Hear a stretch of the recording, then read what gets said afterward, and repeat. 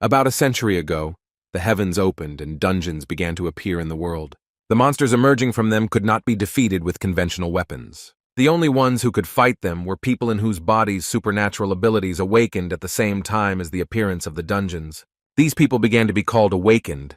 Thanks to them, the world regained stability. While monsters, mana, and a new civilization took root, some of the awakened ones became hunters whose job it was to destroy these creatures. However, decades later, after the discovery of terrifying dungeons, it became obvious that there were too many hunters. Once the secret mechanism was revealed, it became possible to artificially awaken people so anyone who had enough money for this could take advantage of it. The number of people wishing to become hunters naturally also increased, so the great era of hunters began to flourish. However, at the same time, such unforeseen changes in the order of the world led to obvious problems, so governments instituted a professional examination. Only those who passed it were allowed to become an active hunter. Of course, educational institutions appeared that prepared people for passing this exam. They provided all the necessary information and also trained students. Eventually, private institutions appeared that trained future professionals in their field. Such institutions began to be called hunter academies. Kim Seo-jun was the one who tried his best to adapt and succeed in this new world order.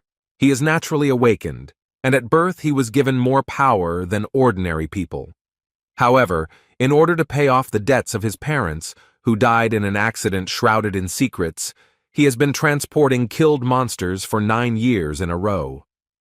There is only one thing that helps him withstand such hard work, and the psychological pressure of debt. Naturally, we were talking about his youthful dream of becoming a professional hunter. Such a status would give him not just financial freedom, but also some influence. Naturally, his workmates, among whom there were no such young guys, were skeptical about his goals. When asked how he was doing with becoming a hunter, the guy calmly answered that he was looking for a good academy, but there weren't many inexpensive ones among them. The discussion between the two old men boiled down to a misunderstanding of why an awakened young man could not become a hunter simply because he had an innate talent. Of course, the fact was that attending the academy had been mandatory for becoming a hunter for 50 years. Most of the teachers at the academies are active hunters who share their experience and teach all sorts of cool tricks that you need to know before risking your life. Because of this, a huge gap has formed between the uneducated and the academy graduates. The time has come when, in order to become a hunter, you must study at the appropriate institution.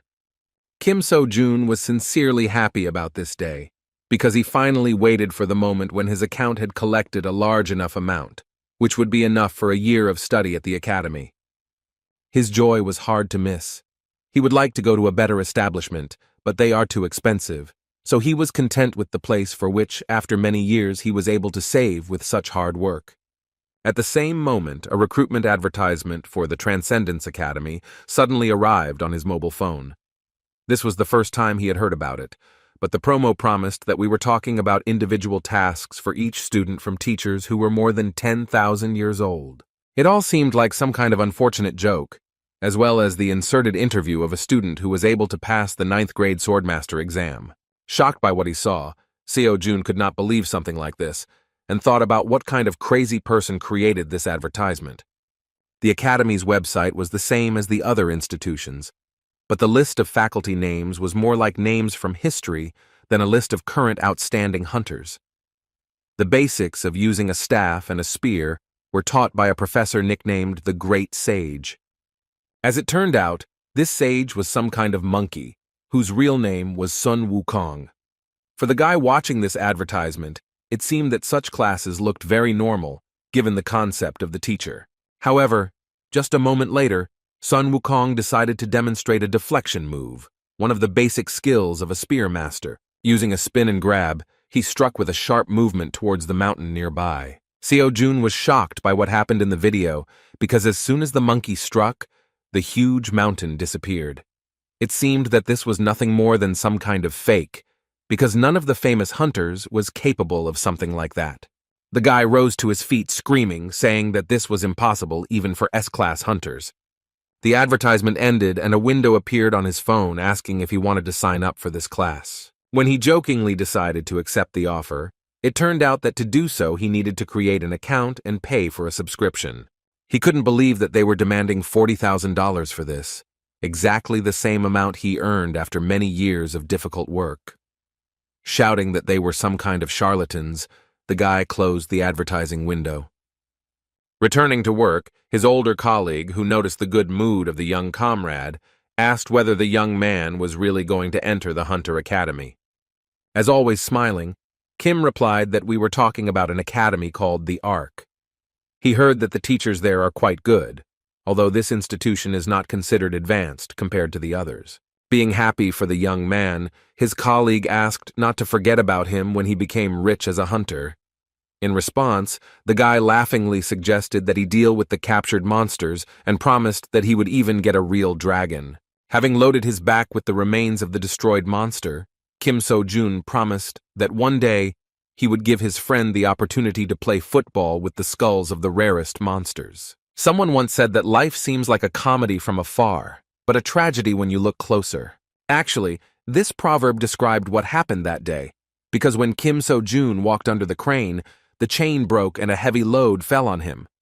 To truly laugh, you need to accept your pain.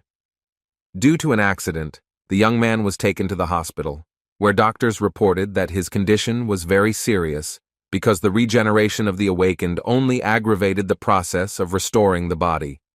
In addition, when the boss heard about the request for compensation, he shouted that this would not happen.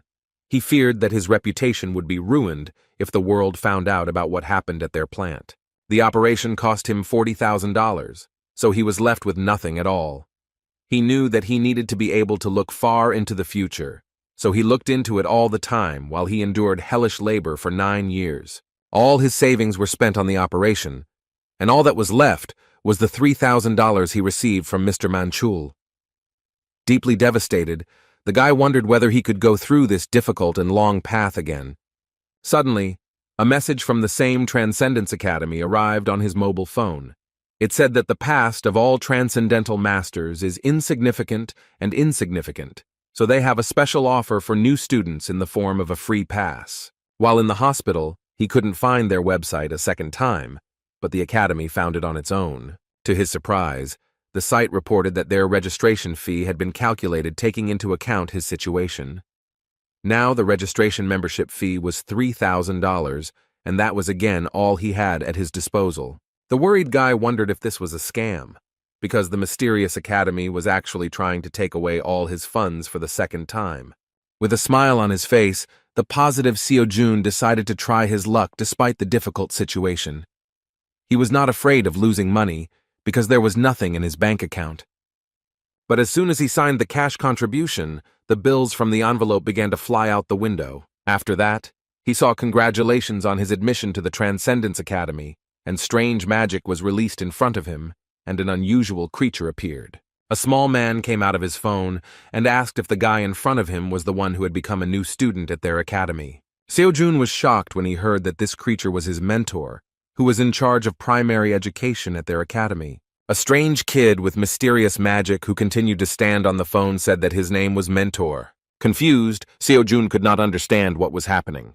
The little creature again joyfully said that it was the mentor of their new student. Trying to dilute the tense situation with an absurd joke, Kim So-jun suggested that in front of him was none other than Mentor, who was the teacher of Odysseus, the hero of Greek mythology. In response, the proud little man said that in this case, ideas were unnecessary. The mentor said that Odysseus was the first student he mentored. He even added that a long time had passed since Odysseus became a transcendental master. Proposing to get down to business, Mentor said that the Academy of Transcendence trains those who want to go beyond the boundaries of their race. Suddenly, Seo-jun cried out in panic. Did he really sign up to study at the Academy for Transcendence and not for hunters? Sighing heavily, Mentor said that he did not understand how they could be compared at all because they were on a completely different level. The confused guy began to say something about S-class hunters, but Mentor did not listen to him and, interrupting his speech, replied that their instructors were able to deal with hunters with one finger. After that, he held out the phone towards the new student and asked him to fill out the Transcendental Aptitude Test. The first question asked about an area in which he would like to succeed. This way, their academy could see exactly what kind of master he wanted to become. The test also allowed them to determine his current level and inclinations. This was necessary to give him the best recommendations, so Mentor asked him to answer as honestly as possible. So Jun chose combat as his direction. However, when he saw the second question, he was faced with difficulty in choosing an answer. The question was about his skill level, but the answers were simply insane, asking whether he could clear an entire plane or split a mountain with a blow. The mentor admitted with a laugh that many doubt this issue, so it is worth choosing something that literally reflects his abilities. After that, he cheerfully asked if Seo Jun could clear the plane with his strongest blow. As with the previous question, he answered negatively to the question of whether he could split a mountain in two with one jerk. The mentor was sincerely upset, realizing that the young man could not even pull an entire mountain out of the ground. Realizing that he was a real incompetent, Mentor mentally wondered how he even managed to register in their outstanding academy. Winking at the young man, Mentor clarified that there was nothing wrong with this. The guy really didn't have to worry, because the Transcendence Academy does not exclude its students. Once a member of this institution remains a part of it forever. After some time, Kim Seo-jun, choosing the weakest possible options, finally finished the survey. He was seriously exhausted by this test and asked his mentor why the academy asked 108 questions to academy newcomers. While Seo-jun was trying to collect his thoughts, Mentor said that he would like to recommend some mandatory lectures for the new free pass holder. He offered to discuss this after they analyzed his profile. Based on the test results and information inside the academy base, Seo-jun's preferred method of fighting is using a spear. After thinking a little, Mentor said that to wield a spear instead of cultivating mana, it would be better to choose the Eastern Kai technique. The great celestial sage was best suited to learn the basics, but considering that the clumsy guy couldn't even lift a mountain, Mentor decided that it would be too difficult for him. In addition, he noticed that in addition to wounds, Seo-jun also has mental problems, which worsen his performance. Jumping onto the student's shoulder, the academy representative invited him to start with a lecture by instructor Siddhartha Gautama. Hearing this name, Seo-jun shouted in shock whether he was talking about the Buddha himself. The mentor replied that this was true, and although the instructor denies such a title, all students address him this way. Thanks to his lectures on psychology, he is one of the most famous instructors. His subject is required for the Transcendence exam. Usually, attending this lecture requires a huge amount of money, but Siddhartha Gautama is so insistent on saving poor souls that Kim Seo-jun received permission to study his teachings for free. The Academy's website said that upon completion of the lesson, he would receive an unshakable heart, an SSS-Rank skill. The mentor clarified that this is the reason why the instructor's lecture is considered necessary. An unwavering heart will help a guy succeed in almost any direction of transcendence. Winking positively, Mentor said that even if the young man thought he was going crazy, he should definitely watch the lecture to the end. Disappearing without answering all the questions, Mentor finally said that he would contact the student after he analyzed his profile in detail. The confused guy was left alone again. He realized that having lost all his money, he had no other option but to look at what he paid for. The instructor's first words were a question to the student about whether their world really exists. Seeing him for the first time, Seo-jun was surprised, realizing that this man really looked like a living golden statue of Buddha. Buddha himself answered his own question by saying that the word I did not exist, therefore he himself does not exist. The lecture turned out to be really difficult, because comparisons and reflections on existence on the part of the instructor were at the level of some kind of deep philosophy. Remembering the words of the mentor, Kim Seo-jun, continuing to study the lecture, only became convinced that the instructor's words could plunge him into shock and drive him crazy. After a few minutes of listening to this teaching, he was so exhausted that he could not continue. The lecture was less than 0.1% complete, and yet he had a lot of free time, so throughout the week the guy still studied the doctrine. The result was simply amazing. The doctor was confused when he saw the amazing speed of the young man's recovery. In his 30 years as a doctor, this was the first time he had seen something like this, even though he constantly worked with the awakened. During this time, Kim Seo-jun recovered significantly and became convinced that, thanks to the lesson of Siddhartha Gautama, his heart knew peace. which increased the speed of recovery of his body. Every time he listened to the lecture, it seemed as if his mind was leaving him. However, even though the lesson was only 1.5% complete, the effect was truly amazing. Reviewing the research results, the doctor hesitantly said that you never know what can happen, so Seo-jun will be in the hospital for at least another week. Seo-jun didn't mind. He just wondered what would happen when he finished listening to the lecture. He accepted the doctor's offer with a smile, thinking that the Transcendence Academy was not some kind of joke, as he had previously believed. Now he could move his body and thought about watching Chiron's lecture at the same time. The reward for studying this lecture was Class A Metamorphosis. Compared to Unshakable Heart, the rank of this skill was quite low, but even so, it was far from a low-level ability. Remembering Mentor's words that with an unwavering heart, most directions would become a piece of cake, he decided that that skill was simply too powerful. After turning on the video playback, Seo-jun saw the face of the instructor named Chiron. As it turns out, Chiron is a centaur, a creature with the torso of a human and the lower body of a horse. He was the teacher of almost every hero in Greek mythology, so the importance of this lecturer is incredible. First of all, the hero teacher said that the purpose of this lecture is to prepare students to the stage from which they can move to the early levels of transcendence. Relaxed Kim Seo-jun with a satisfied face thought that such a legendary person was in front of him.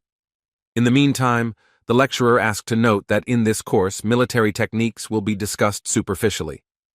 When Chiron spoke about the first step to becoming transcendental, he began to hold a strangely long pause. Within a moment, he furiously shouted to the student that the bastard should quickly get up and go to train. From such a terrifying scream, Seo-jun jumped out of his seat and the phone fell out of his hands.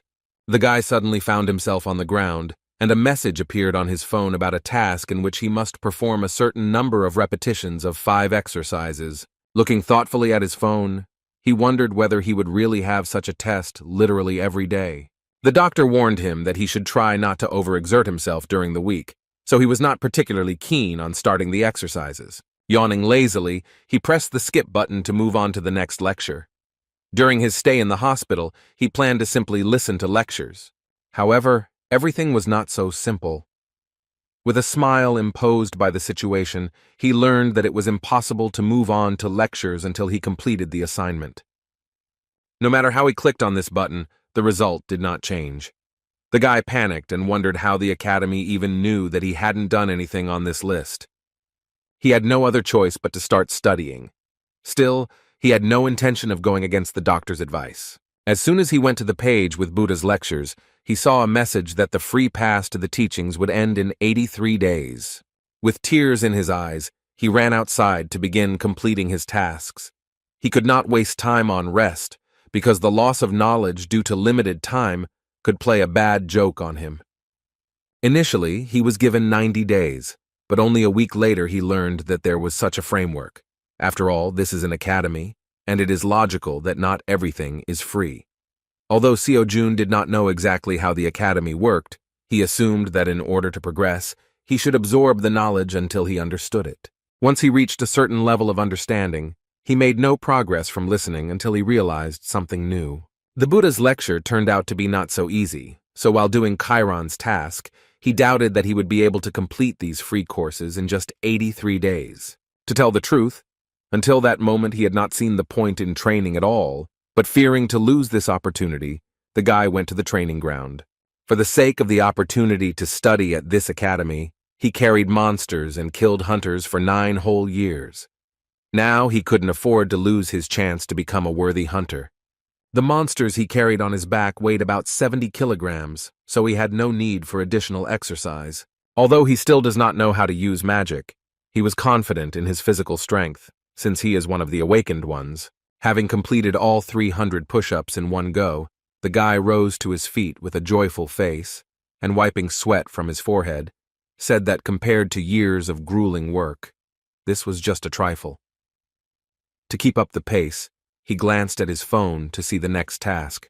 However, at that moment he was confused, because he saw that of these push-ups he was only credited with 81. Having difficulty repeating the exercise, he realized that only perfect push-ups counted. With a trembling body, he nevertheless completed this part of the training. The following tasks were no less difficult, including squats, abdominal exercises, and pull-ups on the horizontal bar. He was simply shocked, because it turned out that even running does not depend so much on the distance covered as on the quality of the movement itself. Towards evening, despite the people around him, he fell to the ground and shouted that he couldn't stand it any longer. And yet, the day's tasks were completed. So several days passed. The guy constantly left the hospital at a certain time and was already attracting the attention of some patients. One granny who was watching him said with surprise that the young man was getting prettier every day. He worked as hard as he could, making his grandmother feel proud of the younger generation. At that moment, they heard urgent news on TV that at 5 o'clock in the morning, a level 4 giant had been discovered in Seoul. According to the journalist, the Hunting Association claims that he was hibernating, which, as it turned out, the Monster Transport Service did not know. So the giant ended up in the center of the city, where he woke up from his sleep. Many could have died, but by pure chance, an awakened one was nearby and repelled the monster's attack. Kim Seo-jun watched this news carefully, because this incident could one day happen in the company where he worked previously. The awakened one who found himself in that place on time was a student of the Gown Academy. Jung-hyun Yoon-woo, an S-class hunter, was able to prevent the tragedy. After hearing the news, the granny said that the hunters had saved their lives again. With the words that the hunters are great people, she showed extraordinary observation, suggesting that the young man was also one of the awakened ones. Taking his hand, she suggested that he was a hunter, so he too would someday be shown on TV. The confused guy didn't even know what to answer. At that moment, a disgruntled man who was sitting nearby joined the conversation. He asked his grandmother if she really believed that the news showed just anyone. A man with a newspaper in his hand said nervously that it is very difficult to become a hunter now, because the chance is literally 1 in a million, while Kim Seo-jun stood behind him, confused and with a kind smile. The surprised granny said that everything had changed, because in her time, everything was a little different. Looking at the young man, the unpleasant man asked what he was trying to achieve. He said that if the guy is still not studying at the academy, it means that he is wasting his time training. He rudely stated that he would not become a hunter, so it was better to just give up. The stranger advised him not to waste his youth on unrealistic dreams, but Seo-jun disagreed with his words, because he could not give up the path to which he dedicated his life. Despite the stranger's arguments, Seo-jun resolutely said that he himself would decide what to do, while the man should take care of his life and not touch the dreams of others. The stranger fell silent in surprise, because he did not expect such words. And yet he jumped out of his seat and shouted that the young man turned out to be a rude man, that he did not know that he should listen to the advice of his elders. Kim Seo-jun did not intend to continue the dialogue and silently left. For him, words about an impossible dream were nothing more than the delirium of someone who had not achieved his goal. Now he could confidently think about being an academy student.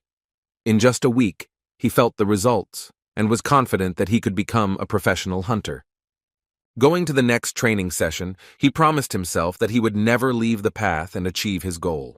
In the evening of the same day, another event occurred when the monster ended up on the streets of Seoul. This time the incident was also avoided thanks to the work of the girl, who was a hunter using a sword. As it turned out, she had a very difficult time, but not in battle, but in her career. She was exhausted from working at her pointless academy, which had no students at all. A few days later, he finally returned home. His own bed was what he had been missing all this time. He stayed in the hospital for 2 whole weeks, so he really missed his small rented apartment. He had another year to prepare before the hunter exam. However, even admission to the exam cost money. At this moment, he had nothing at all. The next morning, he decided to check the academy's website because he was already finished with the assignment, but did not look at the progress of his lecture.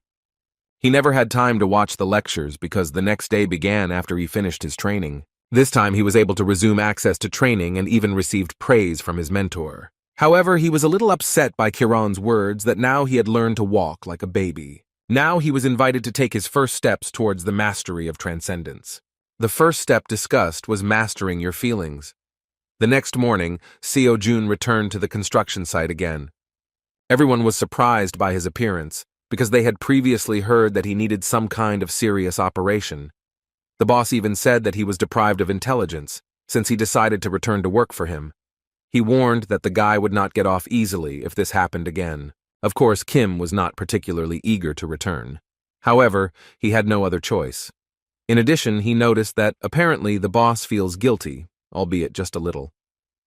We were talking about a situation where he refused to pay compensation because he was afraid of an outcry.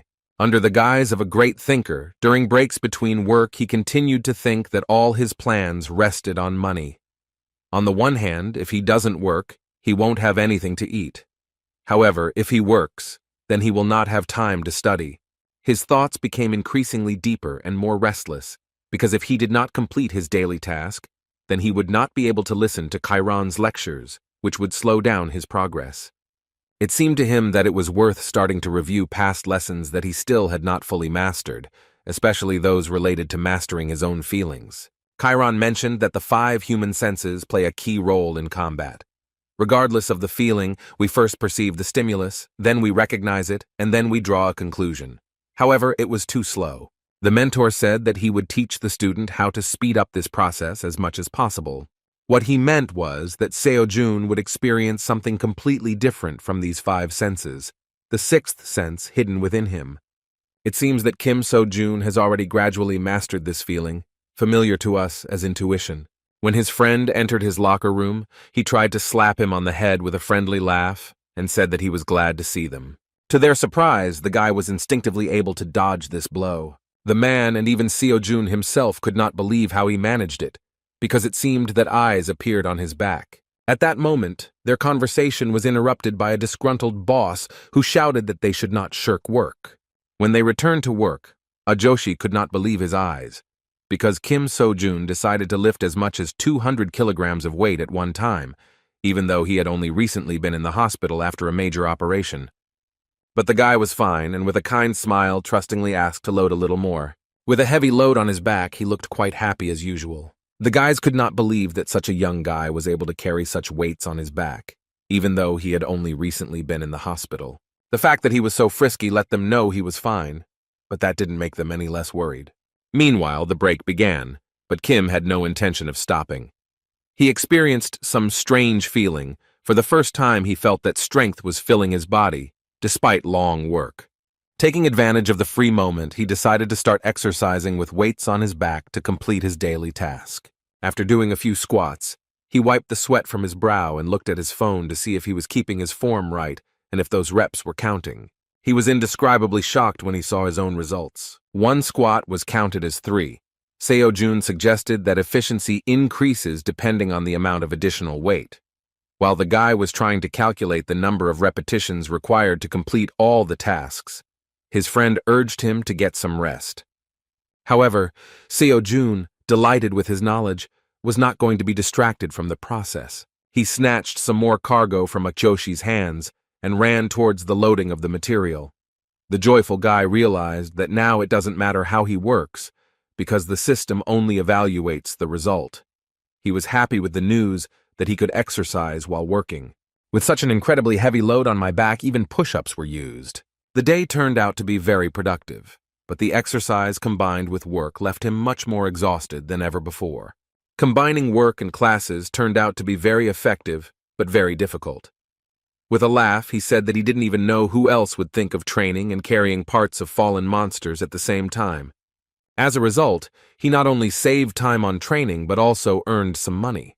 In addition, he even found time to listen to lectures that interested him. He got it done so quickly that he began to feel like he was wasting his time.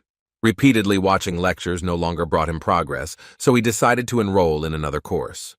Among the free lectures, he took a closer look at the lecture of Professor Xiang Yu, who was nicknamed King Hegemon because he could even lift a mountain with his own hands. Hegemonic King Xiang Yu is the legendary ruler of Western Chu, known for his superhuman strength. When it comes to fighting against numerical superiority, they say that such daredevils are like him. As soon as Seo-jun signed up for this free course, he had access to the lecture. As soon as the guy opened it, he saw Mr. Xiang Yu, who said with a laugh that since he wants to learn the skill of the spear, he is probably just a loser who doesn't even know the basics. Kim Seo-jun truly felt insignificant from such words from the great master from the past. And yet, the hegemonic king was not going to refuse him, and declared that all narrow-minded people could be free in their choice. After that, for some reason, he decided to offend the monkey known as the Great Sage of their academy, saying that there was no need to listen to him. To the guy's surprise, the mentor said that he should just wave the spear in order to feel it with every cell of his body. Before returning to learning the basics, he had to complete a daily task of 5,000 swings of the spear. Seo-jun felt depressed because he expected a lot from this lecture, but in the end, the mentor only said a couple of sentences and gave him some kind of primitive task. The next morning, he went to work again. This time, they were visited by an important lady who is in charge of this sector. The boss tried in every possible way to suck up to her, saying that there was absolutely nothing to worry about, because they had not had a single accident at work thanks to his competent management. However, B-class huntress Park Seo-yoon came with another question. She asked if the boss had heard about the giant who had awakened the other day. She witnessed his death firsthand, but would still like to do a thorough check in case they missed something. The boss continued to please her in every possible way, causing some condemnation and even laughter from his charges. When the workers started talking about who this huntress was, Seo-jun decided to eavesdrop on their conversation. As it turned out, they learned that Park So-yoon is the granddaughter of the master known as the Star Sword. Even Seo-jun had heard about the man's fame. Park Ming-chul, nicknamed the Star Sword, is a true legend. 100 years ago, he was one of the awakened ones who received their power at the moment the gate opened. Back then, practically nothing was known about the awakened ones, and the monsters were more cruel and could roam the streets unhindered.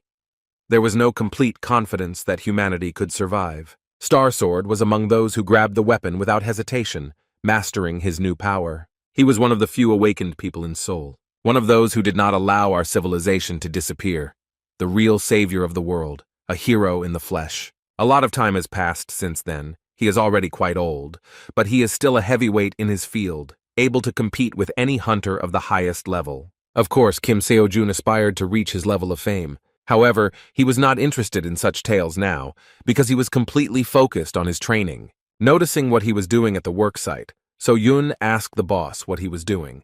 The confused boss asked her not to pay attention to him, saying that he had been acting as if he had gone crazy for a week. The girl decided to pass by, believing that he was simply not right in the head, since he was exercising right on the worksite, also with such a load on his back. Min-chul was also not happy with what was happening. He was very worried about the condition of his young friend, but he still behaved strangely. When he approached the young man, he asked when he would finally calm down and have a proper attitude towards work. His productivity didn't really suffer, but it was crazy to see him straining with so much weight on his back, like it was the right thing to do. Having finished the next exercise, the guy happily said that these exercises really make sense. Min-chul didn't understand his behavior at all, because besides, Seo-jun was constantly looking at his phone with the screen off.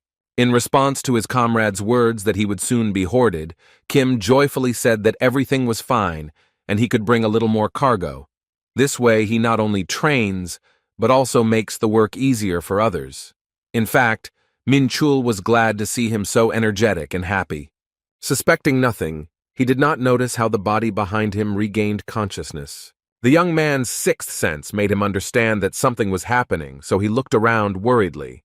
Within a moment, a huge monster began to rise above his friend, which, having been divided into parts, gathered its body together.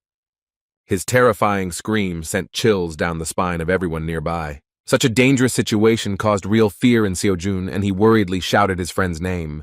Meanwhile, Seo-yoon, who is the only hunter nearby, has finally found a quiet place. She ran away from the site into the building of this enterprise. She was nicer inside the office than next to her boss, who was not to her liking. Her patience was stretched thin, but she couldn't leave irresponsibly without making sure the monster was truly dead. At that moment, she heard the conversations of workers who were standing nearby. They tried to speak in a whisper so that she would not hear them, but her hearing was too acute. The guys were really surprised and thought it was a real shame that her being a Class B hunter didn't live up to her grandfather's fame. For many, the Star Sword is a true hero, but for her, this name was a real burden, a label that she could not get rid of. From the cradle, her grandfather taught her how to be a hunter, but the bar he set was too high. She just couldn't get over it. All her life, she has been compared to her grandfather's hero, but she did not strive for this. Her real dream is to teach people. She repeatedly told her grandfather about this, but he was not going to listen to her. Each time he turned away from her request and asked her not to raise this topic again. Because she is the granddaughter of Star Sword, she has not been able to enjoy a normal life all this time. However, they came to a compromise, and she still founded the Hunter Academy. However, this was not without problems. All the children who came who wanted to become hunters hoped that they would be taught by that same Star Sword. As soon as they heard that the Star Sword had nothing to do with it, and his granddaughter would be doing the training, the guys turned around and left. No one stayed here long, no matter how much she begged them. Everyone immediately lost interest as soon as they learned that the Star Sword had nothing to do with their granddaughter's academy. Besides, even the few that remained left the academy after threats from her grandfather. Therefore, now her academy is still empty and unknown, although it is listed as an educational institution. All this time, she hoped that she would have at least one worthy student. At the moment of her dreams, a frightened employee of the enterprise ran nearby and panickedly urged everyone to run as far as possible. What Mrs. So-Yoon feared so much happened. The monster regained consciousness. Achoshi, fearing the terrifying monster, fell to the ground. This monster is a manticore. Its sudden revival put everyone in a terrifying situation. Addressing his young comrade, Minchul screamed and begged him to run as far away as possible. Seo-Jun understood that if nothing was done, his friend would die at the hands of the monster. Adding tension to the situation was the well-known fact that an ordinary person will never defeat a monster, just like an awakened person who is unable to use magic. The manticore is a 4th-level monster, which even a professional will have a hard time dealing with. Thinking about whether there were any hunters nearby, Seo-Jun immediately thought of So-Yoon, but she suddenly disappeared. The guy understood that she would not have time to save his friend, and that in the end, the monster would bite him to death. Facing a terrifying monster, the guy saw no other option but to start acting at that moment. Someone had to do something quickly, otherwise there was no way to save him. It was a moment of determination. Seeing no other option, Seo-Jun grabbed the metal pipe lying behind him. Grabbing such an unreliable weapon, he screamed and rushed towards the 4th-level monster. When he struck, he missed the manticore but caused it to jump back. Looking around, he asked Minchul to immediately run away. Rising to his feet, he declared that he would not leave him alone, but So-Jun shouted that in this case they would both be devoured. Once Minchul trusted him and ran to help, Seo-Jun was left alone. His body began to shake as he realized the difference in their strength. He needed to hold out until the hunter arrived at the site, but this terrifying monster terrified him. Seo-Jun had no experience at all in battles, and this was the first time he had ever picked up something like a weapon. However, at that very moment, he remembered the words of his mentor Buddha. Exploring the world and its essence, he felt true peace and gained control over the situation. The monster began to slowly approach in order to find the weak point of the strange but determined young man. Seo-Jun was completely focused on his surroundings, rejecting all emotions. Within a moment, the manticore rushed in his direction, but the guy stood unshakably in place, moving his metal pipe to the side. His wildly beating heart calmed down in an instant, and he even rushed towards the monster. Approaching the inexperienced guy, the 4th-level monster swung hard to strike him. Listening to Chiron's teaching, Seo-Jun gave up thinking. He moved so that it would not be too late. He had to trust his instincts and 6th sense. Within a moment, he deftly dodged the blow of the monster, whose claws were aimed at his neck. The next point-blank blow was too heavy. The prudent guy jumped back. Without further thought, he pushed off from the surface and found himself above the monster. The manticore tried to find him, but Seo-Jun, who jumped into the air, ended up in her blind spot. All this time, he relied only on his feelings, so now he had no idea how to continue the battle. While thinking about a surprise attack, he remembered the words of his mentor Xiang Yu, who said that strength alone is not enough because a fighter needs courage and zeal. By trusting them, Seo-Jun believed that he was capable of defeating this terrifying level 4 monster. The guy was more determined than ever. He thought that he would not only be able to cut it apart, but would have to do it to save his colleagues. Within a moment, his body began to release a huge amount of magical energy. The blow of a metal pipe of incredible power was aimed at the monster's body. A sudden explosion of energy raised a huge column of dust, and all the buildings around began to tremble. Hearing the explosion, So-Yun began to break through the crowd of workers, looking worried, heading towards the scene. Ahead, she saw only a huge column of dust that was slowly dissipating. First, a guy appeared in a worker's uniform with a metal stick in his hands. Everyone was shocked when they saw a defeated level 4 monster behind him. As soon as he realized what had happened, he began to laugh awkwardly, scratching the back of his head. The B-class hunter couldn't believe that some loader, who didn't even study at the academy, could handle such a monster with a metal stick instead of a normal weapon. Thanks to such efforts, Seo-Jun did significantly better in some lectures. His progress increased by as much as 10%. When he came to his senses, he remembered what was really worth worrying about. Ignoring the daughter of the Star Sword, he walked past her and headed towards his colleague, who almost got hurt due to the sudden revival of the monster. He tried to make sure his worried friend was okay. The girl was greatly alarmed by the fact that even after such an amazing event, this young man continues to remain calm and, first of all, worries about the others. In his defense, Seo-Jun said that he constantly trains, and that is why he managed to survive after the sudden battle. Meanwhile, the boss tried to assuage his guilt by saying that he was checking the manticore, but as it turned out, he was just a little mistaken.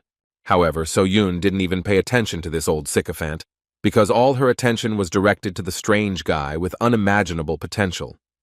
With a surprised look, she said that someone who could become a worthy student had appeared before her. After this incident, work continued, and when evening came, everyone went home.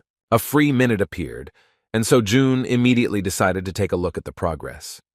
The increase surprised him greatly because when he listened to the lectures, he had never seen such figures. It became clear that everything was due to the fact that he defeated the manticore. So he came to the conclusion that it is better to see once than to hear 1,000 times. Practice turned out to be the best way to improve progress in lectures.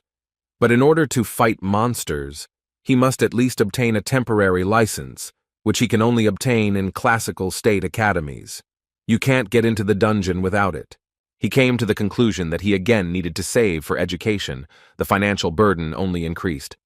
At that moment, Seo-Yun was quietly following him, interested in his potential as a hunter. Suddenly she turned to him, apologizing for wanting to distract him for a few minutes of conversation.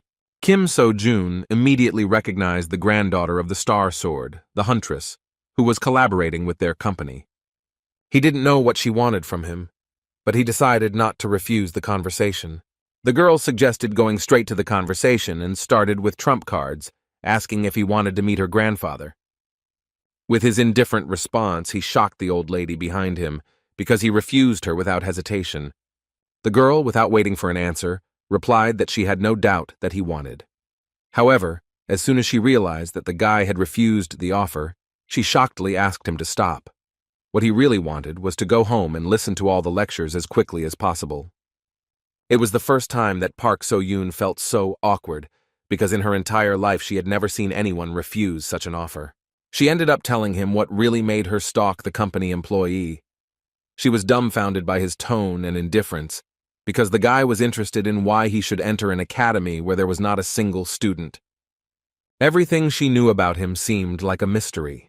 Before her eyes, he did some strange exercises with loads in the form of monsters, and also dealt with a manticore. Even if the manticore was greatly weakened, it was still a level 4 monster, and he cut it in half with a metal pipe. She was betting that he wanted to become a hunter. The girl, on the verge of despair, said that they had everything he needed, including good equipment. She admitted that she was the only one among the teachers, but guaranteed that she would devote all her time to his training. However, he still refused. This was the first time in her life that it was so difficult for her to get a student. Her last compelling argument on the verge of breakdown was the offer to become her grandfather's student.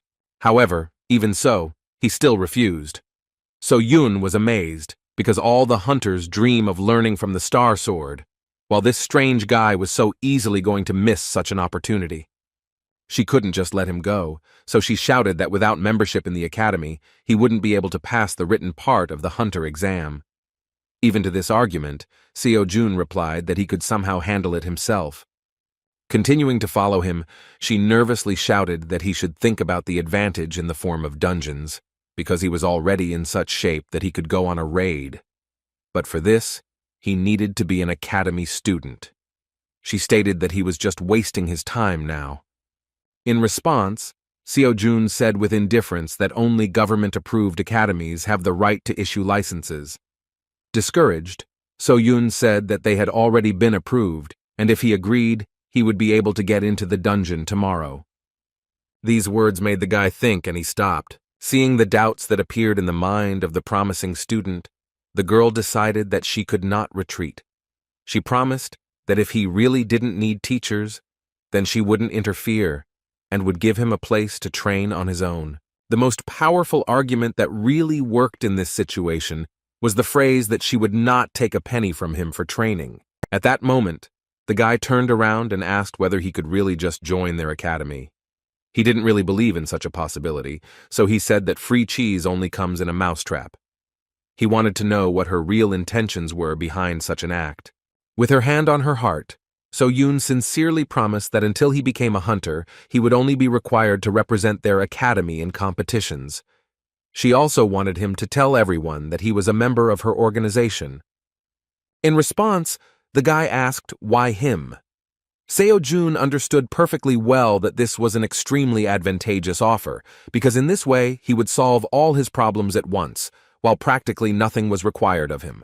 When asked why she chose him, So-yun stated that she saw great potential in him. With a kind smile, the shrill guy decided to trust her words. It was a mutually beneficial relationship, so he extended a kind look in her direction, saying his full name. In turn, Park So-yun also introduced herself properly and happily shook his hand, showing that she was ready for their collaboration to begin. The next day, he received a sudden call from Mr. Manchul. His comrade was visibly agitated. He asked if Seo-jun was behind the fact that their boss was fired.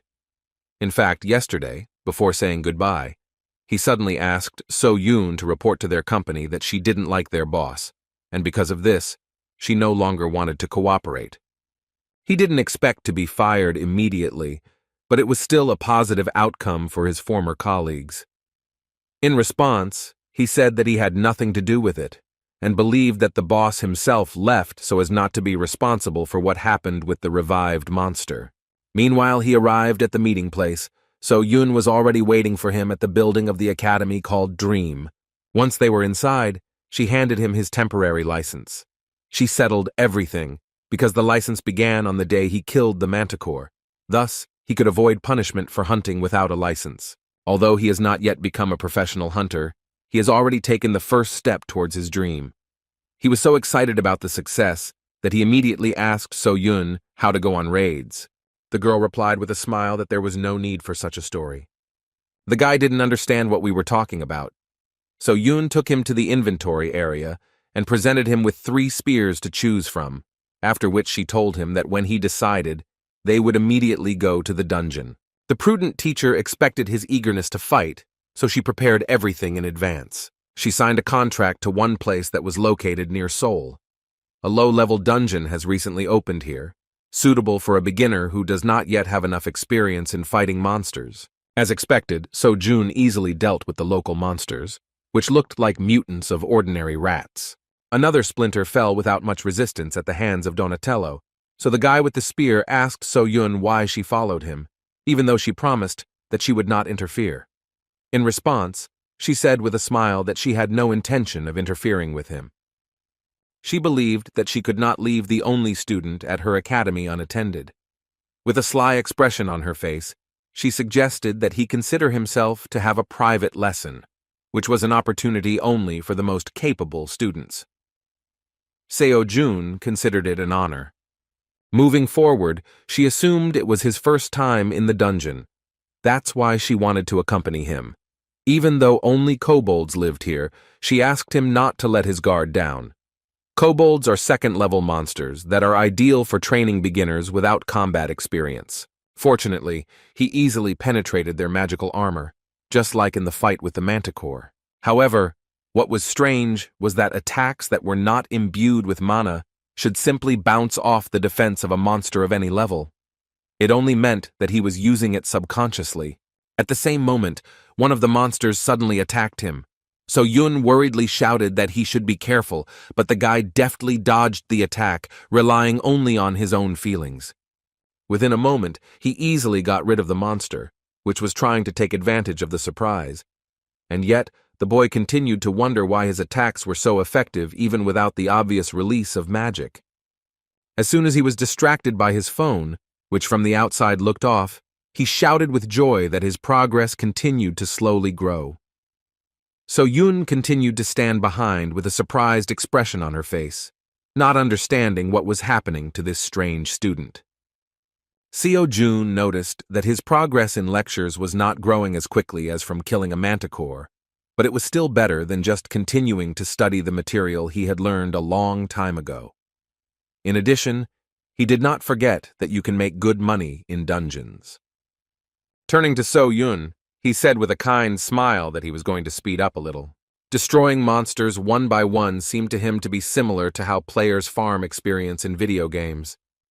When they finished clearing out this novice dungeon, they returned to the academy. So Yun was still discouraged by his behavior. She immediately understood that something was wrong with him, but this time she was already scared that he continued to look at the switched-off phone and talk. Ever since they returned from the dungeon, he had been staring at his switched-off phone all the time. This happened for several hours, and all this time he looked as if he was devoid of common sense.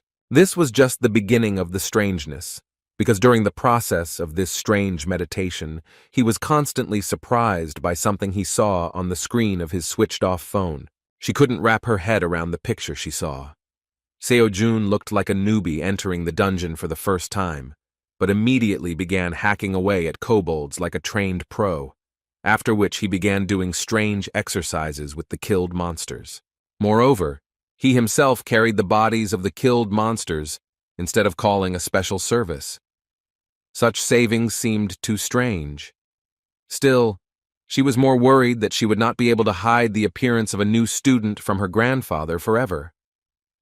This continued until midnight.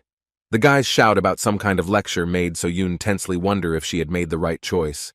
While returning home, he received a message that made him sparkle with joy. He managed to earn 9.5 million won, although he had no idea that he could earn so much in a day. Although he carried and cut up the carcasses himself, it was not easy, but all his efforts paid off very well. However, the problems did not disappear because all this still took a lot of time and effort. He didn't even have time to listen to the lectures, as he had previously planned. While returning home, he even thought about asking Man Chul to work with him. He trusted him, so he decided that this way they could stay in touch. Moreover, if in this way he opens his own personal business, then they will both be in the black. Seo Jun decided that he would write to him as soon as he had free time. However, the issue of money was still relevant. He could start saving it again, but he thought it would be better to spend it usefully. By defending dungeons and earning money, he simultaneously increased his progress in completed lectures. But everything went somehow slower than he expected. They gave him nothing at all for the last kobold he killed. This made him wonder if there was a faster way to become stronger, to become as strong as the great celestial sage Sun Wukong. At the same moment, an unexpected realization of the exit came to him, and he shouted with joy, while frightening the man standing behind. He didn't have a penny before, so he forgot about another lecture on the basics of fighting with a staff and a spear. But once he tried to join, he was shocked by the 27 billion won entry fee. Such a sum corresponded to the name of the academy and seemed simply transcendental. The guy was plunged into the abyss of despair because even an S-class hunter could not earn that much. Considering this terrible information, he decided to postpone studying this art until later, believing that he had something to do anyway. Still, he wondered what else was on sale at the academy. Realizing that there was no money for lectures, he decided to look at the equipment that could be obtained on the academy market. When he looked at the Transcendence market, he could not believe his eyes, because there were legendary items on display, including the shield of Zeus and the spear of Longinus, which is one of the weapons of passion. Even if these were replicas, these were still legendary things that cannot be found not only in Korea, but most likely throughout the world. The guy couldn't believe that the academy called such items training equipment. Even he, who did not understand weapons, understood that this was something incredible. This was equipment made by members of the academy, which meant that it was all made by true transcendent-level masters. But as soon as he tried to get an individual price, he had to forget about his intentions and fall back into despair. The next morning he arrived at the academy early. So Yun, seeing him during another training session, noticed that he was training much harder than before. She assumed there was some reason for this that he had not yet revealed. In fact, he was just trying to take his mind off the shock. He knew that the spear would be expensive, and even assumed that even a copy could cost several million. Although aware of the risk, he still did not expect that they would ask for as much as 100 million won. Having finished the exercise, Sojun, rising to his feet, sadly and indistinctly said that everything again comes down to money. Even 100 million was a real robbery for the poor fellow, so he could not imagine that he would one day save 27 billion to listen to the lectures of the great sage. So Yoon distracted him by asking if he had heard about the academy tournament. Seojun had indeed heard about it, but didn't know the details. So Yoon explained that this is an event where different academies compete with each other, and each of them wants to prove that they are better than the rest. This tournament evaluates the level of the academy. Such competitions are very versatile. Currently, Dream Academy is at the 4th level, but if Seojun performs well, then they will move to the 3rd level. The higher the level, the better the academy is considered. Thanks to this, they will be able to receive greater support from the state. That's why all academies send their best students. Seojun understood perfectly well what she was driving at. And yet his teacher said that she wanted Seojun to represent their academy. In fact, it was quite tempting, since Kim was just wondering whether participation in the competition would affect his progress in lectures. Moreover, it was obvious that the tournament was also a martial arts practice. Without further thought, he nodded his head in response and admitted that this was a pretty good idea. So Yoon was surprised that he agreed to her proposal so quickly. In response, Seojun recalled that they had initially agreed on such mutual relations. After that, he asked to clarify how such tournaments are held. The director and at the same time teacher of the academy thoughtfully replied that everything was kept secret until the start of the competition. However, as far as everyone knows, the one who scores the most points for the raid and duel wins. Thoughtful, so Jun concluded that all his combat experience was limited to kobolds and manticores.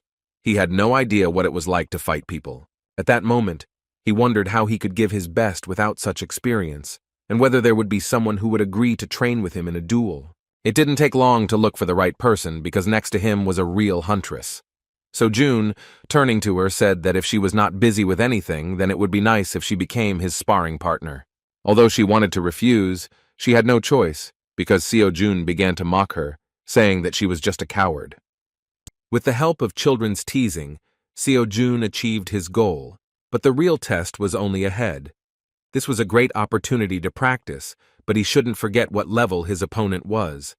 So Yun is a B-class huntress, and although this is far from the pinnacle of peaks, she was taught by the Star Sword itself.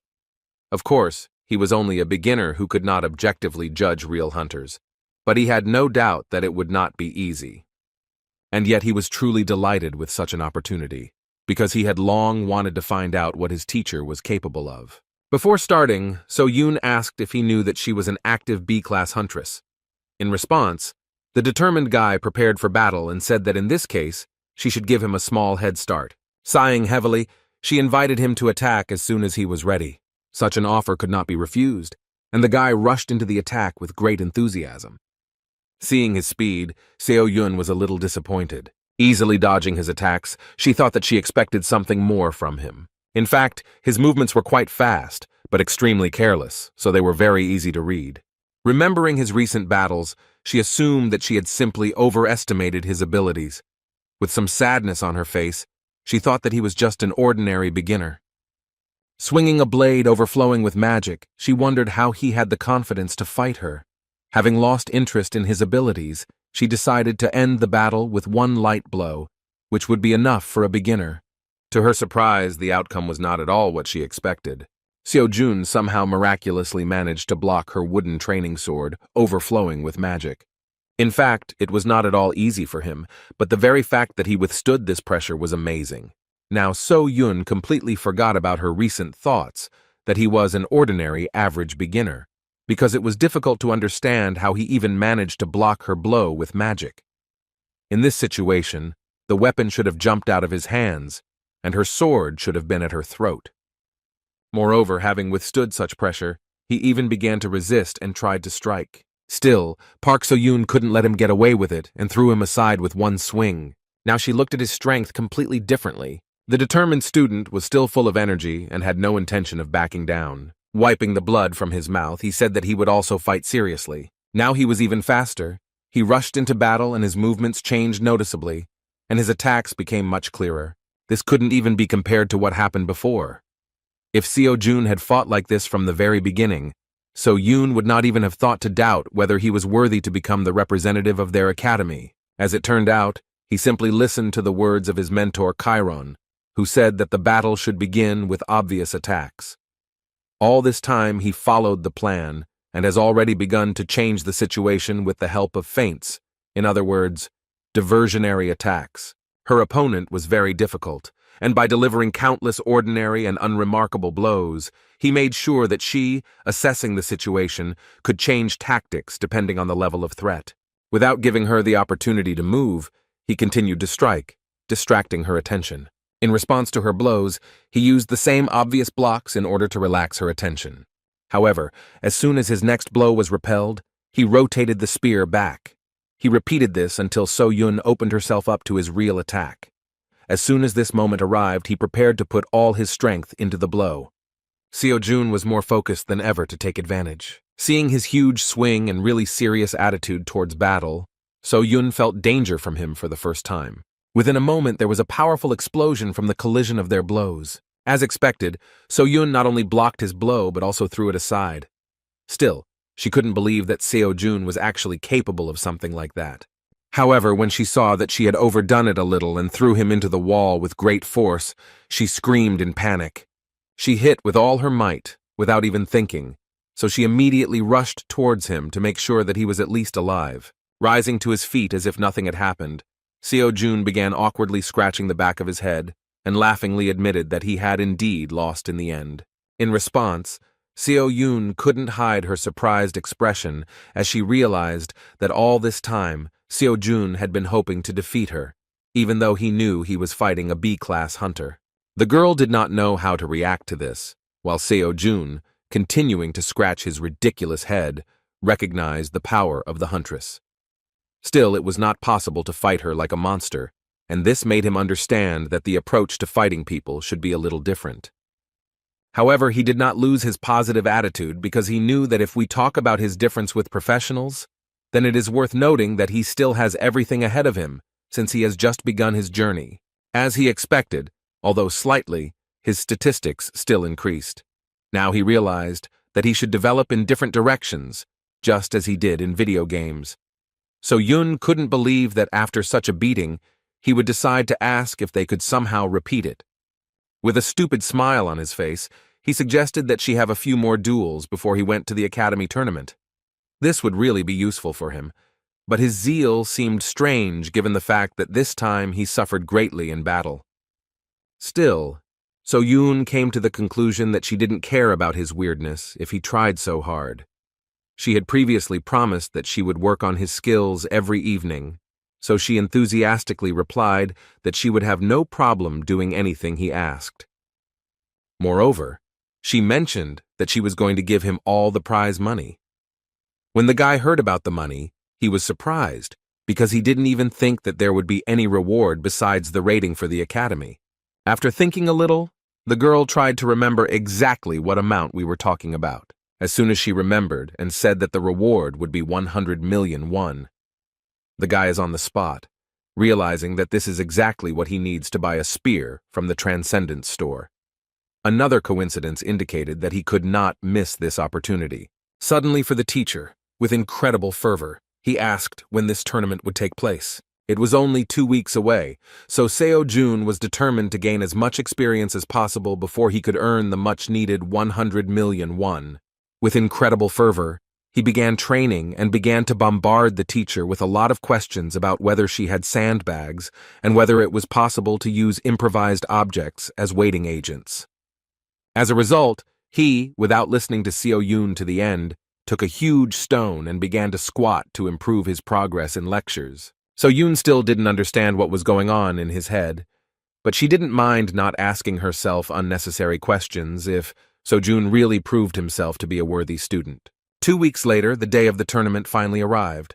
A large number of people gathered at the tournament site, among whom were a variety of contenders for victory. The huge crowd made the clumsy and insecure guy with big glasses and a green checkered shirt become confused. All the people around him came to the conclusion that he was suffocating, because this guy immediately began to talk about the fact that there were many more awakened people and interest in their battles had increased, which is why so many people gathered in front of the arena to watch the tournament.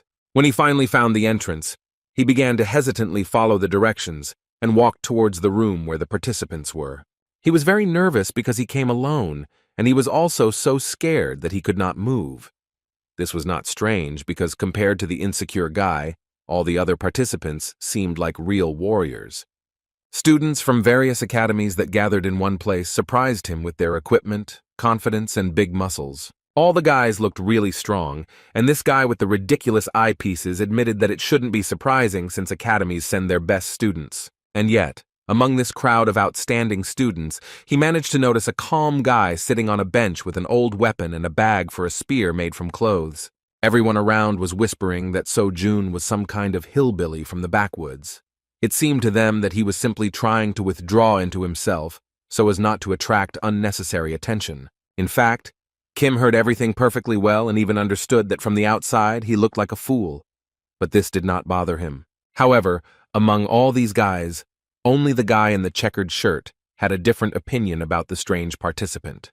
He was inspired and touched by the thought that he had managed to find a poor fellow like himself. It reminded him of him from the past, and the feeling when you come to a new class where you don't know anyone and try to pretend to be busy by being glued to your phone. Seo-jun looked exactly like this. The camaraderie began to grow, even though Seo-jun wasn't even aware of it. Still, the modest and shy guy decided to say hello to someone who seemed like a brother to him. This is Lee Mingi. He is 19 years old and has also been awakened since birth. He asked permission to sit next to him. Meanwhile, the guys in the background began to fuss, and things began to move towards a fight even before the start of the tournament. Lee Mingi, like a real choker, knew perfectly well who they would be dealing with. Pointing his finger at a guy in a ridiculous helmet, with an axe who relies only on his brute strength for everything, he said that this is Jang Dak-chul, a promising student at Gochuri Academy. It was unclear what this conflict was about, but the guy with long hair remained calm and tried to calm the disgruntled student of the Gochuri Academy, although he did not deny himself ridicule, saying that Dak-chul's brain was swollen with muscles. The bold speech came from a very strict student at Mint Academy, a guy with a scar on his left eye named Lee Keel-min. It was not for nothing that he was confident in himself, because he was known for being considered the best student of his educational institution. Lee Mingi continued the story by saying that Chol-min is very unusual and fights with twin daggers. In fact, Seo-jun only at that moment looked away from his phone with the thought of why this obsessive guy was telling him this unnecessary information.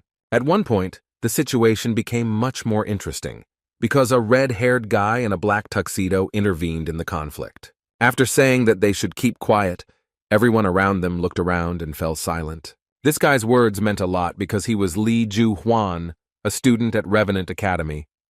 Seo-jun, not knowing who he was only surprised at how quickly he managed to pacify the raging students. This time, Lee Mingi shared some really important information. He explained that Lee Ju-hwan is a gifted student at Revenant Academy, and to everyone present, he is the winner of this tournament from the very beginning. Seo-jun asked if he meant the contender for victory. However, as it turns out, this guy is so strong that he usually avoids such events. However, something happened at the academy, and he was forced to join. Now, the outcome of the tournament was obvious to everyone who knew him. After that, he even mentioned that the granddaughter of the Star Sword invited Lee Ju-hwan to her academy, but he refused. The fact that he refused this offer gave Li Mingyi reason to think that this guy was very confident and was hiding something.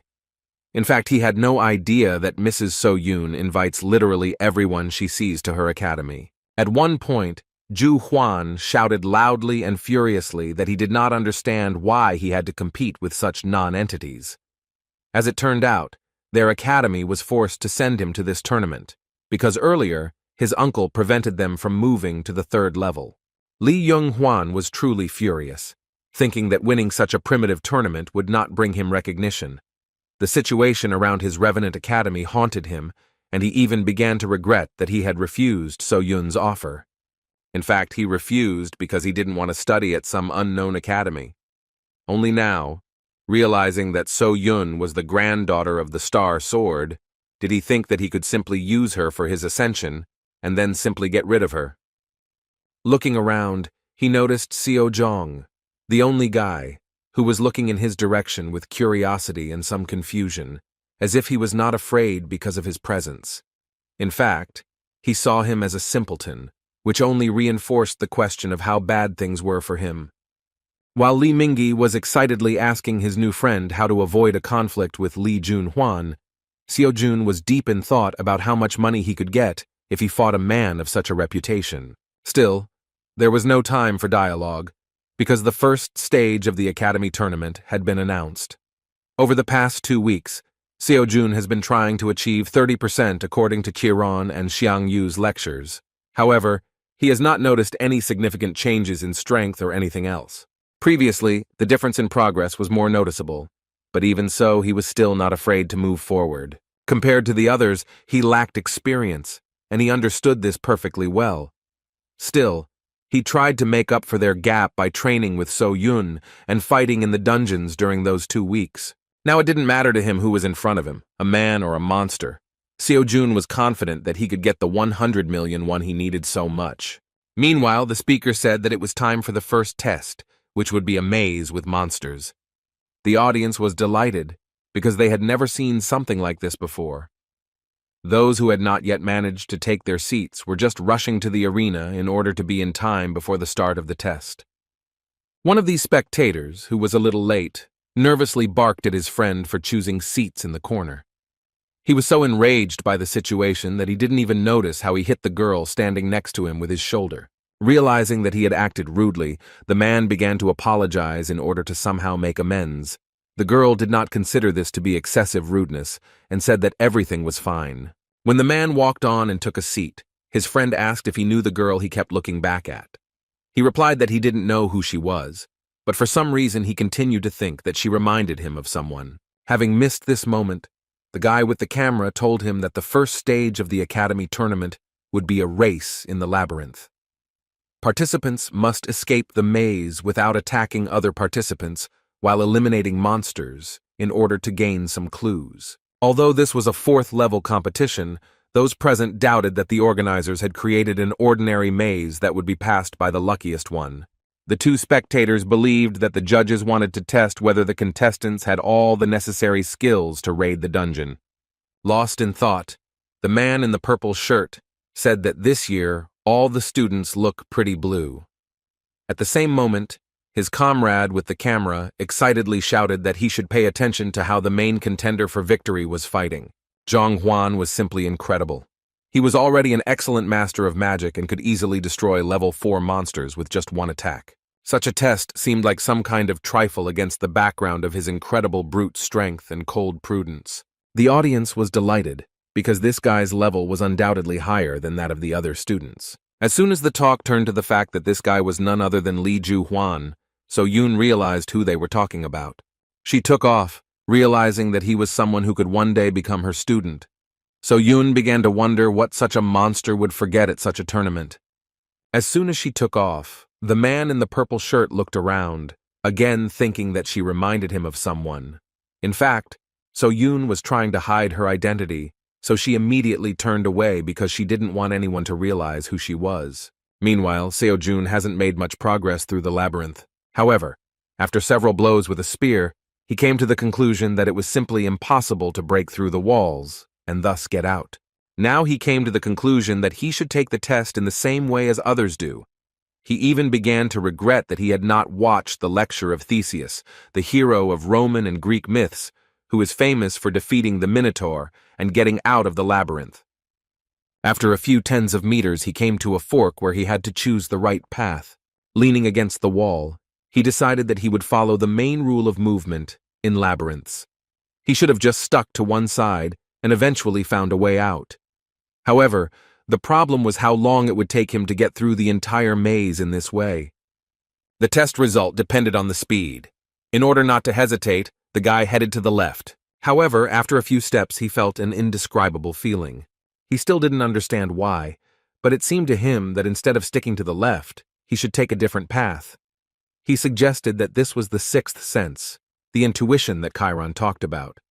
There was no other choice, so he began to slowly walk forward. By relying on intuition, he was able to experience the true value of the sixth sense. Meanwhile, the challenge host continued to report that some academy students were dropping out of the tournament. Seo-jun assumed that they were all constantly fighting monsters that were stronger than them. However, unlike the others, he was the only one who never met a single monster in this labyrinth. As he thought about this, he suddenly realized that his intuition was not only telling him how to find a way out, but also telling him how to avoid the monsters. Kim wondered if he would be able to foresee the future if he achieved 100% of the lecture and mastered metamorphosis. In a moment of sweet dreams, he was suddenly distracted by a sad and pitiful voice from behind. Somehow Lee Mingi managed to find him. The frightened guy, addressing Seo-jun as his brother, warned him that a monster could be waiting around every corner, one of those that had already dealt with a dozen students. Looking around in fear, fearing to meet a monster, Mingi said that Seo-jun walked as confidently as if he knew the way. In order not to attract unnecessary attention and not prolong the conversation, Kim justified himself that he was going wherever he wanted. Lee Mingi was simply amazed by his irresponsibility and screamed that he couldn't go wherever he wanted because it could end badly. Then he said that he would help him because he knew how to get out of the maze. Showcasing his incredible intelligence, he boasted that he had heard that the exit from the maze was easy to find if you used the left or right hand method. In response, Seo-jun said that it was too long, so you should just trust your feelings. When the guy in the plaid shirt, denying this proposal, said that they could get lost, Seo-jun suggested that they split up. He had no idea why Lee Mingi decided to tag along like a stray dog. Adjusting his glasses, Mingi shouted that they should stick together since they were brothers in misfortune. Seeing the misunderstanding on Seo-jun's part, Mingi awkwardly said that he did not come from the academy, but himself, and looking at him, he decided that he was also a loner. Only after these words did Seo-jun realize why this strange and absurd guy decided to talk to him. His world was turned upside down by the words that weaklings better stick together. Seo-jun did not consider himself a weakling and could not understand at all why Lee Mingi decided that he was one. With incredible surprise, he suggested that he could really look like that from the outside.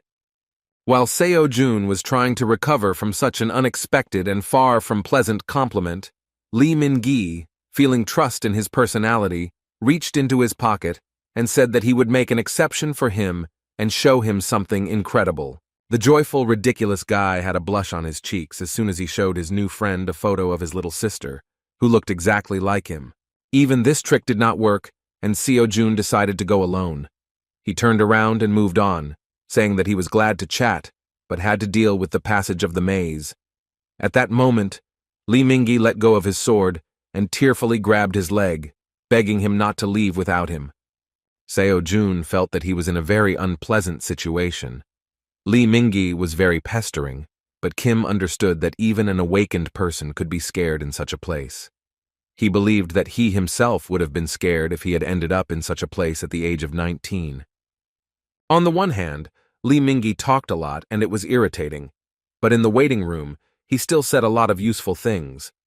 But even this was not enough. Seo-jun considered him a rival, because as much as 100 million won was at stake. Remembering his words about being alone, Seo-jun inquired about why his sister and parents did not come to the arena to support him during the tournament. Having lowered his eyes, Lee Mingi paused for a short time and sadly said that his parents died, so he has no one except his sister. These words brought understanding from Seo-jun. He was also lonely in life because his parents died in a car accident. Seeing that Seo-jun began to feel awkward about this matter, Lee Min-gi began to fuss on the spot and asked him not to worry about it since it was a long time ago. He just wanted to say that his sister was still little and could not come to support him. Suddenly, Lee Min-gi still found support from a very cold and indifferent participant. Seo-jun said that he was right when he said that they were brothers in misfortune. With a kind smile, the Dream Academy representative said that they could go further together and he would not mind. However, he did not forget to warn that this does not mean that they are now a team, because the prize for first place should go to him. After these words, Seo-jun rushed forward, and Lee Min-gi hovered in place, not understanding his friend's unexpected behavior. In a few minutes, they passed several more turns, Seo-jun moving so fast that his new friend could not keep up with his pace. Seo-jun recalled the words that he was not going to wait for him, and if Lee Min-gi did not want to become a burden for him, then he should speed up a little. The guy in the plaid shirt thought this behavior was very strange. He could not understand why Kim was so confident in his decisions and did not hesitate at all, despite the danger of the labyrinth. The friend leading ahead did not even think about choosing the path. It seemed that Seo-jun knew in advance where they should go. Indeed, during all this time, they never met a single monster. At one point, they reached a dead end. Seo-jun stared at the wall, while Lee Min-gi, tired of such a rush, said that they should move on before someone else finds a way out. However, Seo-jun was in no hurry. Leaning his hand against the wall, he said that they were already close. As it turned out, there was a hidden door in front of him that led to the exit from the labyrinth. Lee Min-gi couldn't believe his eyes, but in this way they actually ended this test. Within a moment, the host of this stage of the tournament announced the name of the winner, and even managed to set a new record for completing the maze. Seo-jun completed the test in just 27 minutes, while the current best time ever took more than 1 hour.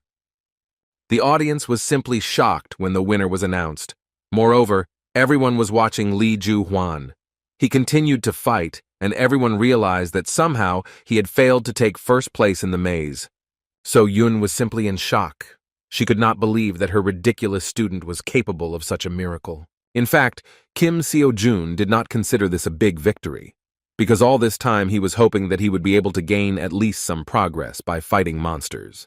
At the end of this test, Lee Min-gi could not come to his senses for a long time, and come to terms with the fact that he really took second place only thanks to luck. Everyone present in the waiting room could not believe that a new record had been set by some student at the CD Dream Academy. This was the first time they had heard about this educational institution, so they believed that this modest guy was probably the son of some influential person. The whispers of the other students prevented Seo-jun from concentrating on the lecture. At one point, he noticed that Young-hwan suddenly approached him. Seeing how he approached the amazing newcomer, everyone present instantly fell silent, afraid to make even a sound. Despite the tension, Seo-jun was still calm. Looking into the eyes of the most promising participant in the tournament, he wondered why he was looking at him so much. Lee Young-hwan was clearly dissatisfied with the result of the first stage, but did not feel any threat from the Dream Academy student. Turning away, with a self-confident smile, he asked the others why they believed so much in this loser. The red-haired guy believed that Seo-jun was able to set a new record in the maze only due to luck. At the moment when everyone was distracted by conversations regarding Lee Jong-hwan's words, Seo-jun decided to return to studying the lecture, but at the same moment they were interrupted by the appearance of the tournament representative. A guy in a blue tracksuit with lists in his hands was just about to explain what awaits them at the second stage. This time, the participants had to fight each other in one-on-one battles. Since they were all at the 4th level, so that everyone would be on an equal footing, they were forbidden to enhance their weapons with mana. However, they were still able to strengthen their bodies. Not everyone was happy with this news. Seo-jun was still calm. He was extremely interested in who would become his opponent. 32 students made it to the second stage, and in this case there must be 5 rounds of duels. However, as soon as the tournament representative announced that they would now begin to draw up the tournament bracket, he was suddenly stopped by one of the participants. Suddenly for Seo-jun, the guy announced that he was going to abandon the duel and leave the tournament. Meanwhile, So-yun decided to leave the arena to a more secluded place where she would not be in danger of being discovered. She nearly revealed her identity the moment she screamed in surprise at her student's victory. Being in a very secluded place, she did not expect to hear loud conversations. Looking around the corner, she saw a place where spectators began to place bets on the winner. As it turned out, the second stage was going to start immediately from the semifinals, since most of the students refused to participate in the tournament. It seemed that now there was no point in betting because everyone present firmly believed in Li Juhuan's victory. Because of this, the odds for his victory were quite small. As soon as the guys started talking about how no one in their right mind would bet on another participant, some crazy guy came up to the table and said that he wanted to bet 100 million won on Kim Seo-jun. The man in a dark robe shocked everyone present with his statement. The guys convinced him that this was a rash decision because this student simply turned out to be too lucky, and no one had ever heard of his academy before. Seo-yun, observing this event from the side, became interested in the identity of the stranger. The mysterious man in a black robe who emitted very strong magic seemed very mysterious and unpredictable. Meanwhile, Seo-jun himself was bored while waiting for the duel lists to be formed. A few minutes ago, a sudden event occurred. Many students began to refuse to participate in the second stage. Excited, Li Mingyi explained in a whisper that he had previously heard that in fourth-level tournaments this is not uncommon, because the same ones always win here. This behavior was due to the fact that everyone was afraid of Li Juhuan. Participants spread rumors that he didn't care about the rules at all, so after a battle with him you could remain crippled for the rest of your life. However, not only Juhuan, but also the guy with the helmet on his head, as well as the participant with the scar on his left eye, seemed to be very impressive opponents. Doubts spread with incredible speed. One by one, the participants left the waiting room. Li Mingyi would have run away himself, but he was so scared that he literally stuck to the bench, and so only 5 semi-finalists remained. An hour later, the lists of duel pairs were presented. In the first fight, Kim So-jun and Jang Dak-chul were supposed to fight.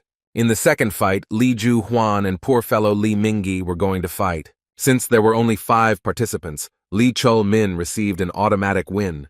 Seo-jun began to think that if he won the first stage, then most likely, if he makes it to the finals, regardless of the result, he will become the winner of the tournament.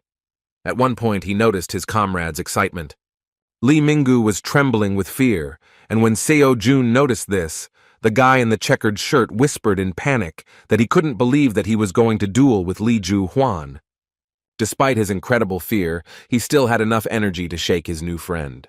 With a kind smile, Seo-jun said that Li Mingyi was acting stupid because he wrote himself down as a loser, even though his fight had not even started. Seeing his friend's condition, he suggested that he withdraw his candidacy, because with such an attitude, nothing would really happen for him. With his eyes downcast, Li Mingyi sadly said that he couldn't just leave the tournament. Meanwhile, a tournament official entered the room and announced that Kim Seo-jun and Jang Dak-chul should prepare to enter the arena. Getting up from the bench, So-jun gave friendly advice at the end and said that if Mingyi decided to fight, then he should fight to the very end.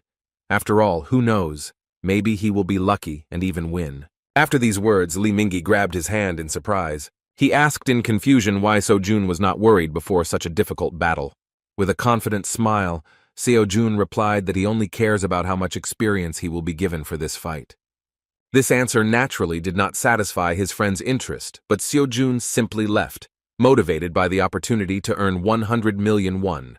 As soon as he entered the stage, the presenter announced the continuation of the tournament and the beginning of its second stage.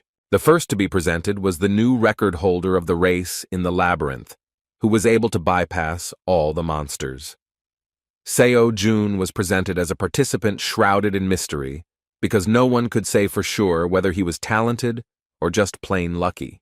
At the moment of thunderous applause towards Seo-jun, he suddenly heard from his opponent that luck would not help him here. Jang Dak-chul was so self-confident that he didn't even hide it. Moreover, he was presented as one against whose crushing power any tricks were useless.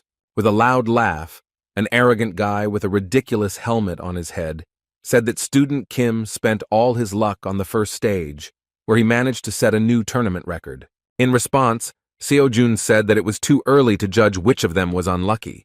These words seriously angered his opponent. As soon as the referee announced the start of the battle, Dak-chul furiously attacked, shouting that he would make Seo-jun regret his bold words. However, these threats did not bring any results, because the Dream Academy student was more determined than ever, because a prize of 100 million won was at stake.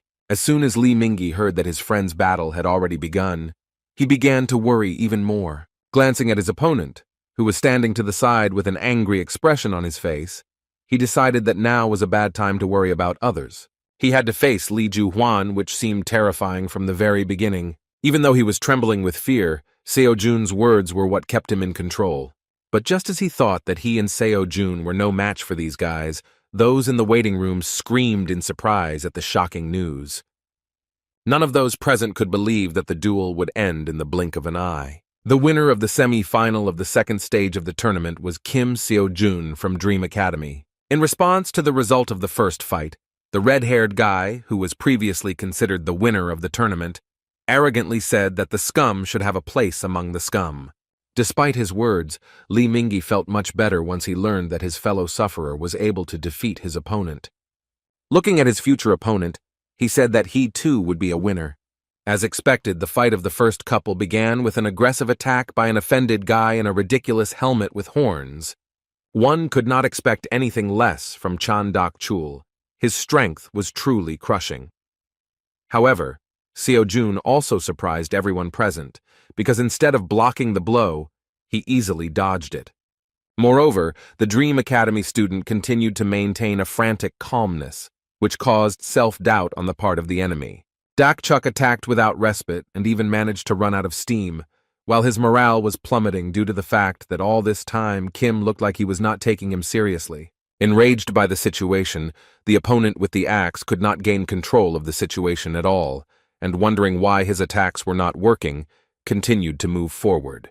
At one point, he seemed to go crazy, so he strengthened his body with an aura and rushed to the attack with a powerful swing of the axe and shouting that now the vile Seo Jun would not be able to dodge. However, at that very moment the games were over, because the student from the Dream Academy took the matter seriously and easily knocked the heavy axe out of the hands of his opponent.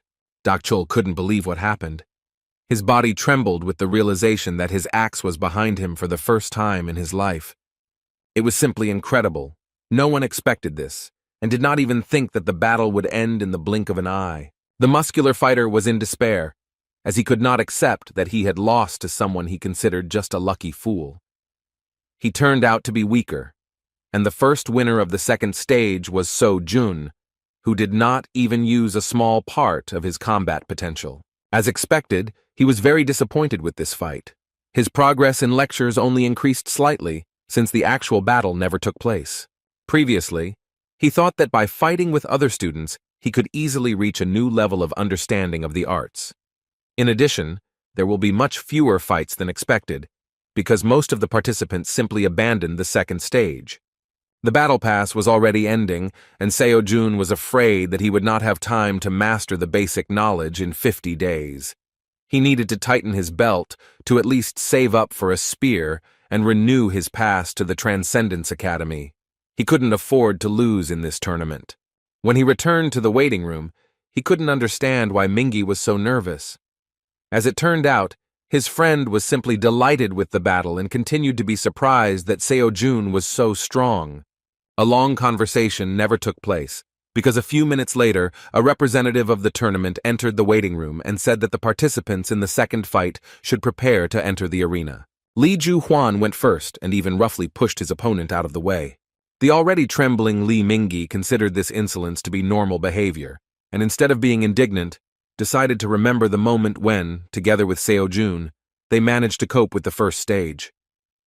He admitted that as soon as he saw him, he felt a kindred spirit, and therefore when he defeated a formidable opponent, he was so happy as if he had won himself.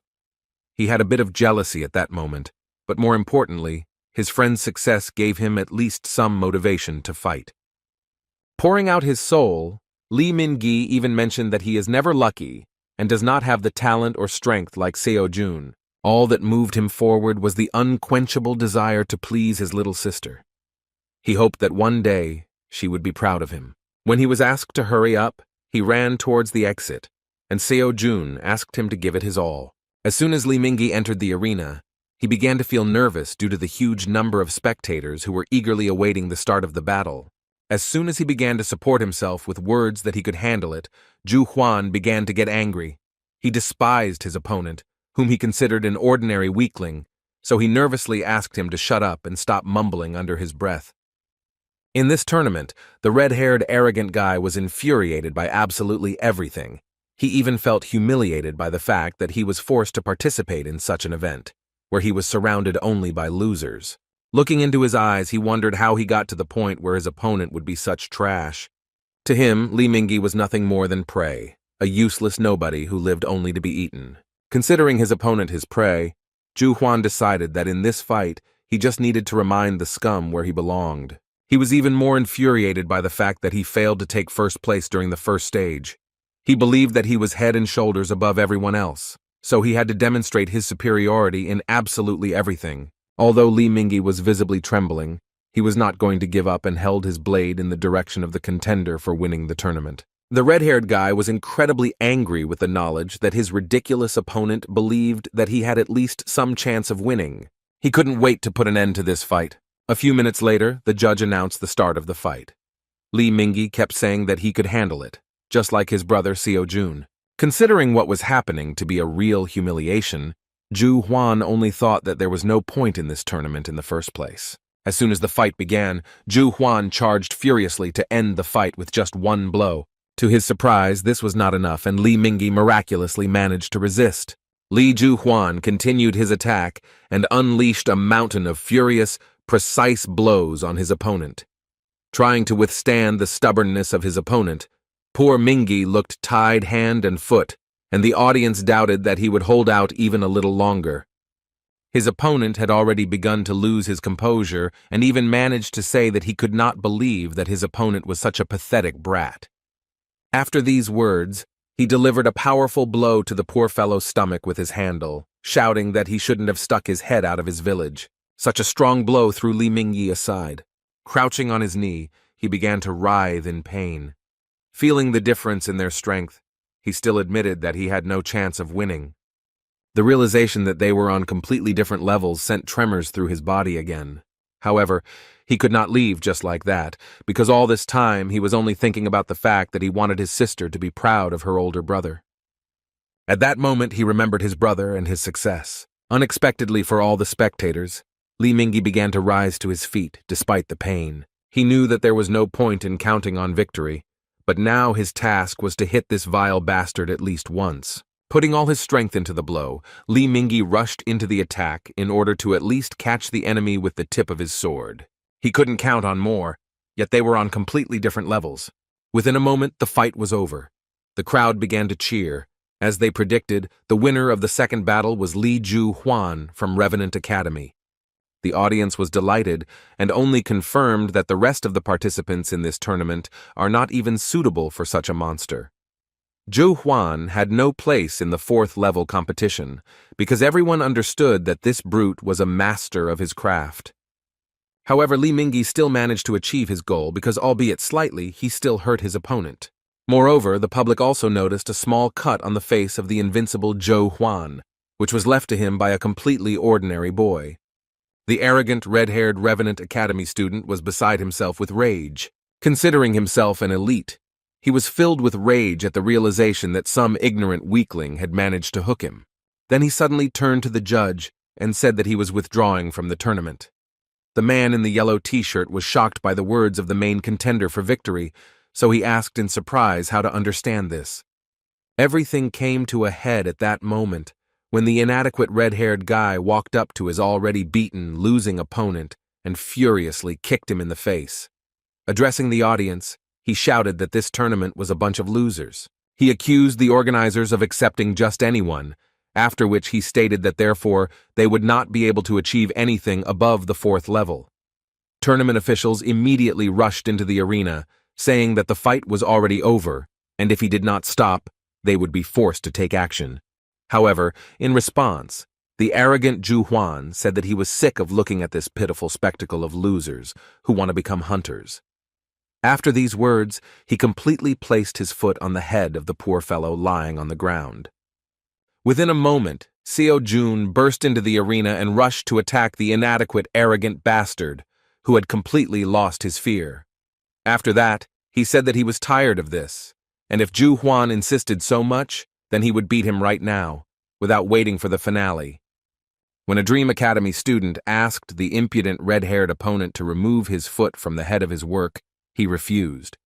The patience of the guy with the spear was already at its limit. In response to the self-confident words, he furiously swung his spear, and the insolent man was forced to jump back. As soon as he scared off the enemy, he immediately sat down next to his comrade to find out if he was conscious. Li Mingyi was injured and could barely speak. Seeing this picture, the arrogant Ju Huan said that it was very touching. Seo-jun couldn't stand by. Looking at the daring opponent who considered himself an elite, he sternly asked if he really enjoyed looking down on people. Until the very end, he could not understand what was wrong with him, because no one in their right mind would put their foot on another person's head. In response, the arrogant academy student revenant said that he was sickened that some hillbilly forgot his place and even dared to enter the arena to fight him. Seo-jun still didn't understand his behavior and asked if they really couldn't even dream, since they were worse than him. Ju Huan took his words as some kind of joke and started laughing, saying that he didn't know that in their time anyone still believed in such fairy tales. It seemed strange to him that someone thought that if they trained hard, then they would succeed. The watching public did not understand how the judges allowed something like this to happen. As it turned out, the judges simply could not interfere in this conflict, because this was the order from above. They could only watch what was happening. The fight was inevitable, and So-yun was well aware that her student was weaker than his opponent. And yet she did not interfere and only watched excitedly, trusting her student. Meanwhile, Ju Huan had already begun to lose patience, and angrily calling his opponent a non-entity, said that he would now demonstrate to him how the world works. He believed that people without talent are nothing more than scum, and to achieve success, you need to go over your head. Seo-jun couldn't come to terms with his words. Ju Huan really believed that there is no place for dreams in this world, and all awakened people are divided into worthy and losers. And yet he couldn't hate him, because in truth he used to think so himself. During these 9 painfully long years, when he endured everything just to become a hunter, he was constantly faced with a harsh reality. He hated himself because he had neither money nor talent. He hated himself for his helplessness. Work only helped him stay afloat, but he could not achieve more, because most of the money went to pay off loans. In his reflections, he came to the conclusion that, probably, there is nothing more pathetic than clinging to something that cannot be achieved through hard work. He asked himself many times how his life would have turned out if he had given up and chosen a different path. However, after a while he got rid of these doubts and even now did not lose his determination in the face of a formidable opponent. Addressing the judge, he asked him to take care of Mingyi. Seo-jun took a few steps towards the enemy, thinking that he would not repeat his mistake again. Previously, he constantly succumbed to fear and doubted himself. This is how many people fall into despair. However, now he was ready to tear his opponent to pieces in order to erase his arrogant grin and the opinion that people without talent are nothing more than scum. With a cold look, he said that he would teach a lesson in politeness to someone who had never felt superior to ordinary guys. After these words, Seo-jun rushed to attack, and the judge began to shout that he had to stop, because this was against the rules of their tournament. These words no longer meant anything to him. The Dream Academy student began to spin his spear to deliver a quick and unexpected strike. Seeing this, Ju Huan sighed arrogantly. After that, he angrily said that Seo-jun must be joking since he dared to challenge him. Seo-jun landed a powerful spear strike with a high jump, while Ju Huan was able to block using his huge two-handed sword. The red-haired guy did not feel threatened by him at all, and said with a laugh that the pathetic bug would regret that he decided to show up in front of him. He then swung his sword with ease, throwing Seo-jun aside. Without losing speed, he charged furiously, grabbing his sword with both hands. The madman tried to strike at high speed, but Seo-jun managed to jump back. Then he was forced to constantly block furious blows, and several small cuts appeared on his face. Kim recognized that his opponent was very strong, so it was not surprising why everyone thought so highly of him. In the fight with Dak Chul, he did not even doubt his victory. Now the situation had changed, and Seo-jun felt overwhelming pressure from the enemy. Catching himself on this thought, he immediately decided to listen to the advice of his mentors.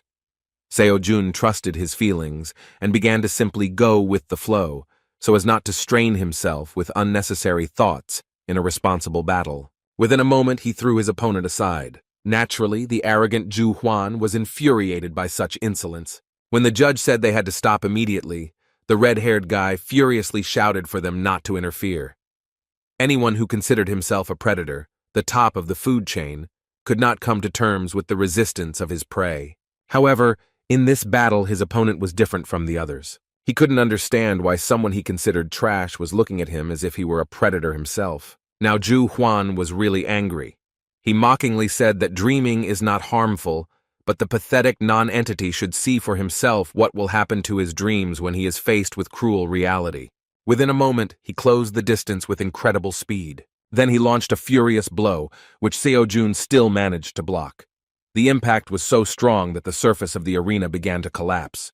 Although Seo-jun began to tremble from such incredible pressure, the fact that he was able to block this blow only angered his opponent more. As Zhu Huan continued to throw punches, he noticed something strange. He realized that his pathetic opponent was becoming stronger with each blocked blow, like a monster growing right before his eyes. Within a moment, Seo-jun himself rushed to attack, and this time they exchanged blows. Zhu Huan was furious and began to lose his temper because he could not accept the fact that some brat managed to push him away. Just like Li Mingyi gave him a small cut, Seo-jun also did something that completely freaked out the red-haired guy. Enraged, Zhu Huan went mad and began to release mana against his weapon. Seo-jun did not expect that the opponent would break the rules of the tournament and start using aura. He himself did not yet know how to control his own mana, so he had nothing to oppose. The judges and other tournament workers began to panic and rushed into the arena screaming, realizing that the crazed red-haired guy was going to kill his opponent. Seo-jun himself understood perfectly well that running away was the best option. However, at that same moment, he began to have an internal dispute, as a result of which he realized that if he ran away, he would betray everything he had learned. At that moment, he began to remember the words of his teacher, and it seemed to him that he was nearby. One day, Xiang Yu, like his student, entered into a battle, the outcome of which was a foregone conclusion. He lost, and there was no changing that. Then, for the first time, he felt despair because he was afraid of defeat. However, he rushed into battle and fought, because this is the true spirit of a warrior. Xiang Yu taught him that even if everything points to his defeat, he must continue to fight like a beast and believe in his victory no matter what. Remembering the words of his mentor, Seo-jun resolutely clenched his spear, because he did not intend to show his back to the enemy. The force that tears mountains out of the ground will erase any barriers, and the spirit that can turn the whole world over will dominate it. As soon as Seo-jun charged, he unknowingly began to release his mana, and a blue aura surrounded his spear. Seeing how much his opponent had changed, the enraged Zhu Huan, who believed only in talent, shouted that he was the only predator here, while the rest of the students were just litter on which he would continue to wipe his feet. Tournament officials rushed to stop them, but it was too late. A moment later, two furious fighters attacked each other with a wild cry. There was a powerful explosion of energy, which raised a column of dust and made it difficult to see what the result of this collision was. But just as the heat began to dissipate, the public saw that the clash had emerged with a winner. An inexperienced fighter, who was considered an ordinary lucky newcomer, managed to win this battle. Zhu Huan lost consciousness and fell to the ground, while Seo-jun silently tried to stand, leaning his trembling body on a long spear.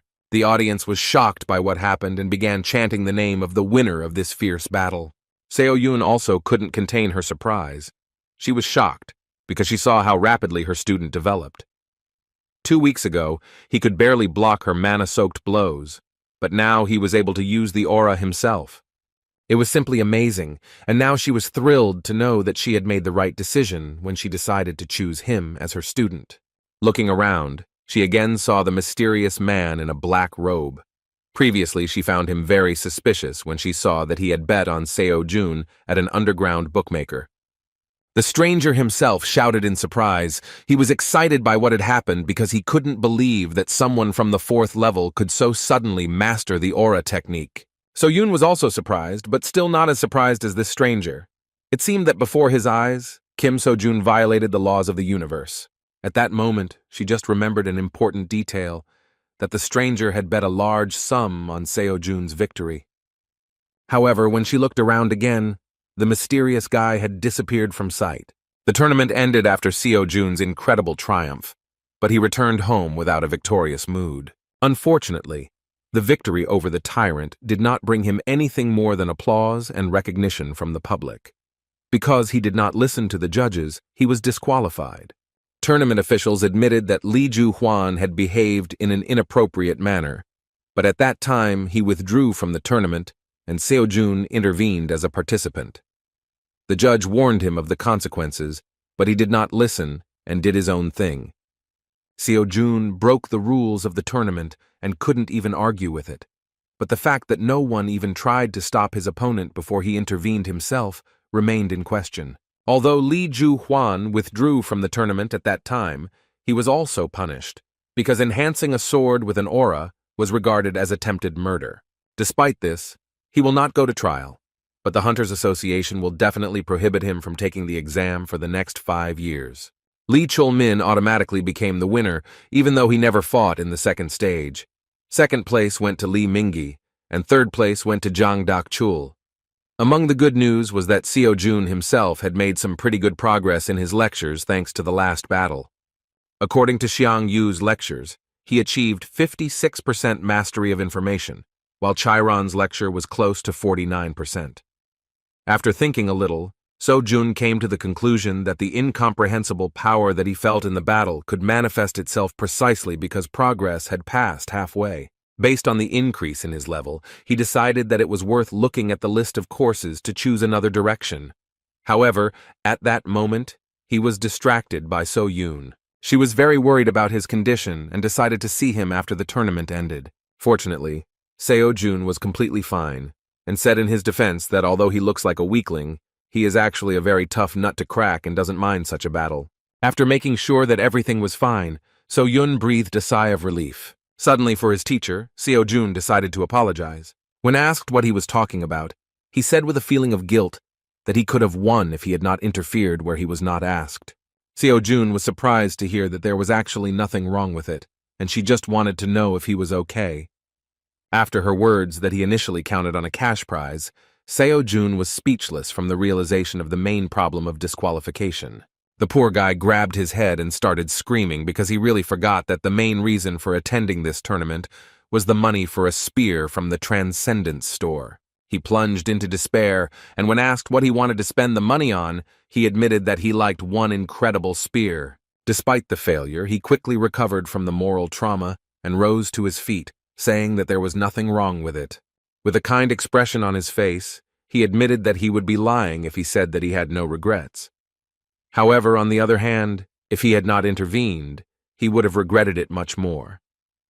The moment of his sincerity and discussion of financial problems was suddenly interrupted by Lee Mingi, who already felt much better and could even return home on his own.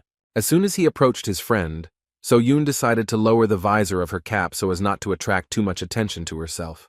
Holding his head, Lee Mingi shyly thanked his savior. After a short silence, he finally decided to ask whether he could become as strong as his brother if he trained hard. Seo-jun was genuinely surprised by the words of this trembling guy. Seeing his look full of hope, he couldn't upset him. To support the poor fellow, he warned him that everything is possible, but this is not an easy path. Still, he saw that Mingi clearly lacked the talent to become a hunter. However, they say that anything can be achieved if you work hard enough. However, the world is cruel, and you can't go far on dreams alone.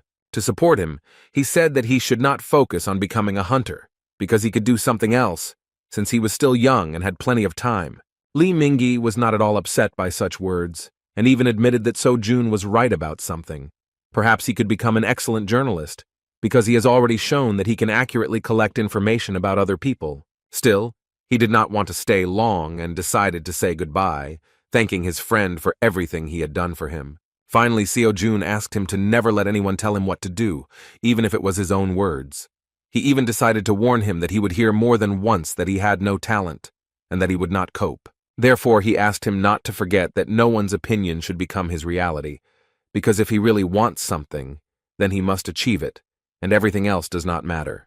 The sincerity on the part of his brother touched Li Mingyi so much that he could not hold back his tears. Saying goodbye, he promised that someday he would visit him with his sister. Looking after Li Mingyi, So Yun said that she was pleasantly surprised by how her student acted. Seo Jun, awkwardly walking towards his house, replied that he constantly blames himself for always sticking his nose into other people's affairs. With a kind laugh, the mentor said that she saw nothing wrong with this, because now her student had his first devoted fan.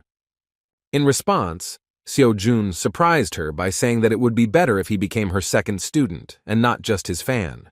He believed that he should have seized the moment and invited him to their academy. So Yun really didn't expect such words from him. She felt happy thanks to his support, because now he said that this was their academy. Now she was definitely not alone. Overcome with joy, Seo Yun caught up with Seo Jun again and cheerfully said that since he had done a good job, she would buy him a new spear. When asked why she suddenly decided to do this, she asked him not to worry and consider it a scholarship. Meanwhile, one of his wards came to visit the master of the Star Sword. He was warned that the master was meditating, and at this moment he could not be disturbed, but the guest said that the matter did not require delay. So Moon Chul, a one-armed guy who is considered one of the most loyal subordinates of the Star Sword, still disturbed his master. In response to his sudden intrusion, the old man said threateningly that he thought he had made himself clear when he asked not to disturb him. Releasing his incredibly powerful aura, he asked his subordinate how dare he ignore his orders. The pressure from the master was simply monstrous, and even an experienced hunter could not move. He could barely muster the strength to report that Lady So Yun had participated in the academy tournament. These words greatly interested the old man, because he could not wait for this, knowing that So Yun had no students. Moon Chul, seeing the master's uncertainty, confirmed his words. They had actually gathered some information regarding what had happened at Dream Academy recently. No one expected that after all the unsuccessful attempts, So Yun would still decide to try the old business again. Realizing the importance of the matter, the old man rose to his feet and said that he would personally deal with this problem. With a thoughtful look, Star Sword Park Min Chul said that he personally should see what his granddaughter's new student is like. The next morning, Seo Jun again went to the Dream Academy, where he wasted no time in refining his spear skills. The next daily task regarding 5,000 swings of the spear was completed, but So Yun, as usual, did not understand what was going on. The strange behavior of the student all this time put her in an awkward position, but during all this time she never managed to find out anything. Noticing her intense gaze, Seo Jun asked why she was staring at him so dissatisfied, but the girl replied that he just imagined it. In fact, she still held a grudge against him because he was so eager to get money for a new spear, but when she offered him a lucrative gift, he was so meticulous in choosing it that he ended up leaving with nothing. In response, Seo Jun said that he was simply not worthy of the gift. Pointing a condemning finger at him, the girl demonstrated that she saw right through him and said with displeasure that he was a liar, because he was clearly not one of those who would simply refuse such things. She was willing to bet that the problem was something else. She was really right, but Seo Jun didn't know how to explain to her that since he saw the beautiful weapon from the Transcendent store, he couldn't even look at an ordinary spear. Things got even worse as the price had increased to 120 million won due to a recent recalculation. Money that was not earned through honest labor was not counted. So now, So Jun was completely afraid to do anything. Seo Yun, as expected, was infuriated by the situation regarding the fact that her student refused the offer, even though she said that she would pay for everything. Naturally, when the granddaughter of the greatest hunter gives you such an offer, it's a chance of a lifetime. And yet there was one more pressing issue that they did not have time to discuss. So Yun inquired about what mana enhancement technique her student used in the battle with Zhu Huan. Seo Jun had no idea what he was talking about. So Seo Yun explained that without the technique, he would not be able to use magic. She noted that she personally saw how he pierced the armor of monsters, but judging by how he fought in the tournament, his technique was clearly not of a low class. At the same time, her interest was even stronger because she had never seen him train her. At that moment, Seo-jun thought, because he really doesn't know how this happens, because he has never studied any technique for enhancing mana. The mana enhancement technique is a technique that allows you to use your mana most effectively. There are many different types of this technique.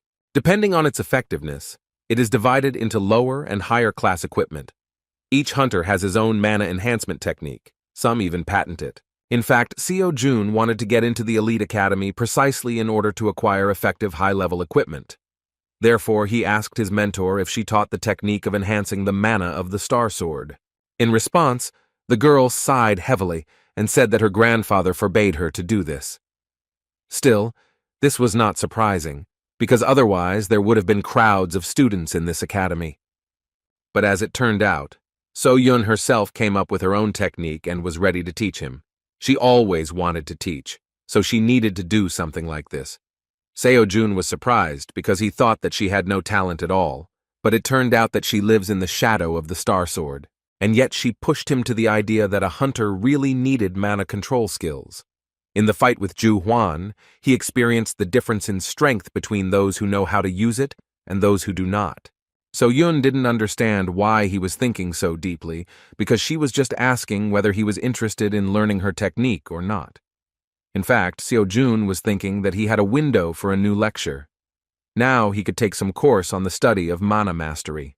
After a few minutes, So-yun got tired of waiting for an answer from him, so she decided that he would continue to be silent, and she left with wishes of good luck in his strange training.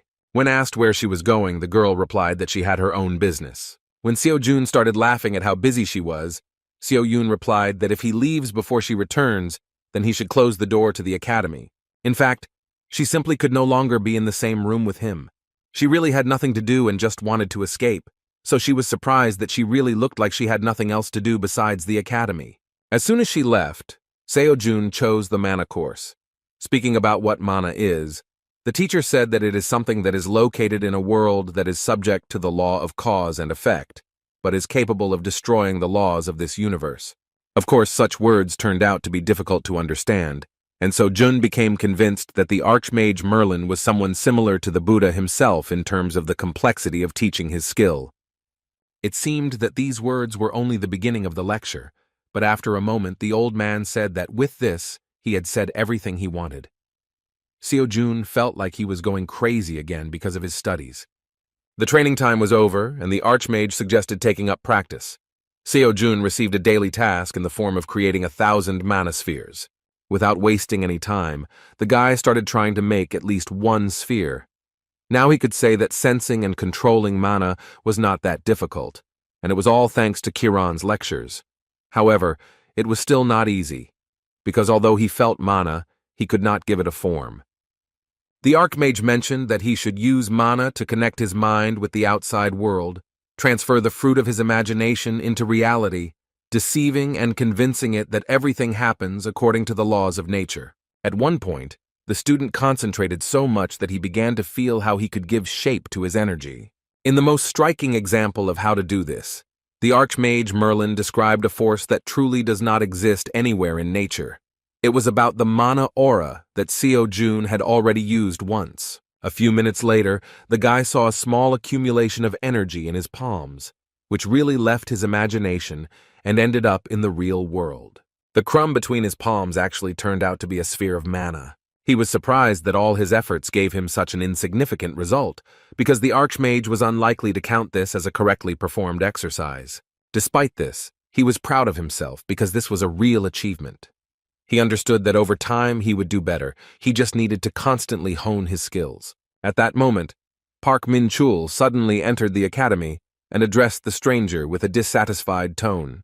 Seo-jun, holding a small sphere in his hands, was surprised by the appearance of a gentleman whom he had previously only seen on television screens. Mr. Min-chul really came to the academy to see who became his granddaughter's student. He did not expect to see something like this, because he felt that there was a clot of mana in the guy's hand. What was suspicious was that something like this was not easy to create. This meant that this guy was talented. However, this only deepened his understanding of the situation. The old man began to suspect something was wrong, thinking that there was only one reason why such a gifted guy came to So-Yun Academy. He feared that Seo-Jun was one of those who wanted to take advantage of his granddaughter. Releasing his terrifying energy, he sternly repeated his question, and, shocked by the situation, Seo-Jun was forced to dutifully introduce himself. The guy really felt afraid because he didn't expect Grandpa Starsword to visit So-Yun Academy so suddenly. Addressing him without any formality, Seo-Jun mentioned that he had only seen him online, so it was amazing to him that he was finally able to meet the greatest hunter in person. He further suggested that the distinguished guest had come to see So-Yun, after which he said that unfortunately, she had left on some business. The guy didn't understand what had happened, but the old man suddenly became furious as soon as he heard him call his dear granddaughter by name. His reaction was not strange. He treated Park So-Yun very carefully. While in Korea they only address people with whom you have a close relationship by name. But at that moment another question began to worry him. Once he released his terrifying energy, he put incredible pressure on the student, but for unknown reasons, he continued to stand on his feet. Seo-Jun didn't understand what he was talking about, so Park Min-chul said that his lust for killing, soaring in the air at that moment, usually paralyzes anyone below the S-class of hunters. After these words, the student understood what was happening, and the only explanation for why he was on his feet, he believed that this was the action of an unshakable heart. Silence began on his part, and the old man again asked a question regarding what such a guy forgot at the Park So-Yun Academy.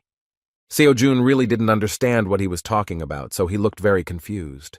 In response, Mr. Park began to slowly walk towards him and reached for his sword, saying that with such and such talent, he would have been accepted into any academy. But for some unknown reason, he decided to get closer to So-Yun. Releasing his menacing power, the old man threatened that the guy would regret it if he decided to lie to him. Sensing danger, Seo-Jun began to panically ask him to stop and shouted that it seemed to him that they had misunderstood each other. However, Mr. Park was not going to listen to him to the end and said sternly that he did not think that he would receive an honest answer so easily. Within a moment, he swung his sword and Kim, sensing terrible danger, was forced to fall to the ground to avoid being hit.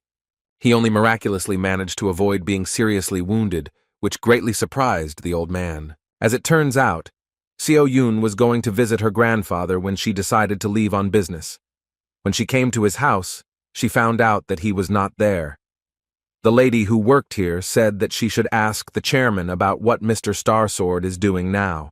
In fact, she just wanted to tell her grandfather about her new student. At the moment when she wondered where her grandfather might have gone, Seo-Jun was in a mortally dangerous situation.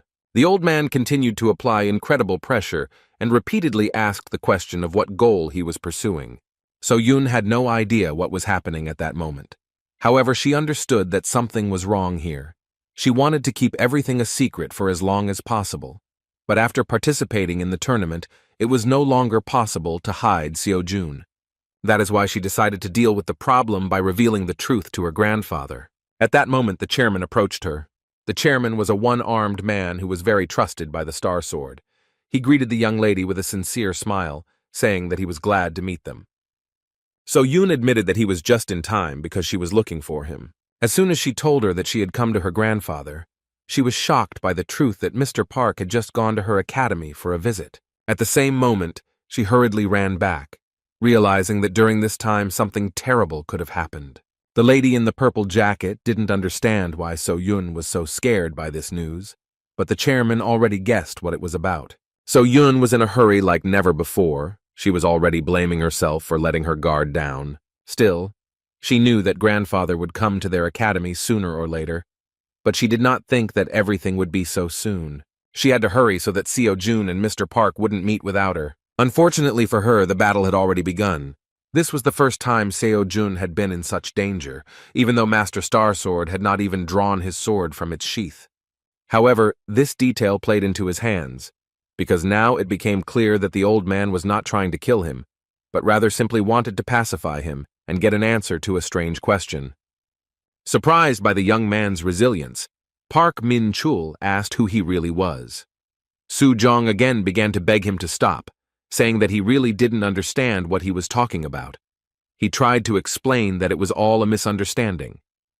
However, the picture in the old man's head was completely different, because he could not understand how his granddaughter's student could demonstrate such incredible skills. He said that the guy was clearly hiding something, because he knows how to control mana, moves well in battle, but still continues to claim that he did not understand something. All this made him angry, because he thought that the little shit was blatantly lying to his face without even thinking. Flying to the side after another blow, Seo-jun rose to his feet and shouted that he had no idea what So-yoon told him, but in this situation he needed to calm down. In response, the old man shouted that he was a scoundrel. Seeing the raging energy of the Star Sword, Seo-jun realized that he only made the situation worse because he said something wrong. He still didn't realize that the fact was that he was calling his granddaughter by name. With a serious and threatening tone, the old man, releasing his bloodlust, said that he was originally going to discuss everything, take into account the circumstances that brought him here, but now he has no other choice. Being in this situation, Seo-jun thought that it was just a lie, and the old man was not really going to have a friendly conversation with him from the very beginning. Seo-jun decided to continue fighting, because he understood that such a great hunter would not listen to him. He was not afraid of dying, because he understood from the enemy's movements that no matter what he said, he would not kill him. If the Star Sword really wanted to kill him, it would have done it the moment Seo-jun sensed its presence. One who is above the stars themselves, Park Ming-chul's Star Sword was on a completely different level. Seo-jun didn't think that during his first meeting with the person closest to his ideals, he would have to fight. In fact, he was delighted that he had such an amazing chance to gain an incredible amount of experience in battle with the greatest hunter. Of course, Mr. Park was not particularly happy with this behavior on the part of the young man. He considered him a real scoundrel. Seo-jun's attitude has changed. He even enhanced his own body with an aura, showing that he does not deny the fact that he is ready to fight. During his life, Mr. Park saw many hunters, but only one looked into his eyes without fear. Seo-jun looked exactly the same, so you'd think he was strong enough to really try his luck. Rushing into the attack, the old man struck the first blow with thoughts about what this young man needed from his granddaughter. Seo-jun could hardly resist such pressure. He still couldn't cope with his opponent's speed and couldn't even feel his attacks. His face was covered with cold sweat from every movement of the great hunter. He couldn't even notice the simple blows performed by the Star Sword.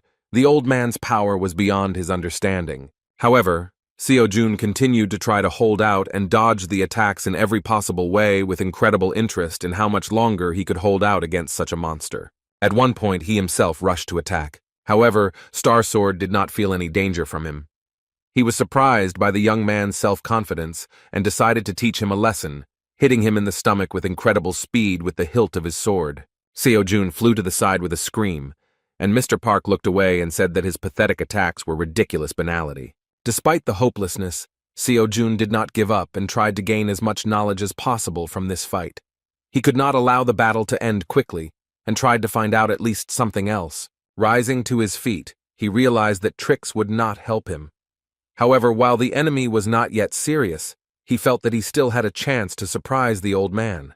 Park Ming-chul did not want to waste much time on this issue, so he rushed to the attack again. Seo-jun felt like he needed to impress him, but he didn't know how to do it. However, as soon as he stopped thinking about it, he trusted his feelings and surprisingly managed to evade his opponent's sword. He then desperately swung his spear to strike at close range. Subduing the mana to his will, he forced it to fill the spear, strengthening the counterattack. The old man was unexpectedly surprised at what the young man was capable of, who didn't even have a hunter's license. He couldn't figure out what kind of mana technique he was using, but it looked extremely interesting. Seo-jun directed his punch with a furious cry, putting all his strength into this attack. A powerful surge of energy directed at the old man limited visibility at that moment. However, the result was a foregone conclusion. He did not even manage to catch a powerful enemy. After Seo-jun used his aura, Mr. Park shouted that the young man had finally shown his true mean face. In response, Seo-jun said displeasedly that Mr. Star Sword was the first to attack him. After these words, Seo-jun, who did not understand the old man's feelings, again said that he could not wait for his teacher to return. calling the granddaughter of the Star Sword by name. The greatest hunter began to lose control, demonstrating his terrifying strength. He said that if the young man wanted it so badly, then he would personally send him to the next world. Just as Kim was beginning to say goodbye to life, fortunately for him, So-Yoon burst inside the training room and shouted that it was enough. The fighting stopped, and So-Yoon started screaming that she wanted to know what was going on here. She was incredibly angry at her grandfather for starting to scare the crap out of her students again. Looking at Seo-Jun, she began to get angry at her grandfather and accuse him of beating the poor fellow until he had bruises all over his body. Kim tried to smooth the situation over, saying that he had no serious injuries, although he was already in pain. Turning his gaze away, the old man said that such a mattress should not dare call himself a man. In response, Seo-Jun allowed himself the impudence of telling the Star Sword that it doesn't matter whether you are a man or a woman, anyone would be hurt if they were beaten by a great hunter. As soon as he said that he wouldn't be surprised if Mr. Park didn't care who he beat, the old man immediately jumped out of his seat and shouted that the young man would soon regret his words. Seo-Jun, taking advantage of the situation, cleverly hid behind the granddaughter of the Star Sword, asking if he would continue to beat him. So-Yoon didn't understand what was happening at all. She had never before seen simpletons who would allow themselves to talk to her grandfather like that. Continuing to communicate with the great hunter as if they were some kind of relatives, the dissatisfied Seo-Jun asked if it was possible to find out why the Star Sword met him in such an unfriendly way. So-Yoon understood that sooner or later her grandfather would run out of patience, so she asked everyone to keep quiet. Then she awkwardly apologized to her only student for what happened, but So-Jun did not hold a grudge against her and said that she was not to blame for anything, and he himself escaped with only bruises. Despite his words, Miss Park again respectfully apologized, saying that she was very sorry, but she could explain the situation a little later. Now Seo-Jun began to understand what was going on. Seo-Yoon really needed a frank conversation with her grandfather, who, apparently, treated her very carefully and controlled her in everything she did. At such a moment, it was necessary to leave them alone, so the guy said that it wouldn't hurt him to drop by the emergency room. After these words, he left the academy building, and So-Yoon peered after him, smilingly thinking that she was lucky that he treated this with understanding. After that, she looked towards her grandfather with a stern look. They had to have a very serious dialogue about what had happened.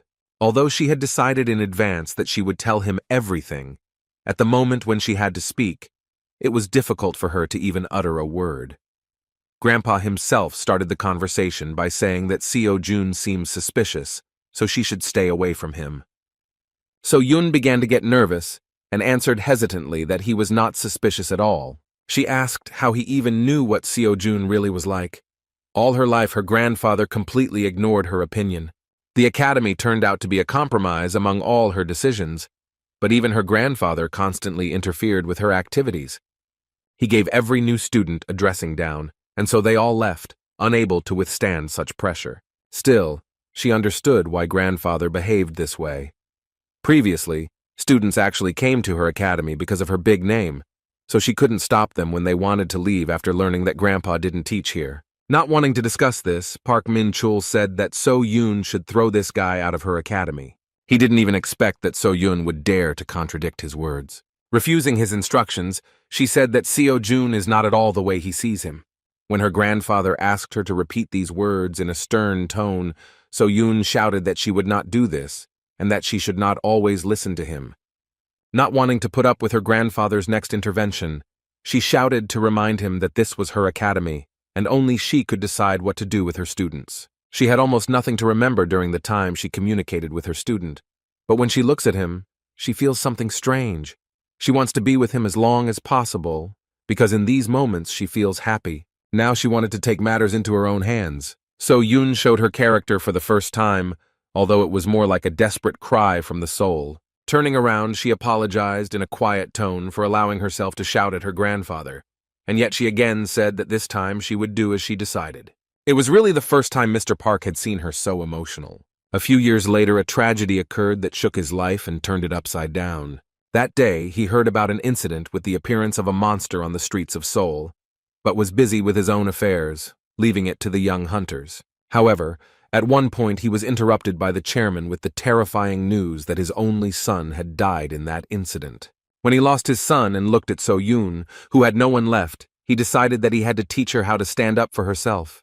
The little girl's life had changed greatly, and she could no longer enjoy the things that children her age usually enjoyed. The old man could not do otherwise, because he had to protect her. That's why he was so strict with her. She didn't like swordsmanship, but he was persistent in her training and didn't let her give up, telling her that if she continued like this, she would never become a hunter, let alone reach A-class proficiency. As she grew older, she began to express that she did not like being a hunter. She talked about how she wanted to become a teacher, but her grandfather refused to accept her wishes, saying that that was not what he taught her for. He was afraid of her own decisions and desires, so he constantly shouted that she should just do what he told her. Park Min-chul understood perfectly well that all this time he had been oppressing his granddaughter, even though he had the awareness that sooner or later she would turn against him. Actually, this is what happened, because he once agreed to a compromise when he gave her a little freedom, allowing her to found her own academy. Sighing heavily, he accepted this situation, realizing that he could not take away the only thing that brought her joy. As expected, So-yoon reached her breaking point and still rebelled. Meanwhile, Seo-jun has already completed his examination and treatment at the emergency room. Now he felt like new and naively thought that another conversation with the Star Sword would no longer be a problem. Recalling their meeting with a smile, he noted that at that moment he thought that he was no longer a tenant. He understood perfectly well that he escaped with only minor bruises, only because the old man held back. However, if So-yoon had been late, then everything could have ended much worse. Now he understood how difficult it was for So-yoon to be under his strict supervision all the time. That evening, So-yoon called him and told him everything. She spoke about her difficult relationship with her grandfather and about what happened to past students. Despite such revelations, Seo-jun was still sure that she kept silent about a lot. But this was enough to understand how she felt and why the Star Sword treated him this way. Returning to the academy, he could not forget that situation, thinking that even though he understood the old man's motives, it was still wrong because even such experiences are not a reason for beating. As he walked back to the training room, he doubted he would hear an apology. On the other hand, he still learned a valuable lesson because he made little progress not only in his skills, but also in mastering the lectures. Joyfully opening the doors, he suddenly heard a low male voice. He couldn't believe that this time he would be greeted by the Lord of the Star Sword again. Park Min-chul sat calmly on the floor and, seeing the young man's indecisiveness, asked him not to stand at the door. The guy began to feel trembling, realizing that the old man probably wanted to beat him again, but the Star Sword made an offer to sit next to him. During a calm conversation, Mr. Park learned that So-yoon and her strange student had entered into some kind of mutually beneficial agreement. Yet he was still suspicious and with a stern look asked if Seo-jun was hiding something else. Kim was as impatient as the Star Sword himself, so he nervously replied that he had expressed everything and had nothing to hide. Taking a closer look at the calm flow of the young man's magic, the old man admitted that he was not lying. However, the question of where he got such talent and so much strength still remained a mystery to him. In his entire career, Park Min-chul had never seen so much power in an ordinary academy student. Even more questions were raised by the moment when they first met, and so June, seeing his anger, not only wasn't afraid, but was even somehow inspired and didn't back down. When Seo-jun said that he wanted to go away to start his training, the old man decided that this would be a great time to find out more about him. He wanted to see how this scoundrel trained to see what he might be hiding. However, after several hours of careful observation, he was sure of only one thing. This young man was clearly not himself. He couldn't believe that what Seo-jun called training was continuously staring at his phone, which was turned off with a blank screen. At the same time, Seo-jun was very emotional and even sometimes screamed strange things. Distracting the young man from the strange method of teaching, the old man suggested that he was meditating this way. Seo-jun didn't know how to explain his training, so he decided to just agree. In response, the experienced hunter agreed that meditation is an excellent workout, but noted that you shouldn't overdo it either. He wanted Seo-jun to understand that meditation strengthens the mind and spirit, but not the body. Seo-jun simply agreed with him and continued to look at the phone, so Mr. Park was surprised that he was not at all interested in his words. The old man decided to play trump cards and said that if the young man wanted, then he could teach him something. Seo-jun pleased his pride because he was really distracted with surprise that the Star Sword himself decided to take care of him. The old man did not expect a different reaction, yet the young man hurt his pride, so he blurted it out. To keep things simple, he didn't mind showing him a couple of his moves. However, his pride was trampled a moment later, because the ridiculous boy refused, saying that he was happy with everything anyway. Moreover, he asked if he could be left alone during training, because they could talk a little later. The moment of trampled pride of the great hunter could have ended in tears, but So-yun visited the training hall on time. She was shocked when she saw her grandfather next to the student whom he had recently nearly beaten to death. The old man was glad to see her and immediately headed towards her, saying that he needed to discuss something. So-yun was afraid that he was up to something, so she warned him that she would not forgive him if he even laid a finger on her student. However, as it turned out, he just wanted to speak out about Seo-jun's shocking behavior, saying that he was not right in the head. They could not understand that there was anyone in the world who could refuse training from the Star Sword itself. Instead of getting a few lessons from the greatest hunter, Seo-jun actually continued to act like he had a headache. The guy stared at his switched-off phone, which looked very crazy. So-yun understood her grandfather's feelings, but she had already come to terms with such oddities of the student, and therefore said that this was still normal behavior on his part. Still, she agreed with all his words, saying that she also thought exactly the same way before. After that, she turned to her student, saying that she was already free. Seo-jun immediately looked away from the lecture and looked at her with a smile, and began answering questions regarding his well-being. Yet the old man was still suspicious, since he could not find answers to all his questions. From his observations, he could definitely say that Kim So-jun is not particularly smart, but even despite this, So-yun always smiles when she looks at him. He found it hard to believe that she actually enjoyed talking to him. It made him remember that he had never actually seen her smile like that before. In conversations with her grandfather, she is always strict or sad. He often saw her offended, but not so sincerely happy. Realizing that this could be their sympathy for each other, the old man began to get angry again, worried about his granddaughter, thinking that So-jun dared to hit on her. As soon as he took the first step to teach the impudent man another lesson, he was interrupted by the chairman, who hastily burst into the training room. He immediately apologized for distracting them, but said that the matter was urgent. As it turned out, the Order of Truth invited Mr. Park to visit them. Star Sword was surprised that those wonderful guys even wanted from him. In response, he said that if they want something from him, then they should come themselves, because he doesn't mind. However, this time the matter was very serious, because as it turned out, Sir Kalia himself wanted to see the master of the Star Sword. Even more shocking was the addition that the Order of Truth had another request. Everyone was literally speechless when they heard that Kalia wanted Mr. Park to bring a man named Kim Seo-jun with him. Hearing his name, Seo-jun was surprised that anyone actually knew about his existence. The old man immediately thought that the strange guy was somehow connected with the cunning Order of Truth, so he assumed that he was Sir Kalia's faithful dog. Even So-yun believed this assumption, so Seo-jun answered impudently and dissatisfiedly that he himself was interested in how they knew his name. Everything fell into place when Mrs. Park remembered that there was a strange man in a black robe at the academy tournament. She assumed that the stranger hiding his identity was somehow connected with the Order of Truth. But even after these words, the old man thought that it was still somehow strange because Kalia was unlikely to be interested in any ordinary person.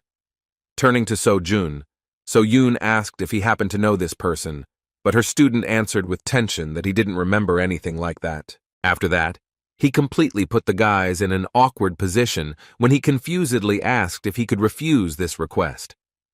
All his life he was far from such things, because he devoted himself to working at the Enterprise. So-yun said that the Order of Truth is an organization that includes 7 apostles who are on a par with the heads of major states, so it is unreasonable to refuse their request. Sir Kalia is the successor of the Apostle of Chastity, and usually people like him do not schedule personal meetings. Even after hearing this, Seo-jun did not cease to amaze and said that he had nothing to do with this, because for him it was just some unfamiliar foreigner. He was more interested in continuing to train. In response to these words, Mr. Park's chairman said that he now fully understood why everyone thought so highly of Sir Kalia. When Starsword asked to clarify what he was talking about, Seo Moon Chol replied that Sir Kalia knew in advance that Kim So-jun would refuse his offer. The young academy student froze in place when he heard that the foreigner asked to convey, in such a case, that if Seo-jun agreed to come, then he would give him 100 million won. The mere mention of such a large sum caused neural activation in the monkey's brain, and Seo-jun immediately smiled reflexively, agreeing to the offer. Moreover, he wondered how the stranger knew that he needed exactly that amount. The Order of Truth is a religious organization, but it does not serve human gods, because their god is truth.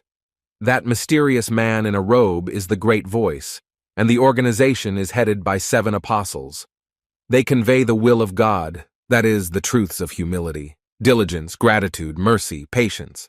A century ago, the Order of Truth was considered a simple cult, one among many.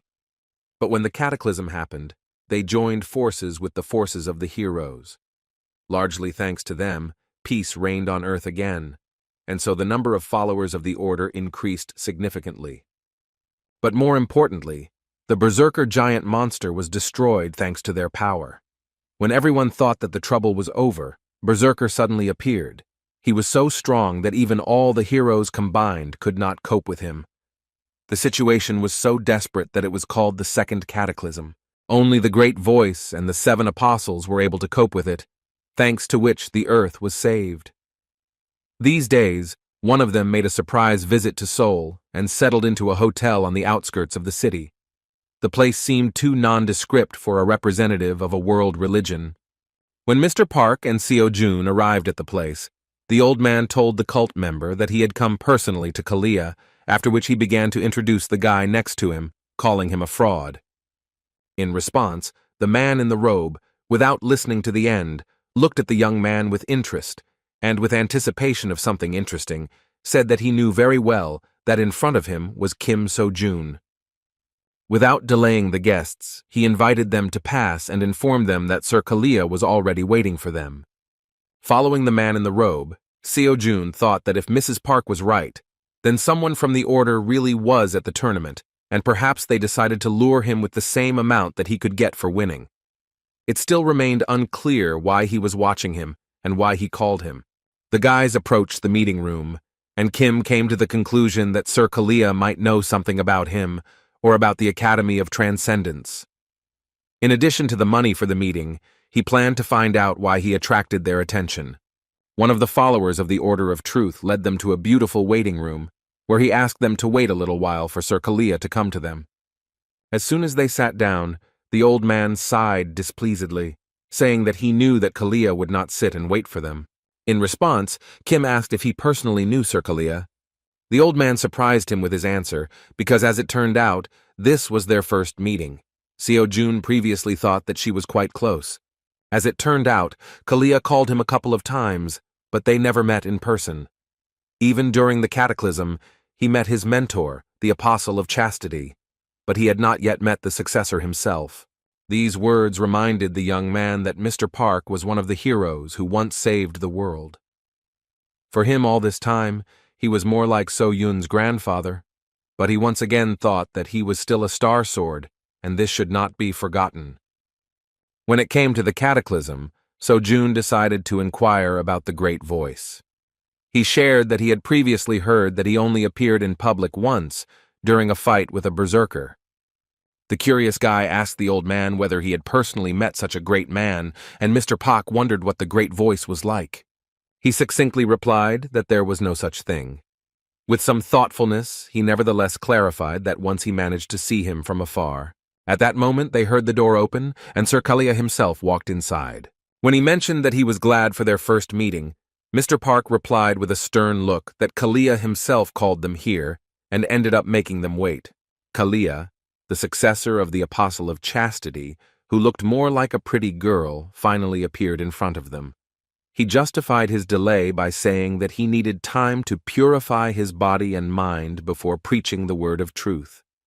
Sighing heavily, Mr. Pak said that he had never heard such heresy before, while Kalia himself approached the interesting young man, apologizing for being late in making his acquaintance. He introduced himself properly, and when the young man was about to answer, he interrupted him with words that he already knew about him. Kalia specifically thanked him for agreeing to their meeting, even though it was extremely unexpected and incomprehensible for a newcomer among hunters. When asked how the apostle's successor knew about him, Kalia replied that they needed to clear up some misunderstandings in advance. He said that when Sojun participated in academic competitions, he was then watched by one of their believers. He praised the promising hunter so much that he himself wanted to personally find out how strong and amazing he was. In response, Seo-jun asked shrilly and incredulously if this was really the whole reason why such a great and busy man decided to take the time to make such an acquaintance. He supposed it was unlikely that he would want to see him for that simple reason. In response, Kalia said with a restrained smile that he just wanted to talk about this, but first, he should ask permission to sit down with them. As it turned out, we were talking about dungeon exploration. That is why the busy heir of one of the apostles decided to gather them for a conversation. He sincerely hoped to cooperate with Mr. Starsword in dungeon exploration. The old man, dissatisfied and impatiently, asked why he should do this. In response, Kalia said with restraint that he knew better than anyone that this was far from the end. These words sounded mysterious, and Mr. Park asked what they were talking about. Kalia reported that he had a report of corruption in one of the dungeons in Korea. He decided to meet with the Star Sword, believing that he was the best person to know about that incident. The old man did not want to talk about this, because he believed that this was a common coincidence, but the heir of the apostles said that this was the decision of the Order of Truth, so they must definitely check the condition of that dungeon. Now Mr. Park could confidently assume that this was why Kalia flew to Korea. A piercing observation was also the words that in this way the young master of the Order of Truth would be able to consolidate his position. With a sincere laugh, Kalia admitted that he could not be fooled and was truly shrill, as always. In response, Minchul said that it was arrogant of them to declare that this was the decision of the Order of Truth, and not his own personal interest. Kalia understood that Mr. Starsword was not particularly interested in doing him a favor, so he decided to touch his personal life, and said that he knew that he was unlikely to be missing anything, but he might be interested in their help for his granddaughter in the development of the Hunter Academy. As soon as Mr. Park Min-chul heard the mention of his beloved granddaughter, whom he was trying to protect from too much attention and danger, he immediately showed his determination and unleashed his true form of terrifying bloodlust, which left Seo-jun's body numb. With a stern look, he said threateningly that if Kalia ever tries to involve So-yun in something like this again, then he will not leave him alive. Kalia didn't even flinch from such a powerful force, but he admitted his mistake and calmly apologized for mentioning Miss Park. In his defense, he said that apart from this, he had nothing that he could offer to the Star Sword. Having no other choice, he offered to fulfill one of his requests, just as he would help him with this matter. In response, the old man said that this was simply ridiculous, because Kalia could say tomorrow that there was no deal. He had no reason to trust the influential heir of the apostle. Kalia understood his words and said that if the Star Sword wishes, he can swear an oath to him in the name of the Order of Truth. This was more than enough, but Mr. Pak did not understand whether this would be enough for Kalia to determine the place of the apostle. But for Kalia this was not particularly important, because in this way he could not claim that there was no deal between them. When it came to the right of oath in the name of truth, Mr. Park could not refuse to help him. Once they completed their deal, Sir Kalia decided to move on to talk with the academy student. With a pleased look, he said that he would speak directly. They in the Order of Truth suddenly wanted to sponsor his future path as a hunter, seeing incredible potential in him. It was about sponsoring various activities that the academy would not be able to take care of. Seo-jun remained cool and asked what he would do if he received their sponsorship. Kalia replied that they did not require anything in return, because it would be enough for them that Mr. Kim and the Order of Truth were close and could contact each other. It all seemed strange, and so Jun understood that they would still want to receive payment for their services. In response, he decided to satisfy his own interest and said that if Sir Kalia answered one question honestly, then he would think about their proposal. Of course, Seo-jun wanted to inquire about the Transcendence Academy, but he knew that it would be suspicious if he asked about it directly. He could not be sure that Sir Kalia would answer his question honestly, and if he turned away or avoided answering altogether, then he would no longer be able to find out the details of the interest in his person on the part of the Order of Truth. In this case, he decided that there was only one way to check whether Sir Kalia knew something about the Academy, thanks to which he acquired incredible power. With a sudden and not entirely formal movement, he took out a mobile phone from his pocket and held the screen towards Sir Kalia's face. After that, he asked the heir of the Apostle what he saw on the screen of this smartphone. This question was very sudden. Sir Kalia looked intently at the screen. At that moment, Seo-jun turned on the Buddha's lecture on what the soul, death, and reincarnation are. However, Sir Kalia calmly replied that the question seemed very strange to him, and it was difficult for him. Taking the phone away from the face of the heir of the Apostle, Seo-jun said that in this case, he could not do anything with his decision if Sir Kalia did not want to answer. A moment later, the heir of the Apostle laconically replied that he saw only a black screen. When asked if he was satisfied with this answer, Seo-jun said that this was enough. After this, he finally made a final decision regarding the sponsorship offer and announced that he was refusing. This conversation haunted the heir of the Apostle even after they said goodbye. His ward named Kalkos was the one who carried out some important assignments. He was also the person who noticed Kim Seo-jun. This time he had to find out about the distortions, but he was unable to find anything. When Sir Kalia asked if he was sure in a threatening tone, Kalkos swore in the name of the Order of Truth that he was completely sure of his observations. As for Kim Seo-jun, Kalia concluded that there was nothing special about him. He believed that even if he were special, he was now just an ordinary student. The question of what he saw on his smartphone screen took him by surprise, but all he really saw was a dark screen. But in fact, for a long time he was haunted by the nagging feeling that remained in his chest. Then Kalkos said that he was forced to report to another apostle. In response, Kalia said that now it is worth observing, because the priority is the distortion in the dungeon and the situation around other heroes. Besides the Soul Blade and the Sword of Darkness, he called everyone. As for these two, no one saw them, so communication was never established. While returning home, Seo-jun kept thinking about whether Kalia really opened anything from him.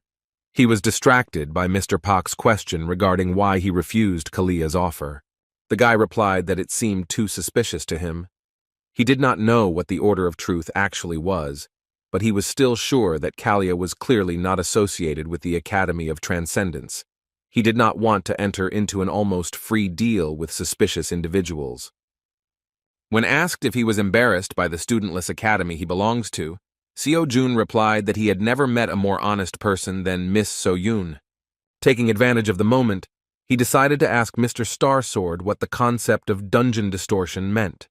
Park Ming-chul seriously replied that this means that the magic inside is distorted. The magic wave inside the dungeon is distorted, so its difficulty is different from the value measured when the dungeon was formed. Such distortions have many side effects, but mainly, they are a sudden increase in difficulty and breaking the dungeon earlier than expected. Seo-jun had never heard of this before, so the Star Sword explained that in fact, they had observed this paranormal phenomenon many years ago, and now you really don't see such a thing.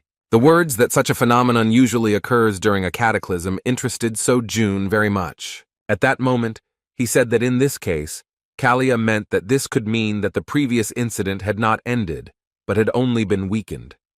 In response, the old man asked him not to worry, saying that the heir must have made a mistake, because the cataclysm had already ended a long time ago. They were heading to So-yun's academy, but the old man suddenly turned around and left, saying that Seo-jun had no need to know about his affairs. Finally, he sternly warned that if the young man tries to do some strange things with So-yun, then he will not live. In response, the insolent boy said that this meant that the Star Sword recognized him, but the old man displeasedly explained that he meant that he continued to follow him. With an absurd laugh, Seo-jun again crossed the line of what was permitted, and asking the old man to be honest, suggested that it was precisely because of this that So-yun was moving away from him. Seeing the anger and bloodlust on the part of the great hunter, the ridiculous guy said that he did not want to be beaten again, after which he hastily left, heading towards the Dream Academy. Returning to the academy, Seo-jun came to the conclusion that it would not hurt him to become stronger as quickly as possible, so as not to be afraid that one day the Star Sword would decide to beat him to death. When he walked inside, Seo-jun wondered why he was alone. The student explained that she and her grandfather were heading to the academy, but he suddenly changed his mind and went in the opposite direction. When asked by the worried Seo-jun about what was being discussed, he replied that nothing terrible had happened, and she needn't worry. Fearing that another unpleasant dialogue could occur between them, Seo-jun said that Grandpa has a bad character, for which she sincerely apologizes, because she should have said this earlier. In response, Seo-jun said with a kind smile that the way the Star Sword expresses itself is, of course, wrong, but there is nothing wrong with it. With an awkward laugh, he said that the old man could change even now. Still, he admitted that he would still take a few hard hits if he did something terrible. After these words, he began to apologize for speaking some kind of nonsense, but at that moment a blush appeared on Seo-jun's face and a sparkle in his eyes. After a little awkwardness due to genuine emotions, she decided to change the subject and reminded him that he needed money and was trying in every possible way to earn as much as possible. He could not deny this, because all the 100 million received from Kalia went to pay off debts. While Seo-jun was immersed in his problems and financial shortcomings, Seo-jun took up the task of rectifying the situation and, looking at the phone, said that while he was away, she found a task that was ideal for him. As it turned out, she was very interested in dungeon clearing competitions. When Seo-jun saw that the first-place prize was a whopping 300 million won, he screamed with joy, making Seo-jun happy with his reaction. The girl clarified that this competition is like a kind of dungeon raiding competition that no one can handle. As it turned out, these were the dungeons that hunters didn't really want to go through due to their low profitability. Seo-jun remembered that it was true that while those awakened during the cataclysm had a sense of responsibility, now hunters only strive for profit. In turn, Seo-jun clarified that unprofitable and abandoned dungeons are mostly low-rated and more difficult to attack. However, if the dungeons are not cleared quickly, then after a while they explode, releasing monsters, so no matter how low-ranking the monsters are, they still pose a threat to society. At first, such dungeons were monitored by government hunters, but it was ineffective to send them to such a seedy place. And in the end, the state solved this problem in a different way. That is why the so-called dungeon clearing competitions were created. The dungeons are just the right level for even the average student to tackle. The strength of the students now is more than enough to deal with them, and they also said that the results will be reflected in the ranking of the hunter academies. Upon learning of this, Seo-jun admitted that only a real genius could have come up with this. Seo-jun was sure that he could handle it, so she asked what his answer would be. The prize of 300 million and the opportunity to increase the progress of lectures as the raid progressed did not give him a reason to refuse. With cheerful smiles, they agreed to participate, and Seo-jun said that she would then submit an application in the near future. Seo-jun had no idea how much she worked to satisfy his needs. He assumed that most likely she was looking for information on how to raise the academy's rating and came across something similar. As for the competition, he already guessed that, taking into account the experience of the last game, it would not be easy. However, this time he promised himself that he would not make mistakes and would definitely get his money. After that, he decided to clarify exactly how the competition was held. As it turns out, it lasts 1 week, and when it starts, a list of dungeons will be sent to participants from the government. Participants can then check the list and book the dungeon they want to clear through the app. To prevent monopoly, dungeons are given 10 hours to complete, and you can only book one at a time. In extreme cases, the reservation will be automatically canceled. In this case, speed is life, so the one who clears the most dungeons the fastest will win. In response, Seo-jun suddenly said that it was difficult. As it turned out, he meant that after the raid it was necessary to get rid of the corpses. Seo-jun grabbed her head and said that there is no need to do this, because they won't give a lot of money for it. She was shocked when she realized that he wanted to do this again. The winnings were unimaginably larger and more important, but Seo-jun stood his ground, saying that if you collect all the corpses, you will get a very impressive amount. That's why he said it would be difficult.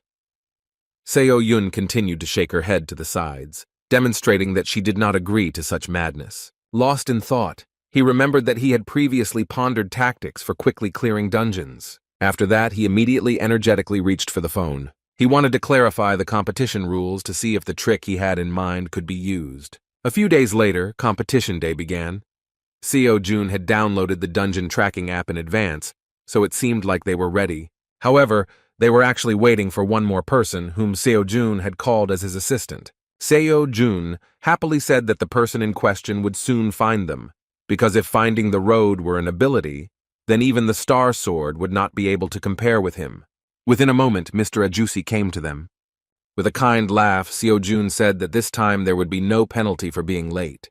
Ajusi Minchul was the assistant that Seo Jun decided to take with him on raids. A few days ago, he suddenly pulled him away from work with an offer to work in the same team. He invited him to carry the corpses of monsters left after the competition and also to be his driver. The guy promised that he would pay him well, because no one else could do such delicate work, in which every second was important. The job of cutting up monsters requires quite a bit of skill, and when it came to his uncle's skills, Seo Jun could vouch for him.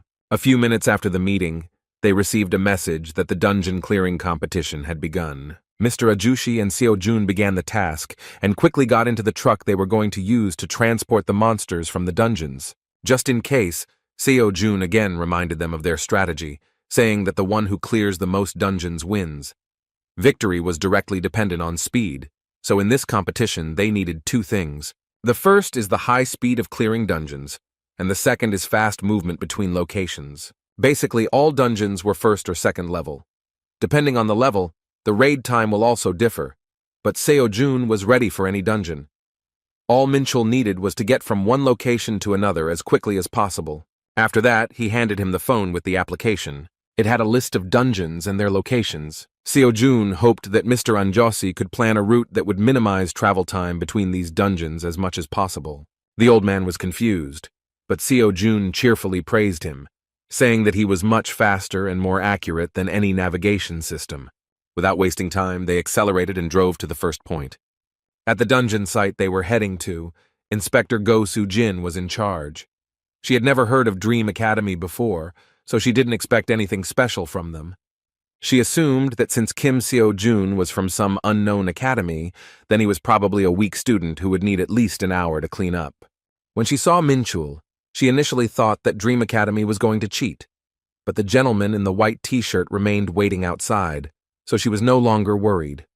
After that, she assumed that he was just an ordinary driver who, for unknown reasons, was using a truck. At one point, she saw that the dungeon began to make a strange noise. The gate suddenly opened and a student appeared from it, turning to his friend and saying that he had already finished, after which he asked him to get ready. Anjosi was surprised because he didn't even have time to drink coffee. Madame Gu didn't understand what was happening, so she hurriedly said that according to the rules, outsiders were prohibited from interfering with the dungeon raid. Seo Jun did not understand the reason for her excitement and calmly replied that he knew about it, but the raid had already been completed. As expected, the nervous inspector couldn't believe it, so she hurriedly went inside the dungeon. What she saw simply shocked him.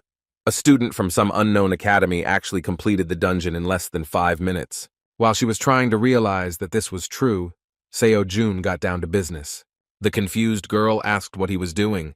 In response, the guy she thought was crazy began carrying the monsters outside while doing exercises. Mr. Anjosi, who was just preparing the table for cutting up the monsters, was also amazed that the joyful youth continued to engage in madness in the form of exercises with monsters on his shoulders. To keep things simple, Seo Jun replied that in addition to his main quest, he also has side goals in the form of exercise and selling dungeon monsters. When asked how much time they would need for this, Mr. Anjosi said that since these are low-level monsters, they have few profitable parts, so cutting one goblin will take no more than 15 seconds.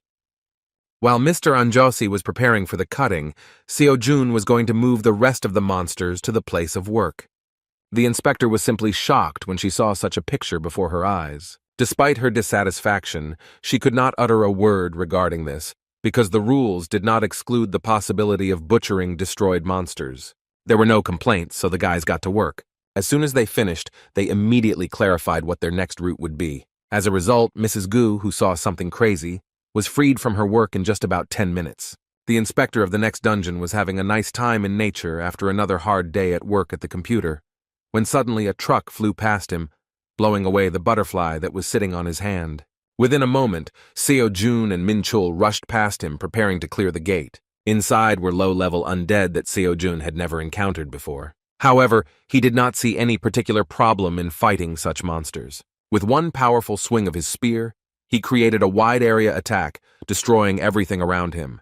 Another batch of bones completed the work of Mr. Anjosi. In front of the confused inspector, he began to extract all the bone marrow, which was the only valuable thing of this undead. In just 5 minutes, the guys finished and hastily left this dungeon. Mr. Inspector found himself alone with nature again, realizing that his great time was over so quickly that he was forced to return to work in the office. Towards the end of the day, the deputy of the dungeon management team at the Ministry of Public Administration and Security finished his report regarding the first day of the competition and left it on his boss's desk.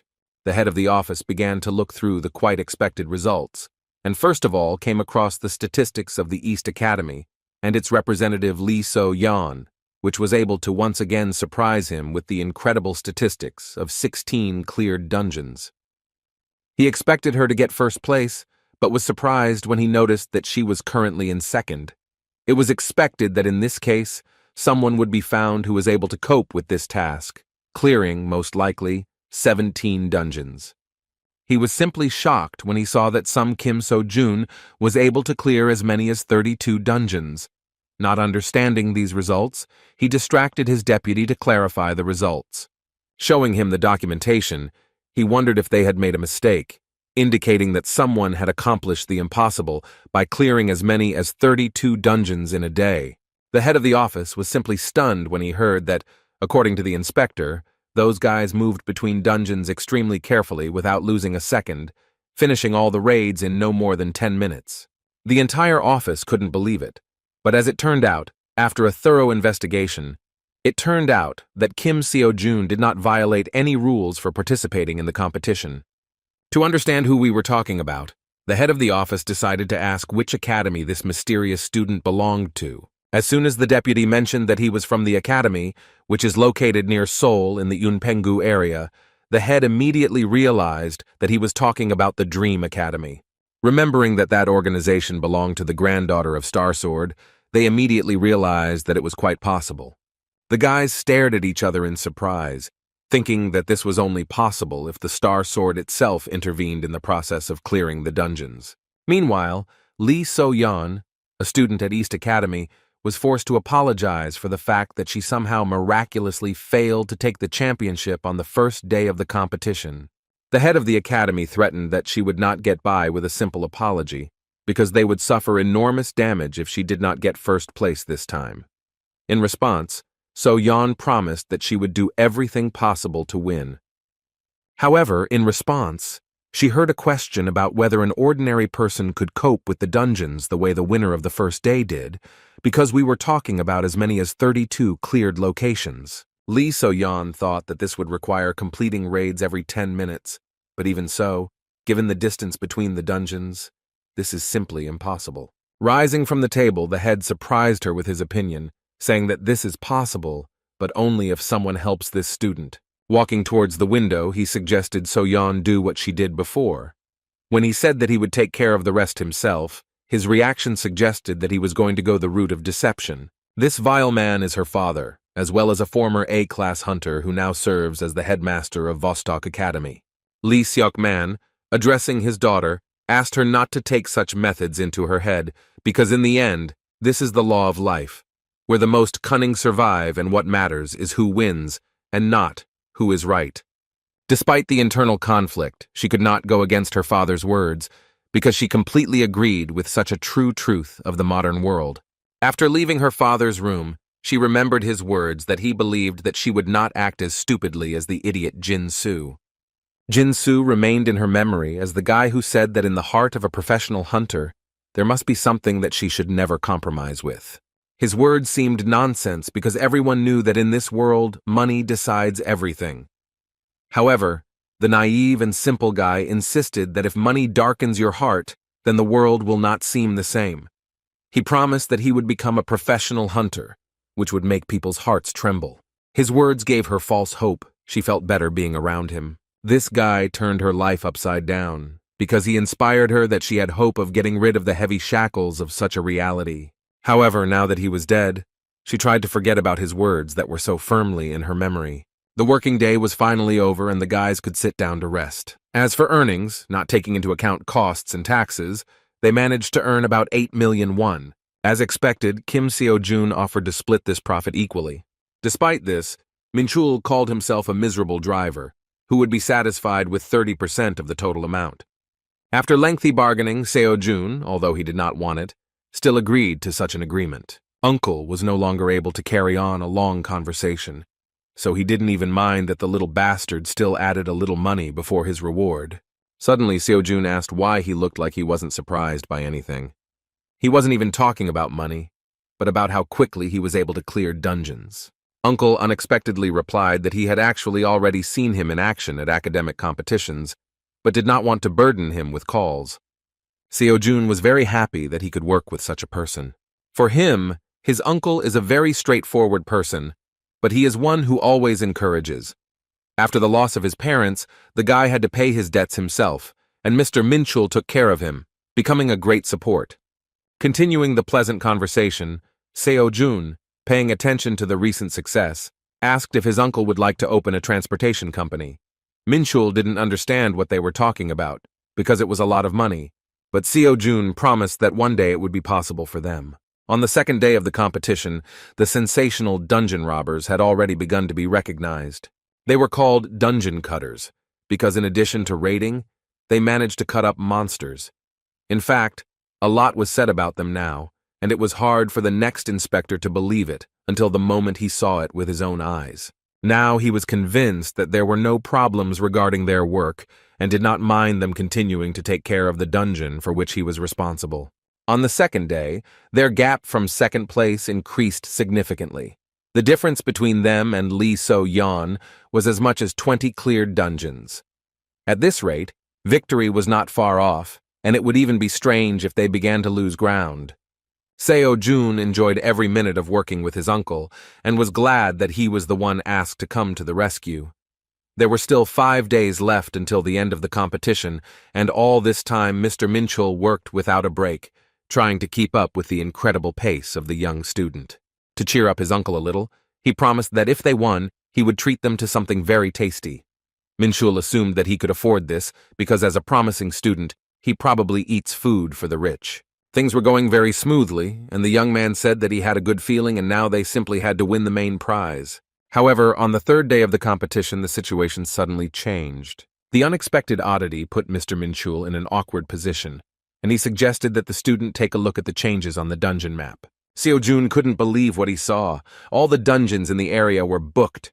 The nearest available place was at least an hour's drive away. It was clear that the fact that only those seats next to him were booked was not just a coincidence. A suspicious change in the activity of their competitors indicated that they were trying to stop their success. This was not according to the rules, so the uncle expected that competitors would soon remove the reservation. His instinct told him that this was not by chance. Seo-jun replied that they don't know for sure yet, so they should get to the nearest dungeon first. However, even after the next dungeon, the same thing happened. As a result, they managed to clear only 10 locations, while Lee So-yeon began to rapidly approach first place with a result of 25 successful raids. Seo-jun understood that something very strange was happening, so it would be impossible to do without help. They approached So-yoon with this question, believing that this was the work of the Members Academy in second place. You can use the app to find out who booked dungeons, but not these ones. It was for this reason that Miss Park decided to contact the competition organizer. Seo-jun was still in first place, but he understood that at this rate, he would quickly give way to his competitors, because this was only the third day of the competition. Turning to his uncle, he said that now they would be forced to change their strategy a little, because there would simply be no time left to cut up the monsters. The gain was much more valuable, but even so, no matter how quickly he cleared the dungeons, the distance was inevitable, and even his uncle's talent could not overcome this obstacle. Suddenly, Seo-jun announced that he had a good plan to counteract. A very cunning thought came into his head, which surprised So-yoon and Manchul. Its implementation was supposed to make the efforts of competitors pointless. The next day, Vostok Academy representatives gathered together again to begin booking the dungeons. The Academy representative asked everyone present to be on guard, because as soon as Seo-jun appeared on the map, they would have to reserve the dungeons around him. The guys did not take their eyes off the phone, anticipating that they would be able to repeat the trick that worked last time. While all the participants in the cunning scheme were discussing the situation, a representative of the Vostok Academy noticed activity on the part of their main competitor. He shouted that everyone should get ready to book everything around his location. Like last time, he asked to make the reservation gradually so that it would not look too suspicious. The guys knew very well the essence of their business and asked the gentleman not to worry, but instead to make sure that he paid for their services on time. However, once they logged into the app, they saw that Seo-jun had booked a dungeon right next to Lee So-yeon, which could hinder her success. Moreover, they could not book dungeons near it, because according to the rules you cannot cancel a reservation within 10 hours if you have not completed the raid. The cunning plan of the Vostok Academy collapsed with unprecedented speed, and their representative suddenly felt a tremor. Meanwhile, as usual, the cold and imperturbable Lee So-yeon cleared the next dungeon without any problems. Returning to the chauffeured car, she surprised him by completing the task in less than 15 minutes. However, as soon as her driver looked at the map to select the next location, his face broke out in a cold sweat. They couldn't believe that their competitor would reciprocate and book all the dungeons around them, using the same approach. The competition's top players finished day 4 with nearly identical results. Seo-jun was able to stabilize the rankings with this approach, and using the advantage he gained during the first 2 days, he could comfortably win this competition. As it turned out, the director of the Vostok Academy was not very excited about such a move on the part of the competitors, and came up with another way that would allow his daughter to get first place if she continued to clear dungeons in the same spirit. On the 5th day, both sides competing for first place were forced to meet due to their dungeons being next to each other. The inspector, feeling some tension, said in advance that quarrels between participants were prohibited and violation of the rules would result in disqualification. When both students approached each other to meet each other, Kim Seo-jun said that no matter who wins, everything should be fair between them. He recalled that this competition was started with good intentions. Lee So-yeon wasn't even going to admit that she was the first to cheat in order to slow down her competitor's pace. And yet, looking at Seo-jun, she thought about his words and remembered a friend who also constantly talked about good intentions. She believed that such a thing did not exist in this world, so she was not even going to believe his words. During her life, she learned that people are by nature selfish no matter what they do, and their actions are based on personal gain. That is why people help only when it is beneficial for them, so that they can then abandon you at the right moment. In this cycle, she saw no room for good intentions, so she, with a once again cool mind, continued to exterminate the monsters in the dungeon. As soon as she left the gate, she saw the surprised inspector who could not believe that the rumors about Seo-jun's madness were true. At that moment, something unimaginable was happening that even attracted the attention of Lee So-yeon. The madmen separated the monsters right before her eyes and then loaded them into their truck. The girl was surprised, while Seo-jun, with the dead monster on his shoulder, noticed that she finished the raid even faster than he expected. He then caught her off guard by asking if he could also take the monsters from the dungeon she had just cleared. Seo-jun couldn't miss the chance of such profit, while Lee So-yeon didn't mind. Still, she felt a little awkward at the way this strange student, who was her main competitor, behaved. Having grabbed the monsters from her dungeon, he began to cheerfully walk towards his uncle, while doing exercises. Noticing Lee So-yeon's attention, he explained that he was just doing exercises so as not to waste time. As for the monsters, he explained that they also bring in a lot of money, so he would not want to leave them in dungeons that would soon close themselves. In fact, Lee So-yeon quickly regained her former sanity, saying that it was a waste of time. She has not changed her opinion that there is no place for good intentions in this world, because Seo-jun only does it for the money. Her brother, who tried to force such an idea on her, once said that he would reach the level of a professional hunter, which would make people's hearts tremble. However, in a time when anyone can become a professional hunter, she saw it as nothing more than an ordinary profession, which is also practiced by selfish people. Meanwhile, Star Sword and Mr. Kalia went together to the 6th level dungeon, in which they suddenly discovered a 10th level monster. Mr. Star Sword dealt with it without much difficulty, but the reason why the dragon was here remained a mystery. Lady Kalia mentioned that when measured, this dungeon was definitely level 6. She assumed that the fool appeared here due to a possible distortion. Mr. Park considered this nonsense, saying that the distortion could not appear in this way, and it was more like the work of the Order of Truth. Moreover, he even said that this very much reminded him of the events that happened 30 years ago. In response, Lady Kalia admitted that she fully understood his concerns, but swore on the honor of the Order of Truth that they did not do this. Their conversation was suddenly interrupted by Young Jimin, the Star Demon's disciple. She said that she would investigate this phenomenon instead of her master, because unlike the Star Sword, old age did not spare him. After a short examination, Miss Chan said that she definitely felt an anomalous flow of mana from the destroyed monster, but it did not look like a distortion. Despite this, Mr. Park said dissatisfiedly that a monster of the 10th level was a mere trifle, and therefore he did not notice anything strange. And yet this has not happened since the advent of the Berserker. In response to such a conclusion, Mrs. Kalia asked what would happen if a similar mutation occurred with the rest of the dungeons. Naturally, we were talking about increased danger for ordinary hunters.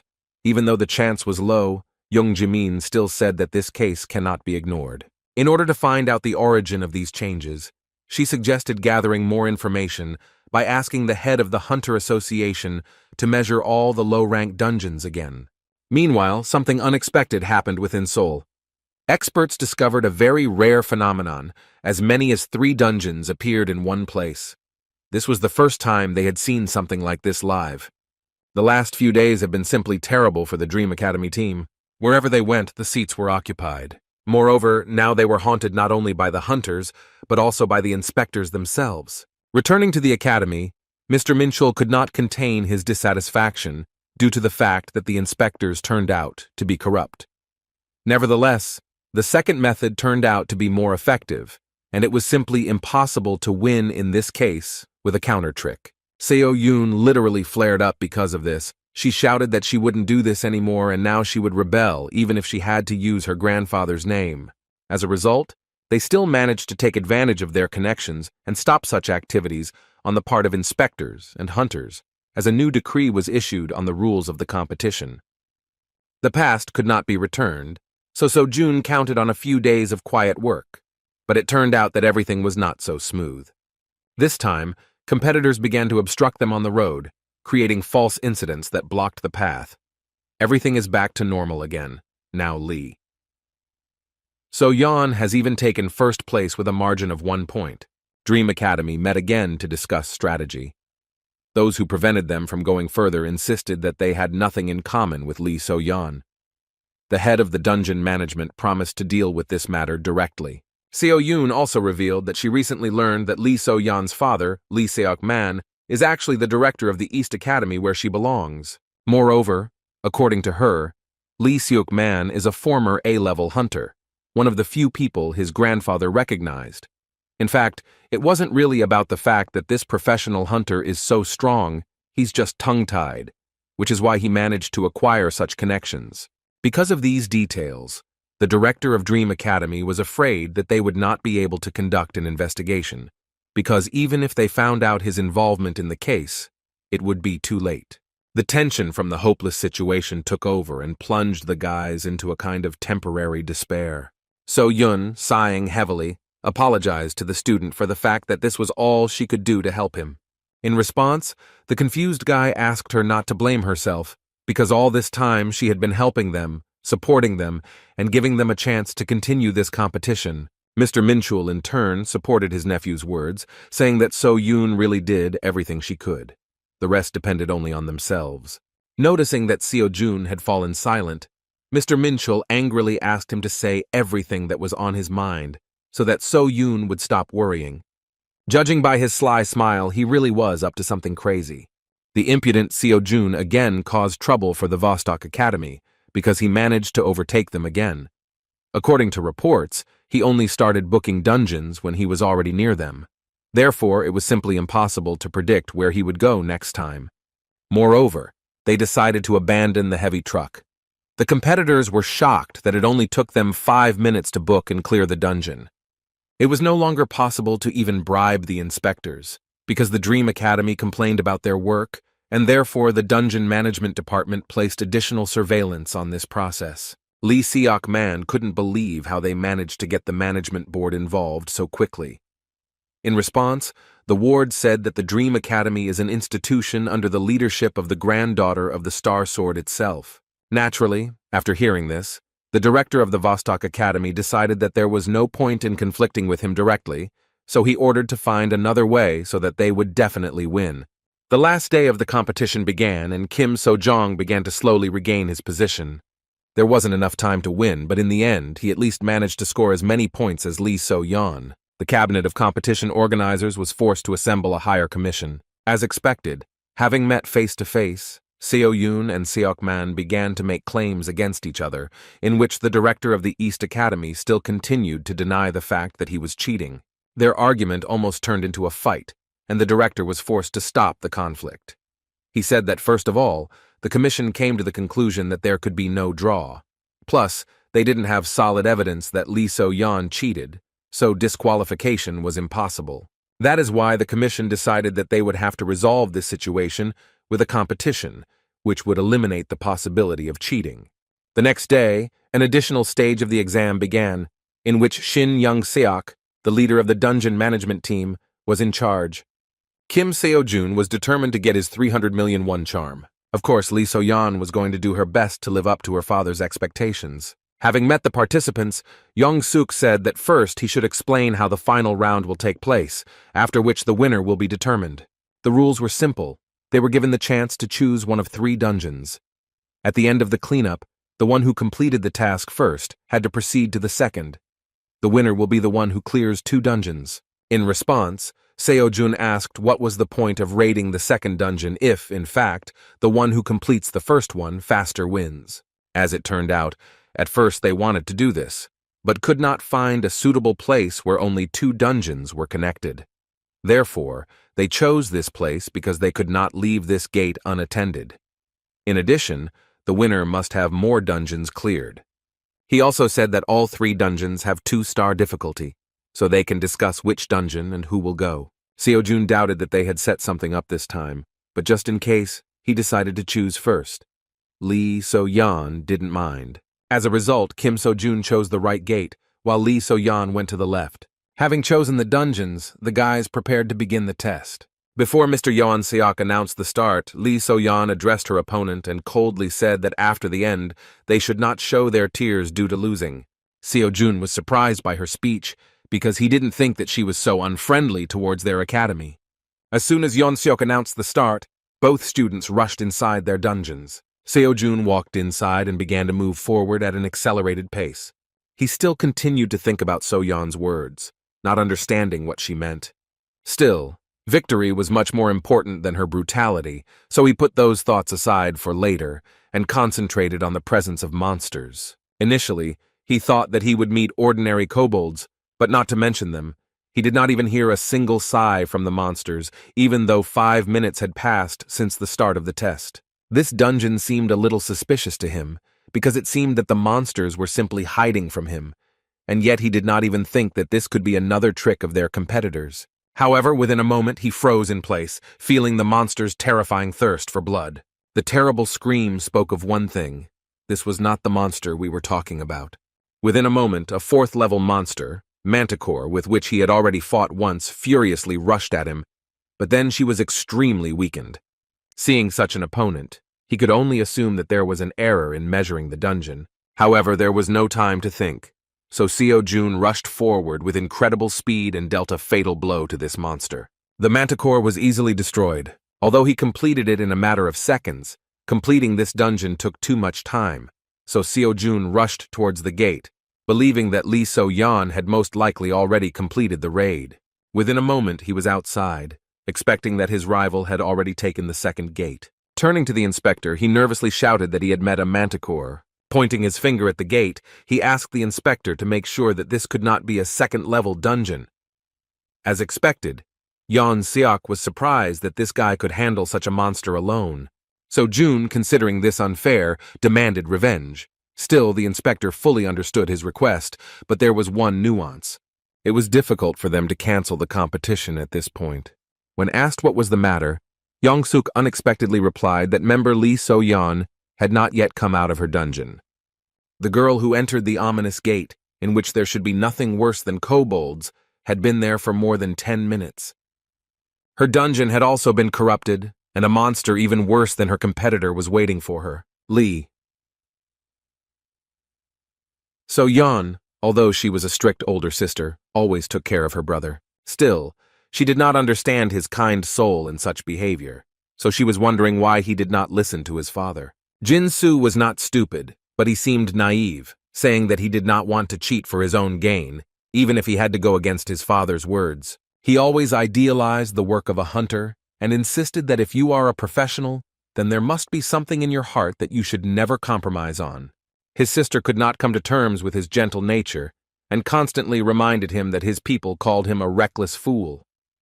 She believed that all the problems in this world only come from kindness, and therefore those who cannot take care of themselves should not try to jump over their heads. But no matter how much she scolded him about the fact that the era of the heroes he was talking about had already passed, he still looked at her with kind eyes, full of hope and sincerity. Despite all his sister's attempts, Jin-soo did not agree with such a true world.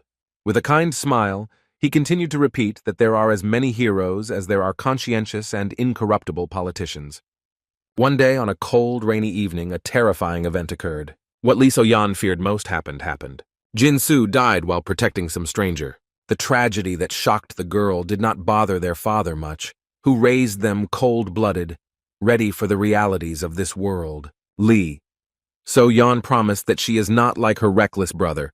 She believed that he died trying to help others, not knowing his place. The news that the competitor had still not come out of her dungeon haunted So-jun. Based on this, Mr. Yeon Seok stated that the Dream Academy student won even under such circumstances, so he should not demand revenge. They had no right to refuse, but the offer still remained strange. Lost in thought, the guy realized that something was clearly wrong here. He was sure that the dungeon measurement error was not just an accident, but most likely another trick from Lee So-yeon. However, it has now become clear that she also got into similar troubles. The deputy head of the dungeon management, who arrived to remeasure, suddenly reported that his device began to produce some strange results, and suddenly showed the 4th level of difficulty of the dungeon that Seo-jun had cleared. At that moment, Seo-jun was lost in thought, remembering the conversation with the Star Sword about distortions. The conversation between Mr. Yong-seok and Deputy Kim only confirmed his terrifying guesses because during the 20 years of their joint career, the device for measuring the level of danger had never failed. The situation was quite dangerous, so they decided that they should call professional hunters to investigate the incident. But at the moment when Mr. Yong-seok wanted to inform Seo-jun that they had identified an error due to which the competition would have to be postponed, the guy disappeared from sight. Meanwhile, Lee So-yeon was already seriously wounded and lost her left arm in the battle. She couldn't believe that there was such a terrifying monster in this dungeon. On the verge of death, she asked her brother if this was the same poetic justice that he always told her about. Her level was not enough to survive the battle with the Nurker monster of 6 danger stars. Within a moment, Nurkura shouted furiously and rushed to the attack. Lee So-yeon couldn't even move from her place. All she thought about was that this terrible world has no place for justice, because this only happens in fairy tales. When the monster rushed towards her, she had already said goodbye to life and closed her eyes. With a smile on her face, she said that at least she would not die such a stupid death as her reckless brother. However, within a moment, she heard a sudden whistle and repeated scream of this terrifying monster. Opening her eyes, she could not utter a word. A student who was her main competitor suddenly appeared in front of her. Seo-jun struggled to hold on to the heavy paw of the monster that was trying to kill Lee So-yeon. Holding Nurkur tremblingly, Seo-jun asked in a weakened voice if she could move. While the shocked girl could not utter a word, he shouted that time was running out and she should hurry up. His strength was running out, but with such a monster it was impossible to relax for a minute. Throwing the monster forward, he only became convinced that it was much more powerful than Manticore. In this case, he decided that he should attack him without stopping, so as not to give him the opportunity to strike back. Rushing towards the monster, he tried to distract it in order to take it away from the wounded Soyeon. This trick worked perfectly and the monster switched to him. Within a moment, Mercura closed the distance and delivered a heavy blow, which Seojun could hardly block. The guy understood that if he ever made a mistake, the missed blow would be fatal. Still, the monster's movement seemed somewhat familiar to him, so he hoped that if he continued to cause damage to him, then in time, he would defeat him. However, within a moment, the monster pierced him with its horn with incredible speed. Seojun was shocked at such speed because he did not even have time to notice this attack. With a wave of its head, the monster threw the wounded Seojun aside. Seojun fell next to Lee So-yeon. His body began to tremble in pain, but he could not give up. Meanwhile, Mercura began to rage, spreading a huge amount of terrifying magic. Rising to his feet, Seojun, remaining calm, said that the monster was more agile than he thought. Keeping his spirit up, he suggested that the fight would not end soon, so So-yeon should hurry up. The confused girl, holding back her bleeding, asked in a weakened voice why he was doing this and what benefit he would get from it. She shouted that he could have just cleared the last dungeon and won the competition, because after all, he came here for the money. Seojun, pointing his spear at the monster, agreed with her words that he came to the competition for big money. In response, the girl shouted that in this case he must get out of this dangerous dungeon in order to win. To save him, she even mentioned that he was well aware of everything she had done. She called him a fool for thinking she would thank him for saving her. However, Seojun did not agree with her words. He didn't deny that what she did was definitely wrong, and that he had no desire to forgive her for it. Like her dead brother, he said that even so, this is not a reason why he should allow her death. So-yeon remembered Jin-soo's words, that one day the day would definitely come when they could meet again. It seemed to her that the guy in front of her was the embodiment of the ideals that her brother pursued. Seojun didn't think that So-yeon's dishonesty was the reason why he shouldn't help her. Looking at the stupid girl, he shouted displeasedly that there is no reward in the world more valuable than saving a person. While they were talking, Mercura became much more serious and rushed to the attack again. Seojun was not going to run away to protect So-yeon. He again concentrated on fighting the monster. At that moment, Chiron's words about intuition as being part of the mind suddenly came to his mind. He said that most students do not quite understand the meaning of his words because the part of the mind means assessing what is happening. He once said that assessing what is happening is a waste of time, and he did not deny this, because if you assess the situation, you will have no time to make a decision. However, most perceived the words incorrectly and began to refuse to evaluate and think. At that moment, he said that he had been saying from the very beginning that intuition should be part of the mind of the transcendent. As soon as Seojun concentrated on the monster with this thought, he subconsciously connected his mind with his feelings. The true form of intuition he awakened gave him a clearer view of the situation. Even before the monster struck, it reflexively began to move backwards. Mercura's claws almost touched him, but he managed to dodge. Having dodged the fatal blow, he escaped with only a small scratch on his face, realizing that he now clearly saw what was happening. The terrifying monster's subsequent attack was blocked by the spear. Now Seojun could even notice every muscle movement of the monster, immediately understanding what attack he was going to deliver. Jumping up, he managed to avoid the long horns of the monster, which once pierced his body through. At this rate, he could hold out until the professional hunters arrived, because the inspector, most likely, had already called them, so they should soon come to the rescue. But on the other hand, time was running out because So-yeon was seriously wounded and her strength was running out. Seojun didn't know how long she could hold out, so he had to hurry. There was no time left for inaction, so Seojun, pushing off the nearest wall, rushed to the attack. Attacking was the only right decision, and he, releasing an aura of mana, aimed at the terrifying monster. The monster did not have time to move, but its mana armor was at a completely different level, so it did not yet feel the danger. Approaching the monster, which used even more magic to strengthen itself, Seojun began to instinctively sense its advantage. Even though his whole body was screaming that he would not win, he still had no intention of retreating. By spreading the aura onto his spear, he strengthened his weapon many times over. With a furious cry, without changing his trajectory, he delivered a powerful blow to the 6th-level monster. Looking up, Lee So-yeon couldn't believe how much effort Seo-jun put in. While in front of her, he received another serious wound, but continued to stand, leaning on his spear. The girl could not believe that this terrifying monster of the 6th level was defeated by the forces of a student. Seo-jun managed to do it and exceeded his limits. Thanks to this intense battle, in which he initially had no chance, he managed to significantly improve the progress of Chiron's lecture. Taking the wounded So-yeon by the arm, he hesitantly said that he didn't know if he would die of embarrassment trying to help her. Seeing her condition, he asked if she was alive. He was really worried whether he had tried so hard in vain. In a weakened voice, So-yeon replied that she was still conscious. Hearing her voice, Kim Seo-jun breathed a sigh of relief. While So-yeon looked around at the defeated monster, Seo-jun asked her to concentrate on her well-being, because they no longer have time to delay with her condition. As soon as they left the dungeon, Mr. Soyek immediately called an ambulance, horrified by the condition of the students.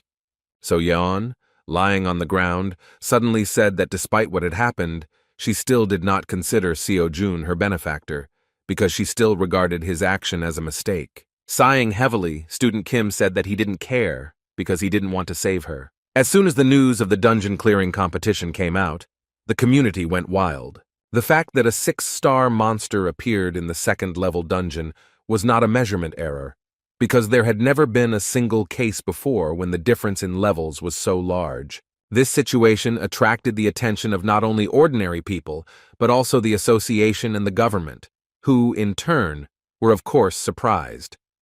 The news that Dream Academy student Kim Seo-jun had defeated Nercura spread with incredible speed and amazed everyone. Meanwhile, Mrs. Kalia learned that the Apostle of Temperance was waiting for her to visit. Her assistant suggested that this most likely related to the curvatures that originated in Korea. Young Jimin, who is investigating such distortions, was sincerely amazed that the person who dealt with the monster belonged to So-yoon Academy.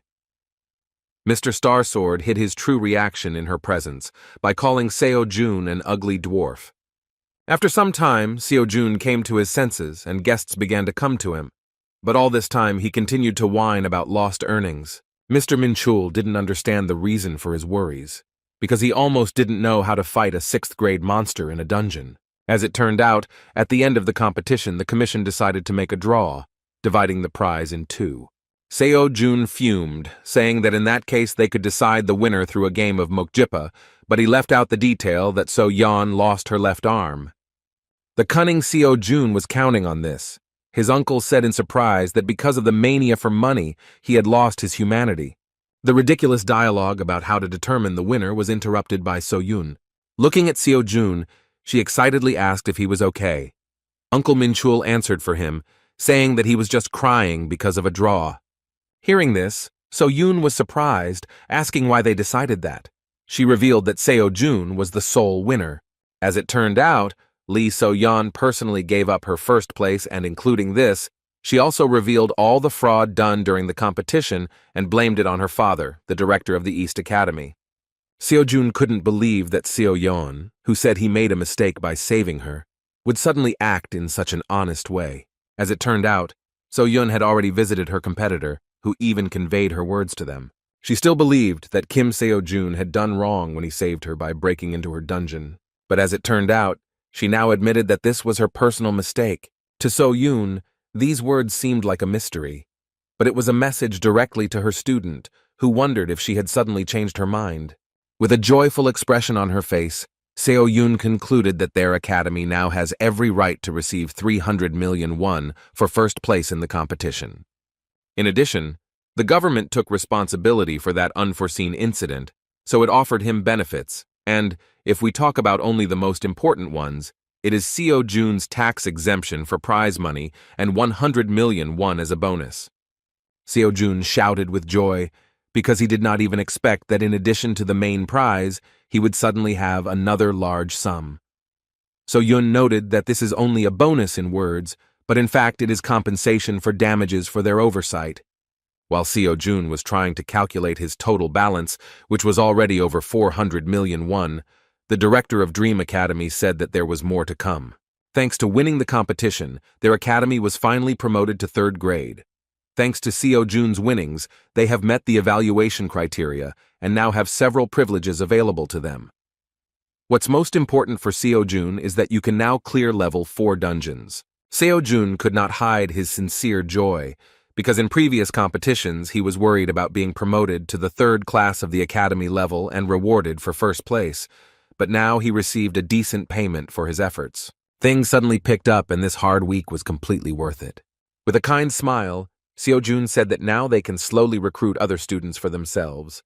Distracting his joyful nephew, Minchul admitted that the young man's affairs were rapidly going uphill. In response, Seo Jun, who now had money, finally regained his humanity and offered them a lavish dinner at his own expense. The opportunity not to deny himself anything turned out to be temporary because Seo Jun remembered why he needed such an unimaginably huge amount. When he entered the Transcendence store again, he saw that the price of the spear had risen to 400 million won. Only recently the spear of Longinus was worth only 100 million. The problem is that he did not know how the cost calculation works and how he could wait for the moment when the price would be the most favorable. He wondered if there was a way to calculate it, or if the price would continue to skyrocket. Such thoughts made him worry that if the price continued to rise, then not only would he not save money, but he would also lose a lot of money. He didn't want to be left without a penny again, so he had to make a decision.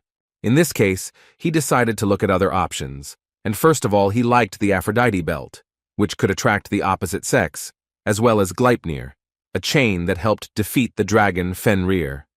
The product looked good, but he was wary of buying blindly because he had not interacted with the market before. In addition, the price was suspicious, because such things on the normal market would cost billions of won, not millions. It was also interesting why the store did not write in detail about the product. Because of this, he had to guess what the weapon's advantages or disadvantages were based on the brief description. Interaction with the market seemed to him like buying a pig in a poke.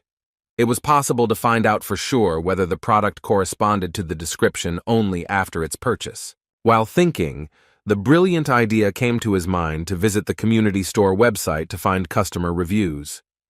For some reason, he didn't have an ID, so he couldn't comment, but he still had the ability to view other people's comments. To his surprise, he immediately came across a huge post from some anonymous student that he had bought himself as many as 100 different weapons and created ratings for each of them, mentioning important characteristics. The first was the Shield of Aegis, also known as the Shield of Aeggiok. According to him, this is complete crap, and you should think about buying it. Although he is able to block any strong attack, the shield has a jellyfish head in the shape of a sun, which brings problems. Well, because of this head, he has the ability to turn a target into stone if the subject looks at him. However, the owner is also exposed to this risk, and there is simply no way to control the ability. In general, because of this ridiculous property, an anonymous student called this shield garbage and gave it only 2 out of 10 points. There was even room for a joke in this comment, and the author noted that this shield would be quite suitable as a gift to a close friend. As he read further, Seo Jun began to laugh, because initially he thought that the author was joking, but he actually bought as many as 100 items and made a very long list. Seo Jun became interested in an item called kibisis, which at first glance is an ordinary bag for carrying light things. As it turns out, this bag has spatial magic that helps expand the space inside and stop the flow of time in it. The author also believed that it is better to buy this kind of product as a replica, rather than an expensive original, which does not even match its price. Since it is a replica, it only reduces the weight by 70%, and the internal size is not infinite, but quite large. This was the first review in which an anonymous student was ready to give 10 out of 10 points, passionately recommending the item and promising that if he bought it, the buyer would definitely not regret it. Seo Jun remembered that kibisis has the same name as the pouch possessed by the goddess Hera from Greek mythology. She gave it to the hero Perseus, who, with the help of this item, managed to defeat the jellyfish. When he went to the market to calculate the individual price, he was surprised that it was only 100 million won. Considering this, he thought that this was quite a useful thing, because when carrying out raids, he would immediately be able to put monsters and weapons inside. The only downside was that it does not completely reduce weight. However, after a moment, the realization came to him that this minus could play into his hands. Kibisis will be very useful for him even without a complete weight loss, because he will be able to put everything in this bag to make doing the exercises even more convenient. Seo-jun decided that he simply had to buy this item. 3 days later, he left the hospital and prepared to go on a raid with new items. In his hands was his new spear, which even in life looked simply amazing. As with the Kibisis, he still had to test the effectiveness of the new items, but he already felt that an unusual aura was emanating from the spear. And yet, his savings book was empty again. Despite this, he was not upset because he bought what he wanted. He hoped that these items would be worth the investment, which he could earn at any time. Standing on the street, Seo-jun was suddenly noticed by Seo-yoon, who realized that he was going to a dungeon raid, so she excitedly said that it would be better for him to take a short break. He replied that he was fine and there was no need to worry about it. He admitted that he couldn't just sit back, knowing that he needed to earn more money. So Yoon was surprised and said that in fact, he only recently received a big cash prize. She was simply shocked when she heard that he had already spent every last penny. Looking at his weapon, she understood without words how he managed to spend a huge amount in a short time. Seo-jun decided to buy a spear and a strange bag despite complaining about his empty pockets, but he looked happier than he had ever seen before. When Seo-yoon found out that he spent everything again, she became furious, but this is his personal responsibility, so she refrained from liking it. The guys went to the nearest 4-star dungeon. Seo-jun asked So-yoon to be careful and stay close, because if it becomes dangerous, it will be easier for them to fight against the sudden attacks of monsters. Taking a few steps forward, they noticed that the statues suddenly came to life. They were gargoyles. While spinning his spear, Seo-jun thought that since this was a 4-star dungeon, the monsters here should have the highest defense rank. Rushing to attack, he decided that in this case the gargoyles would be ideal for testing the strength of the Spear of Longinus. At first, he decided to use it without investing magic to see what damage his new weapon did. No matter how strong a level 4 gargoyle was, he was sure that the Spear of Longinus would definitely be able to inflict at least some damage. In case of danger, he was going to strengthen his attacks with magic in order to deal with the monsters without any problems. However, what happened next simply shocked him. Having come into contact with the monster, the spear easily tore it into 2 parts. Seo-yoon and Seo-jun immediately looked at each other, not understanding what had happened. The mentor did not understand at all why the student was asking her about this, if he himself made this incomprehensible blow, which, without investing force, cut such a monster in half. Seo-jun decided to check the spear again, and, as it turned out, his own aura was more than enough to not sense such monsters. Trying to keep a smile on her face, shocked by what was happening, So-yoon thought that it seemed to her that after all his accomplishments, she would no longer be surprised by any surprises. As it turns out, this is far from the case. She couldn't believe how the hell a gargoyle cut as easily as tofu. However, this was not the end, because when enough monster bodies had collected, Seo-jun reached for his bag, saying that it was worth collecting the loot. So-yoon didn't understand what they could be talking about, because you could barely fit 2 fists into his bag. However, within a moment, Seo-jun began stuffing entire bodies of monsters into it. Watching this, she was speechless, and Seo-jun began to jump, saying that even though the bag reduces the weight by 70%, it still feels a little heavy. Having checked the properties of the new item, he threw out a mountain of monsters from the bag in order to use it at the end of the raid. When Seo-yoon came to her senses, she awkwardly asked whether the prize was 400 million won or $400 million. She couldn't believe how he managed to acquire such incredible things for that kind of money. Seo-jun found himself in a difficult situation and began to become visibly worried because the academy director wanted to know where he was able to get such things. He answered hesitantly that he bought them at a hunter's store that he wandered into in passing. So-yoon's face began to glow with incredible joy, and she shouted that she wanted to know where this place was. Seo-jun replied that the store was located in a dark alley next to his house and was intended for academy students. So-yoon was surprised that you can really buy such cool things there for only 400 million, after which she asked to quickly tell the exact address. The lie had completely exhausted itself, and Seo-jun was forced to disappoint her by saying that she would not be able to go there, because the last time he shopped there, the owner told him that he was planning to close and go on a trip. Looking at the ridiculous expression on her student's face, Miss Park knew perfectly well that he was trying to lie. Despite this, she sadly said that if he said so, then she was forced to believe him. After a moment, they had no time to talk. They felt the dungeon begin to shake violently. It became clear that this was due to the approach of a huge number of gargoyles. So Yun, grabbing her sword, said that she would take care of them herself, but her student quickly asked her to stop. He asked to be given a chance to deal with them with his own hands, since he had not yet fully tested his new weapon. The Spear of Longinus was indeed stronger than he expected, because it cut the gargoyle like tofu without any invested magic. Moreover, having felt the aura of this weapon, the monsters were afraid to attack alone, and always tried to do it only in a crowd. Now, Seo-jun decided to find out what would happen if he put the magic he had recently learned into the spear. When a whole crowd of monsters appeared in front of him, he decided to put into practice the teachings of Chiron, the enormous power that rips mountains out of the ground, erases all obstacles on the way, and dominates enemies.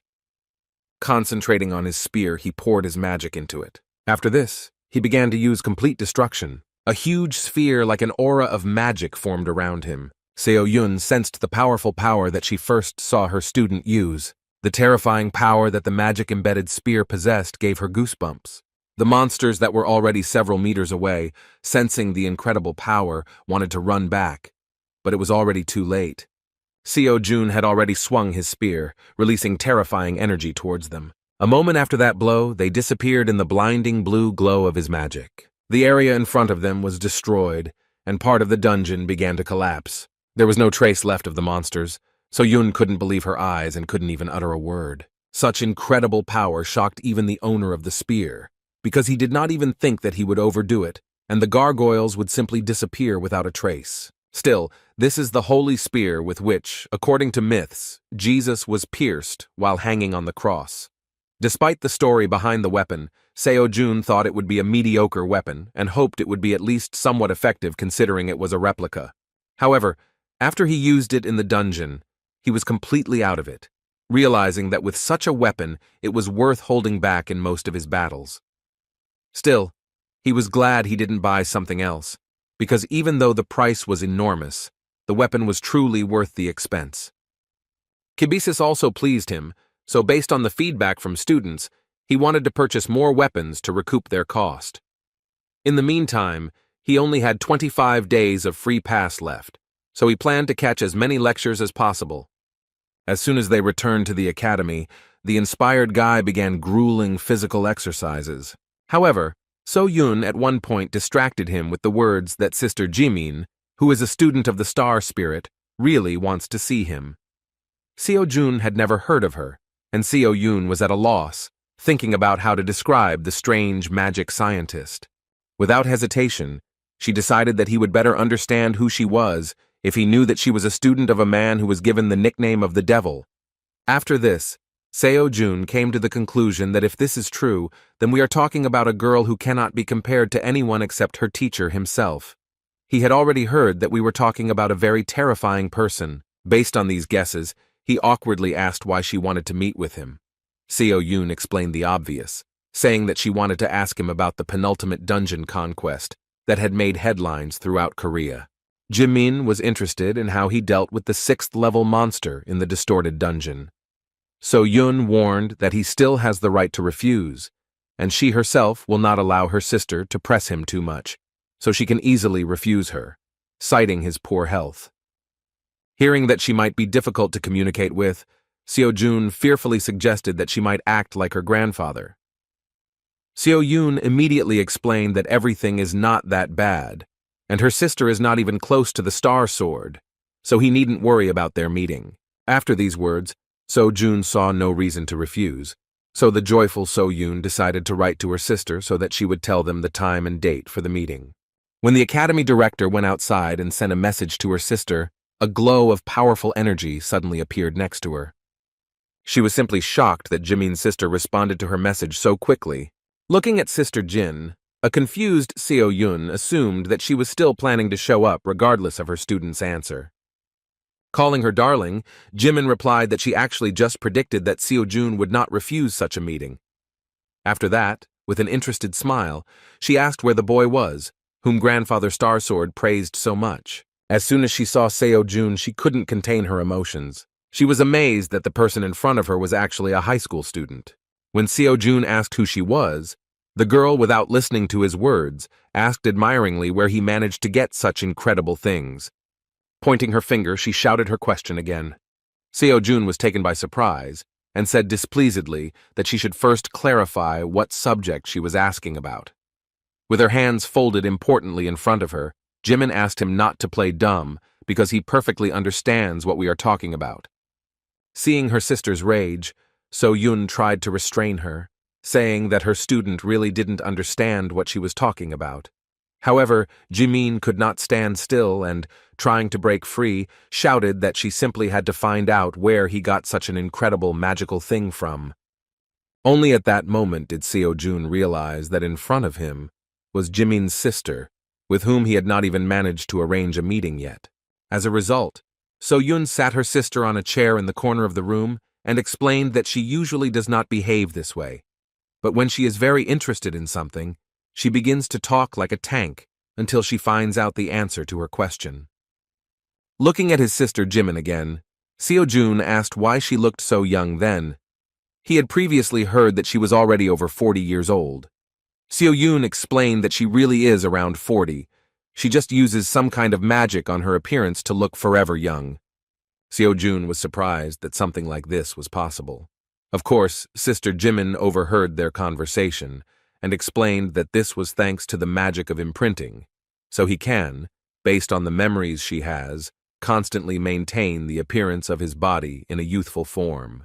From the outside, it might seem like a fairly easy technique, but in reality, it was not easy for her to master magic of this level. Still, the results were worth it, and even at 40, she looked incredible. Having shouted that she answered the young man's question, Jimin again impatiently asked where he could get such a magic bag, after which he pointed his finger at Kibisis. As soon as Seo Jun picked up this magical artifact, Jimin rushed towards him with shining eyes to take a closer look at it.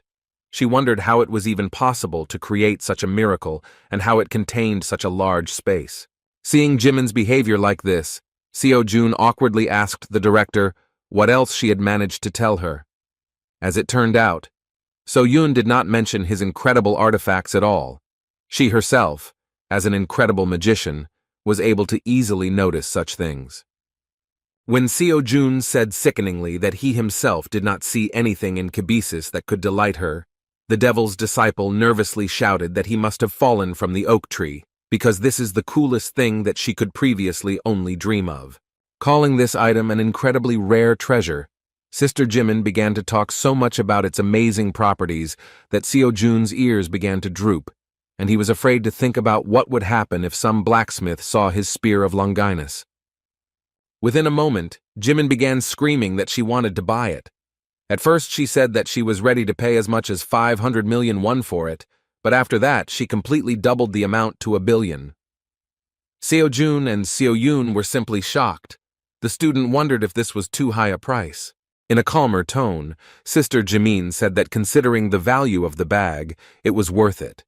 Especially since if she had seen something similar in the store, she would have paid many times more and would not have been able to return the money in installments. When she began to rush Seo Jun to make a decision, he thought that if she had found out that he bought it for only 300 million, because it was just a replica, she would hardly have offered such a thing.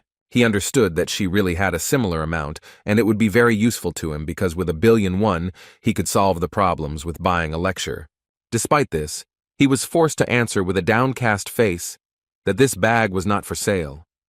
So Yun was surprised, because just recently he had said that he desperately needed money. After hearing her proposal rejected, Sister Jimin couldn't stand still and wanted to know the reason. She couldn't believe that even 1 billion won was not enough, but she was willing to listen to his counter-offer. Sighing heavily, Seo Jun knew that he had no choice but to let her try to use this item to see what the problem was. As soon as he picked up the pouch, He felt that her energy did not match his master's, so he began to release a defensive technique that hit her with a powerful electrical charge. Jimin's sister couldn't understand what happened, so Seo-jun calmly explained to her that no one else could use this item except him. Since no one else could even touch his things, resale was out of the question.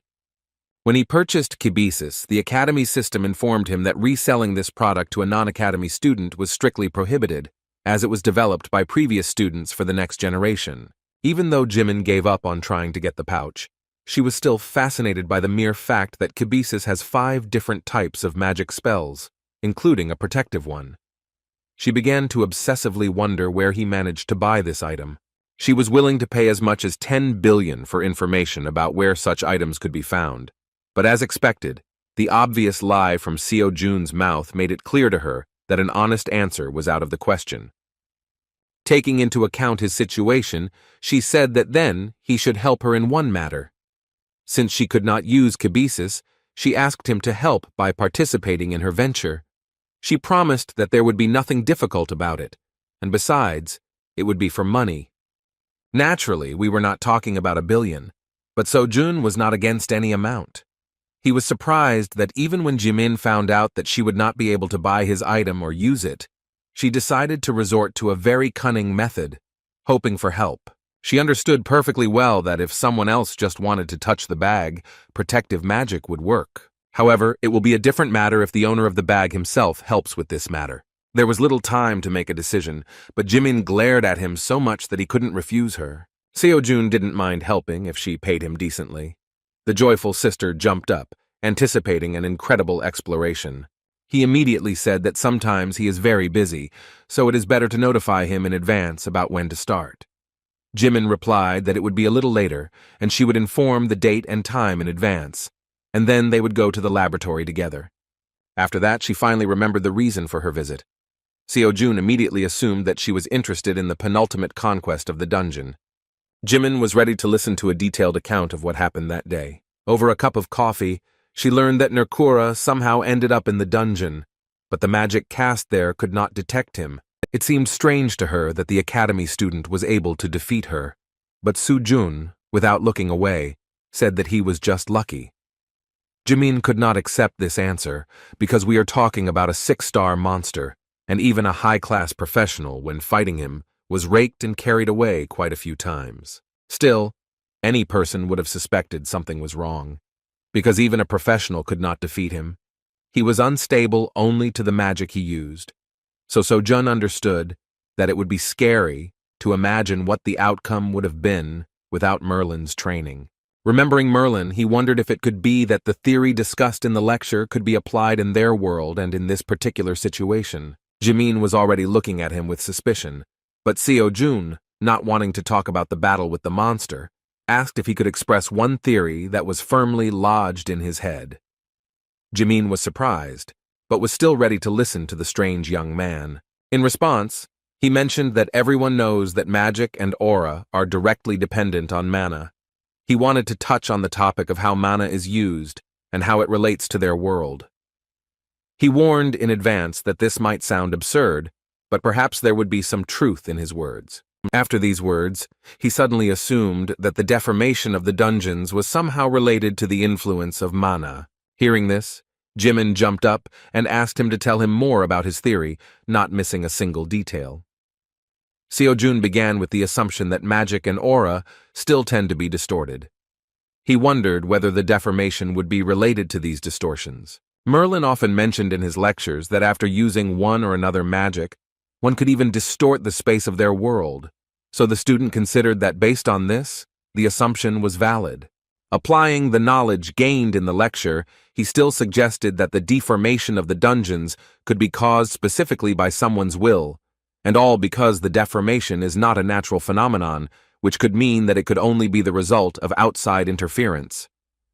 Seeing how Chinmin suddenly fell silent, Seo-jun began to get nervous, thinking that he had in vain raised such a stupid topic in front of the brilliant magician that he would most likely simply laugh at his words. To relax the situation, he began to awkwardly scratch the back of his head and said that this was just a theory, which most likely sounded too absurd, so you shouldn't pay attention to his words.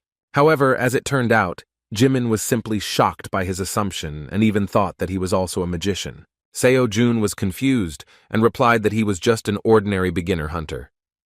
In response, Jimin impatiently shouted that she didn't understand how he could come up with this theory.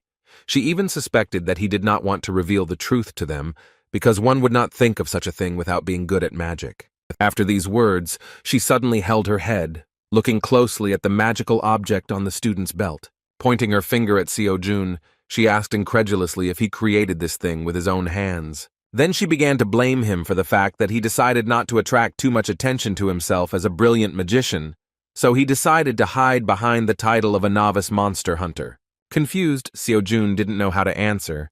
He didn't understand how their conversation suddenly went in such a direction. Jimin decided to arrange a real interrogation, and with an amazed look, asked how he came up with this. Seo-jun made a thoughtful face, because he could not say that he only took the knowledge received from Merlin as a basis and supplemented it with his own thoughts. He didn't think that this would cause such a strong reaction from his sister. With a confused face, he apologized, saying he didn't know how to explain it and just wanted to get back to his training. However, Jimin decided to move on to the next question, which concerned the origins of mana and aura.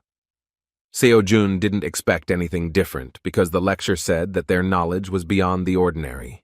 Be that as it may, he is an ordinary student who dreams of becoming a professional hunter, who has no knowledge of magical sciences at all.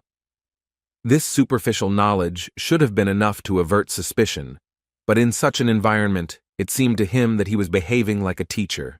However, at the same moment, a brilliant idea came into his head regarding the fact that if knowledge is considered a commodity, then one can charge a fee for teaching people. Jimin's brainstorming continued, and she glared at him, expecting interesting answers, but Seo-jun remained silent as a fish. He thought that even though he promised to lend kibisis, knowledge could be traded. He considered some of the knowledge to be wisdom, which he acquired through his own efforts, as opposed to equipment from the store. Based on this, it was logical that he himself decides how to apply it. True, to teach others, he lacked the talent for his own interpretation of understandings. Besides, he wasn't sure what he would find who would be willing to learn from someone as suspicious as him. Sighing heavily, Jimin nevertheless relaxed the situation by saying that she saw that Seo-jun was not at all familiar with the concepts of magical teachings. The guy felt relieved because he felt insecure due to the fact that his progress in the magic course was only 18%. Taking off from her seat, Jimin nevertheless stated that she never expected to hear such incredible opinions from him, which he talked about at the beginning. She couldn't wait to study his theory in detail. So Yun, returning with a snack, didn't understand where Jimin was going. She began to say goodbye, saying that she had done everything she had planned. As a result, only the two of them lost the Pokemon buns. When they were alone, Seo-jun said admiringly that Sister Jimin is an unusual person, which is different from the image dictated in the media. So Yun agreed. She noticed that she was even beginning to doubt that Jimin was really the next devil of the magical world. Seo-jun was sincerely glad to have the opportunity to meet such people, because if he had not gotten into this academy, he would hardly have had the opportunity to see Lady Kalia, the Star Sword and heiress of the Star Spirit. While enjoying the fresh pastries, he even assumed that, at this rate, one day he would have to meet the Great Voice. After a snack, he returned to training, but after only an hour of watching lectures, he noticed that his progress was too slow. Thanks to increased efficiency with the help of kibisis, he began to quickly deal with individual course assignments. And yet, there was too little time to complete them within the allotted time. He hoped that he could take at least one course before his free admission expired. All that remained was either to earn money for a free pass or to greatly increase the progress of the course over these days. He decided to enter So-yun's office to clarify a question, but saw that she was completely concentrated on her thoughts. The atmosphere here was overwhelming, and the principal was thinking out loud that she alone could not cope with teaching new students, so she needed to hire a professor. She couldn't invite just anyone and couldn't even imagine how much money she would have to spend to hire someone. When Seo-jun came closer and spoke to her, she was so scared that she almost tore the piece of paper in her hand. The student, who did not understand what was happening, immediately asked what she was thinking about, that she even heard him calling her. So Yoon admitted that she was going to recruit new students, but some difficulties arose. This meant that even she, as a director, was having a hard time right now, and yet he turned to her with his question. Seo-jun wanted to know if there was any competition going on soon, like the previous academic competitions or the recent dungeon clearing competition. He was most interested in the next 20 days. So Yoon, looking at the schedule for the next month, sadly said that there are no such events. Seo-jun was upset that at the end of the lecture trial period, he still wouldn't have the opportunity to get some good practice on his skills. The next interesting event will be the Hunter Training Exam, but it will take place only in a month.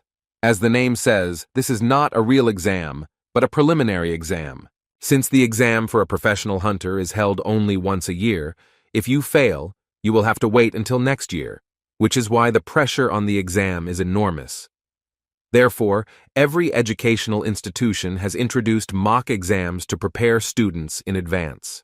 Among these institutions, 3 academies stand out: Hunter Mill, Ile, and Kaon, which are included in the top 3 rankings. Since the practice exams of these academies are wide-ranging and allow everyone to participate, the marks earned are considered to be close to the exam marks. Seo-jun was confident that all students superior to Lee Ju-hwan would participate and would give a huge amount of money as a grant. He could not miss this chance, because in this way his money issue and the problem of course progress would be solved at once. It was a shame that the practice exam would take place next month, because that's when the free period ended. But first of all, it was worth trying anyway. Returning home, Seo-jun continued to study Chiron's lecture, where he talked about how witchcraft is not perfect, and it can be distorted and misfire at any moment. Because under the influence of sudden changes in the situation, witchcraft also changes. Chiron said that at such moments fighters will need intuition. He asked them to remember that intuition itself can exist as a pattern. Seo-jun, listening to his words, said out loud that transcendents are simply amazing. Unexpectedly for the student, the lecturer said that he knew that the date of the transcendental practice exam was approaching. The only thing he wanted to advise was not to focus on the grades, because anyway, this is just a preliminary exam. Seo-jun didn't even expect that the transcendent exam also had a preliminary test in which you could try your hand. This was a unique innovation of their academy, which was accompanied by a thorough analysis of exam questions in each subject. In fact, previously, he did not even believe that such an exam existed and that one could even get a license for it. It turned out that, like the Hunter exam, they had their own standards, and someone evaluated the student's work. Then he remembered that the advertisement contained an interview with a rank 5 celestial. There was also a personal interview with a student who became a rank 9 swordmaster. Seeing this, Seo-jun thought it was just someone's joke, but as it turned out, it was all serious. Scratching the back of his head, Seo-jun wondered whether there was any point in taking the training exam for a transcendental if he was not yet at the level to even stutter about such a level. Still, he hoped that in this way he would be able to improve the progress of his courses. The curious guy decided to play the first video. Within a moment, Xiang Yu, with a cheerful expression on his face, offered to sign up for the training exam because now he can freely control enormous power. However, after such praise, he asked not to take his words seriously, calling the students just trash. Then he cheerfully said that he could repeat his words 100 times, but no one would understand him, so you should just sign up to experience firsthand what an insignificant level they are at. Seo-jun was surprised for the second time, because he thought that all the lectures were old recordings. Chiron and Xiang Yu both mentioned the exam in the video, although they could not know in advance when it would come to this point. To test his theory, he attended lecture courses by Shakyamuni and the magician Merlin. Like the previous lecturers, they also talked about the upcoming exam. Putting down the phone, Seo-jun, leaning on the bed, sighed heavily, saying that there were more than enough oddities at the Academy of Transcendence. This kind of attention in lectures made him wonder if this practice exam was really that important. To find out more, Seo-jun decided to see the reaction of the Academy community. The situation turned out to be similar, and as expected, everyone advised to raise your level first. However, among the monotonous messages, there was a guy with the nickname Ruler of the Forest who advised even beginners to try the practice exam, without focusing on grades, because this will help them significantly increase the progress of the courses. This student's opinion gave him the idea to take the risk of participating. Luckily, the first try was completely free. Although he was sorry to waste a free chance, he still decided to take such a risk, thinking that he would still be able to earn money. But the lectures were worth studying before the end of the trial period. Having chosen the skill of the 9th rank sword as his theme, he received his first task regarding combat power. The first question asked to find the correct answer to a task consisting of 15 stages. Within a moment, he received a message that the first stage had begun to form. Seo-jun was confused because he didn't even know how the exam would be conducted and that it would actually happen in the same place. It was said that he would have 15 stages in total. Considering the level of transcendence, he expected that even at the first stage it was worth waiting for a monster of at least 6 stars. In this case, starting with him, by stage 15, he will have to meet at least a monster of 20 stars. Within a moment, his phone began to emit strong energy. Something suddenly jumped out of the phone. It was the monster of the first stage. Seo-jun was determined and looked towards the landing monster, seeing that it was not yet fully formed. While the monster was getting bigger and bigger, Seo-jun couldn't begin the first stage of the training exam. He was simply shocked when he realized that the monster continued to grow, even though it had already far exceeded the size of 6th-level monsters. Within a moment, he saw him in full growth. It was a dragon with terrifyingly powerful magic, making it look like only a small and weak man. The destruction dragon Fafnir wasted no time later and began to gather incredible magical energy before striking. Seo-jun didn't even have time to move before this terrifying force headed towards him. As expected, he instantly failed the first stage and only had 29 minutes and 58 seconds to use his free pass. He was crushed with such incredible speed that he grabbed his head and began rolling on the ground, screaming that this was simply madness. This was only the first stage, but he already had to fight a dragon monster whose combat power was simply at an incredible level. Seo-jun was simply in despair. He screamed and beat his fists on the floor, thinking that at stage 15 he would have to fight God. So he had a logical question regarding whether the Transcendence would emerge victorious in the battle with the gods. At that moment he remembered that his lecturers were already demigods. Taking a deep breath and exhaling, he decided to think about how to get out of this situation. Initially, he thought that the building would collapse just from the appearance of such a monster, but it remained intact. This meant that the exam did not affect anything other than itself. At least he was glad that after the first time he still had 10 chances to complete the stages. Although he was afraid that even after these 10 attempts nothing would change, he was still going to see if he could make any progress in such a crazy fight. When he went outside, he spent 4 more attempts, but each of them ended in the same failure, and he could not last even 5 seconds in the battle with Fafnir. He once again blew it dry and again began to roll on the floor, clutching his head, not understanding how to even fight such a monster. Sitting down on a bench, he drooped into himself, thinking that he was still far from being a hunter, and he was trying to take the transcendental exam. Still, he needed to do something to improve the progress of the course. He was losing before he could even move, so he saw no point in continuing. It was already too late to refuse or change my assignment to something else. Suddenly, he heard a message from Transcendence Academy. Looking at the phone, he saw an offer to listen to an explanatory lecture on a relevant issue. If he agrees, points will be deducted from his grade. Seeing such a proposal, Seo-jun immediately grabbed the phone, thinking that they would tell him how to defeat this beast. He had 3 lectures to choose from: the Great Sage, Siegfried, and the Divine Blue Dragon. What he was counting on most was the lecture of the Great Sage equal to heaven. He hoped that his lecture would somehow help him with this battle. Turning on the lecture, he heard that Sun Wukong knew that the task of the first stage of the training exam was the battle with the Dragon of Destruction Fafnir. With a kind smile on his face, he said that in fact this is a task of attentiveness, due to which it causes some difficulties. But if you look deeper, everything will turn out to be much simpler than it seems at first glance.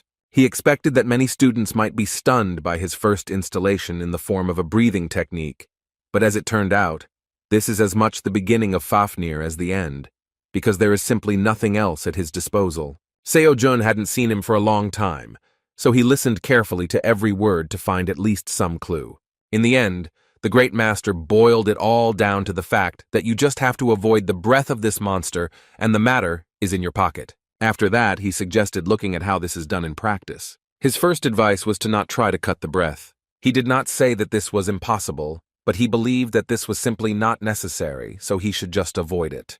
Having dodged the attack, he calmly said that by expelling his breath, Fafnir would not be able to use it again for some time. With a sly, bestial smile, he suggested that at this moment Fafnir was no more dangerous than an ordinary lizard. Naturally, in this case, he suggested simply beating her like an ordinary monster. With these words, he struck with incredible power, which is the first form of his spear technique called meteorite fall. Naturally, Fafnir instantly disappeared under such pressure, and the old man said that in fact everything was quite simple. Such a demonstration was not at all what Seo-jun expected. Calling this an easy stage, the lecturer said that the task was aimed only at testing the ability to understand the situation. Seo-jun couldn't believe that this was actually an expository lecture. He plunged into severe despair and literally lost his own identity from the realization that he was unfamiliar with the concept of clarification used by transcendental-level masters. The second lecture was no less useless, since the divine blue dragon simply stopped Fafnir's attack with lightning breath. Naturally, Seo-jun was not a dragon and had no idea what to do with this information. At that moment, he felt completely disappointed in the lectures and thought that this was the end. There was only one lecture left, but he no longer believed that he would find answers to his questions. Having spent his precious free coupons, he thought it would be a shame to back down right now. The last was Siegfried, a hero who possesses the famous sword Balmung and is the strongest dragon slayer. The dragon that helped him gain such a title was none other than the dragon of destruction named Fafnir. The title of the lecture mentioned the characteristics of this dragon, which was not strange, because Siegfried really is the most knowledgeable about this. Seo-jun hoped that he was the compiler of the first stage, because in this case he would have at least some chance of a decent explanation. Siegfried began his lecture by saying that the key to defeating Fafnir depends on whether you can dodge his breath or not. He said that a student just needs to be able to dodge the flames to achieve the goal. As soon as Seo-jun heard these words, he immediately lost hope and decided to stop the lecture. However, he immediately changed his mind when Siegfried said that he was probably watching this lecture, because for him, dodging the dragon's breath was not so easy. As it turned out, he was the only one who could understand the features of Fafnir and show the second way to achieve the goal. First of all, he clarified that Fafnir spews out his breath where he is summoned, so if you call him and quickly jump away, the breath will rush in that direction. It was pure trickery, but knowing this, inexperienced students might have a chance to evade the breath. Still, Siegfried took into account that there would be students who would find it difficult to cope with the speed of the dragon. Therefore, he said that for such students, he has an additional method. As it turned out, for this it was necessary to prepare a gold bar. Siegfried admitted that Fafnir became the dragon of destruction precisely because of the gold, which blurred his vision. In fact, it does not have to be a solid gold bar, because something similar could do. After calling Fafnir, he offered to throw gold right under his nose. In this case, the brat will not immediately use his breath because he will be afraid that the gold may melt and mix with dust. When asked whether this was a violation of the rules, he replied that it makes no difference whether the student uses a trick or his own skills, because the main thing is to find the right solution and way out of the situation. That was all he could say about this stage. The information turned out to be quite valuable, and he even said that if anyone is interested in how to defeat other dragons, then it is worth attending his lectures on fencing that defeats dragons. Sighing heavily, Seo-jun resigned himself to the fact that he had to spend money on the bar. Now he had some knowledge of how to fight against this dragon, so with some hope he began the first stage again. As expected, the dragon immediately began to prepare its fiery breath towards the student. At the same moment, Seo-jun threw a gold bar towards the dragon. The dragon was already a moment away from turning everything around into dust. However, as Siegfried said, as soon as he saw the shine of the gold bar, he immediately stopped, for fear of losing it due to the high temperature of the fiery breath. Within a moment, he turned into an obedient pet, whose gaze was aimed at the ingot flying past him. Seo-jun was already extremely happy that he was able to escape the dragon's breath. However, he had to hurry, because as soon as Fafnir received the ingot, he learned that it was not completely gold, but only covered with gilding. Realizing the student's cunning, he rushed towards him with a furious look. He still couldn't use his breath, but his huge claws were enough to tear the confused poor fellow to pieces. Finding himself under a huge wave of destruction, Seo-jun shouted that the great sage was a scoundrel, because he said that after his breath, Fafnir turns into a useless lizard. After making an incredible fuss, Seo-jun was still able to hold out for just over a minute, which was already something incredible. He only had 4 tries left. He still didn't understand how to defeat this monster, but he was already pleased with the message that he was able to get a little progress in Kiran's course. There was little time left, so he decided to use his attempts to the end. The second time, he managed to avoid breathing even without the fire ingot. Despite this, a powerful blow from the dragon's tail caused him to lose his balance. It was extremely difficult to dodge, not to mention the opportunity to strike. The speed of the dragon's tail greatly exceeded the speed at which Seo-jun moved around it. A moment before the collision, he, realizing that it was too late to dodge, decided to avoid the blow in a cunning way. Once again, a gold bar was used, which distracted the attention of the greedy dragon. Thanks to this, Seo-jun gained seconds of peace by dodging the blow. However, this trick did not work for long because within a moment the dragon rushed to attack again, this time even with a furious cry. Seo-jun understood that his rage was because he was angry again because the bar was gold-plated. A moment before Fafnir struck, Seo-jun reached into his pocket again. This time the cunning guy threw up as many as 5 bars. The dragon, seeing this shine in the air, again turned into an obedient pet. While he was trying to catch the same gold-plated bars, Seo-jun was already above. Pouring a large amount of mana into his spear and enhancing his body with aura, he aimed at the dragon's back. With the hope of piercing this monster, Seo-jun charged using the spear skills that Xiang Yu had taught him. With a happy face, he shouted that the attack worked. It did work, but only a little, so the dragon remained practically unharmed. Within a moment, Seo-jun felt a cold breeze coming from the dragon's nostrils and discovered a flea on his back. Another attempt did not bring the desired result. Each time, Seo-jun felt pain from the blows, but they did not have much effect on his real body. And yet, there was a positive aspect to this attempt, because the progress of Kiran and Xiang Yu's course increased significantly. This was to be expected, because this time he managed to combine their teachings in order to deliver a powerful blow. Looking at the progress of the lectures, Seo-jun realized that if this continues, then by the end of the free trial he will complete at least 1 course, and if he tries, even 2. Finally, a smile appeared on his face with hope that he was doing this for a reason. After using up his remaining 3 attempts, he returned to the academy to continue studying the lecture. Seeing him, Seo-jun asked why he hasn't been going on dungeon raids lately. Seo-jun was surprised by his answer, because he said that he did not have time for this, because he decided to focus on individual training. To avoid another awkward conversation, Seo-jun replied that in that case she would simply go back to sorting through the paperwork in her office. Seo-jun, feeling awkward, agreed with her proposal, realizing that it was strange for him to talk about lack of time, because his workouts looked like he's staring at his smartphone all day long. As a result, he received only 4 points out of 100 for combat strength, which was expected, because Fafnir turned out to be too strong. Failing the training exam with such a terrible grade in the first discipline was a little offensive for Seo-jun, but he didn't expect anything more. The problem was that the course progress was slower than he expected. Real combat was the only way to quickly gain an understanding of the courses, because putting the skills into practice shows excellent progress. 3 days later, it was time for the second discipline, which was basic endurance. Seo-jun had no idea what format the exam would take this time. As the task took shape, a red sphere suddenly appeared in his hand, emitting powerful magic. Taking a look at the magical step, he assumed that it would grant wishes, and yet he did not have time for this, because a warm breeze miraculously began to lift his hair. Looking around, he realized that this breeze turned out to be the breath of the evil dragon Kanchori. The task was to escape from the dragon, preventing him from getting Yeju, the pearl he was holding in his hands. It was useless to fight him since he is immune to damage from any attack. Running away from such a terrifying enemy for 1 hour seemed simply an unrealistic task, even though this was only the first stage of this discipline. Although Seo-jun failed the stage, he managed to bring Chiron's course and Xiang Yu's course closer to the 90% progress mark. After another 3 days, It was time for the third discipline, which was about adaptability. His 5 senses were blocked, while the task was to destroy the Sphinx, or survive. Seo-jun didn't understand what was happening at all, so he simply stared at the majestic Sphinx with incomprehension.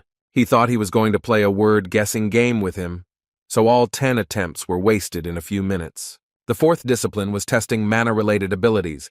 The first stage involved curbing Pulgasami's appetite within the allotted time. Seo-jun was forced to feed this elephant-shaped monster with his mana, but his city was simply immeasurable. After a few minutes, the student had exhausted his small supply. With a scream and tears in his eyes, he ran away from the monster in horror. The fifth discipline turned out to be where he showed himself quite well. In the first stage of the mental strength test, he had to hold out for 30 minutes while listening to the siren's song. Surprisingly, this test, which should have driven him crazy, turned out to be quite pleasant for him thanks to Shakyamuni's wagging ataraxia. Having completed the first level for the first time, he hurriedly moved to the second with a joyful face, expecting that he would easily overcome all 15 stages. As expected, he failed to last the allotted time while listening to the requiem from the world of the dead. Despite this, he was able to make minor progress in the Buddha course, the percentage of understanding of which reached 15%. As a result, Chiron's course and Xiangyu's course exceeded the 95% mark, and Seo-jun was already close to their complete mastery. He was glad, knowing that if he continued like this, he would be able to complete them completely during the next 2 disciplines. There were 2 disciplines left to choose from, but he did not know what would be in them. In those first 10 answers when he chose the 9th rank, nothing was mentioned about the disciplines to choose from. Seo-jun thought about what he should simply be allowed to choose on the day of the exam. After 3 days, he still had not received the message to continue the practice exam and began to get nervous. Seo-jun couldn't help but notice the change in his behavior, but Seo-jun tried to deny it, saying that everything was fine. He was literally in a cold sweat due to the fact that he was unable to complete the courses, because there were only 5 days of free use left. When he stopped looking at his phone, he thought that the only way out of this situation might be to raid the dungeon. It was better than just sitting and waiting for something unknown. However, at that moment, his phone began to release some magic. As soon as he looked at the phone, a mentor suddenly appeared in front of him and said with a joyful look that he had been waiting for their meeting. The mentor showed up on time because he had quite a lot of questions. Trying to relax the situation with his sweet smile, he realized that he was a little late, because the last time they saw each other was at the very beginning of the free course. When Seo-jun came to his senses a little, he, not noticing Seo-jun behind him, shouted dissatisfiedly to the mentor about what he had been doing all this time, that he only showed up at the end of the course. Seo-jun was a little scared, thinking that he was talking to her. Hearing her voice, Seo-jun hid the phone behind his back and tried to awkwardly justify himself, saying that due to fatigue he was starting to talk some kind of nonsense. After these words, the strange guy simply ran out of the academy onto the street to continue the conversation with his mentor. Once away from the people, Seo-jun began the interrogation by asking what had made the mentor so late since their last meeting. When the mentor said that he thought the student could cope just fine without him, Seo-jun nervously replied that these were just excuses. Seeing the student's dissatisfied face, the mentor, feeling that he was still to blame, said that he would continue to be honest. He admitted that he was going to check his profile and come back right away, but after looking at it, he was very upset. Seo-jun did not understand what he was talking about and asked him not to hesitate and explain what he meant. As it turned out, the reason for this was his level. At that moment, the mentor wanted to give at least some advice, but realized that this would not help his level much, so he decided that it was best to let the student focus on the 2 recommended courses. The fact is that the period of free use is short, and consultations become useful only when the student acquires a specific level of knowledge. Seo-jun didn't know how to answer, because the mentor really sounded convincing, and there was no point in being angry with him. Still, he apologized for disappearing without warning. Next, the mentor decided to check whether he had missed lectures and whether there was at least some progress in his studies. Expecting nothing from the student, the mentor could not believe his eyes and thought that some kind of mistake had occurred. His intense gaze made Seo-jun a little worried. When asked if there were any questions, the excited mentor answered hesitantly that it was nothing special, but he didn't understand why the system showed as many as 4 courses being studied and what generally happened to their progress. Seo-jun only confirmed that this is current information and that he actually teaches all 4 courses.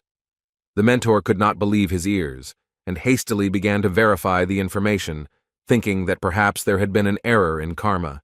Hearing that the information on the screen was correct, he put on a shocked expression, showing the unexpectedness of this situation. The fact is that Seo-jun's level was previously terribly low, and the mentor could not believe that in just 3 months it was possible to achieve such progress, because even if these are just introductory courses, they usually take 4 times as long. He was no less surprised the moment he heard that Seo-jun had already started studying for the Transcendence Training exam, which greatly helped him in his progress.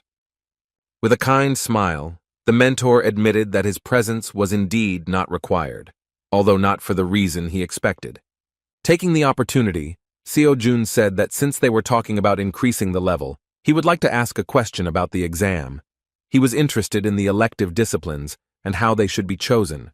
Looking at the screen, the mentor was surprised, because even though the training exam was in full swing, for some reason Seo-jun was displaying that no disciplines had been selected. The student assumed that this was due to the fact that he did not have a Transcendence Academy ID. The mentor could not understand how this was even possible, since it is usually created during registration. In response, Seo-jun said that he simply missed this stage. To confirm his words, the student simply showed a screen on which it was written that he could not create topics for discussion in the Academy community without having his personal ID.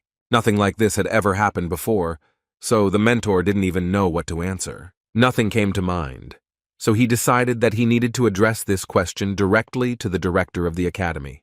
When he said that he needed to go away for a while, Seo-jun fearfully said that he would probably disappear again for several months. In response, the mentor promised that he would just leave a request and return immediately. Returning the phone, he said that he had already solved the problem with the elective disciplines, and now Seo-jun could calmly choose to continue the practice exam. As he disappeared, he again promised that he would return before the free pass ran out. The mentor disappeared again before Seo-jun asked all the questions that interested him. Still, he hoped that he was not lying and that they would meet again soon. After several attempts at completing additional disciplines, Seo-jun finally completed Xiang Yu's course, achieving 100% of his lecture progress. Now the system reported that he had completely mastered the spear, the power of which would move even mountains. Seo-jun couldn't believe that this was really the case, so he decided to test his skill in practice. Filling the spear with magic, he made a small swing and felt the destructive power emanating from it. At that very moment, he received an offer to listen to the epilogue lecture from lecturer Xiang Yu. With a cheerful laugh, Supreme Ruler Xiang Yu said that he never thought that the day would come when the student would graduate from the course. He really thought he would never see it. Xiang Yu was sincerely confident that the students who completed the course had undergone strong changes and could now freely use limitless power that would move even mountains. However, he asked that it was stupid to become proud over such a trifle, because this is only the basis for learning, which gives the right to move on. To encourage the students a little, he said that they had now moved from the status of ordinary garbage to the status of recyclables, which still does not change the truth that they are worthless masters, far from transcendence. Despite these words, the congratulations actually brought a smile to the student's face. Finally, he warned that this path would be extremely thorny, and students would probably still want to give up and doubt whether this was the right choice. He asked to remember that in transcendence, there is no one right answer, as in everything in this world.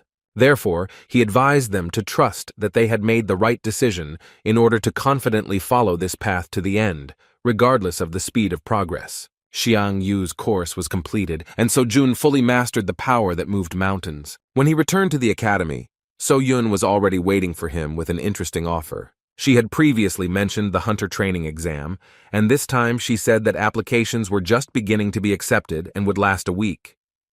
Seo-jun was just about to ask about this, so he agreed that he wanted to participate.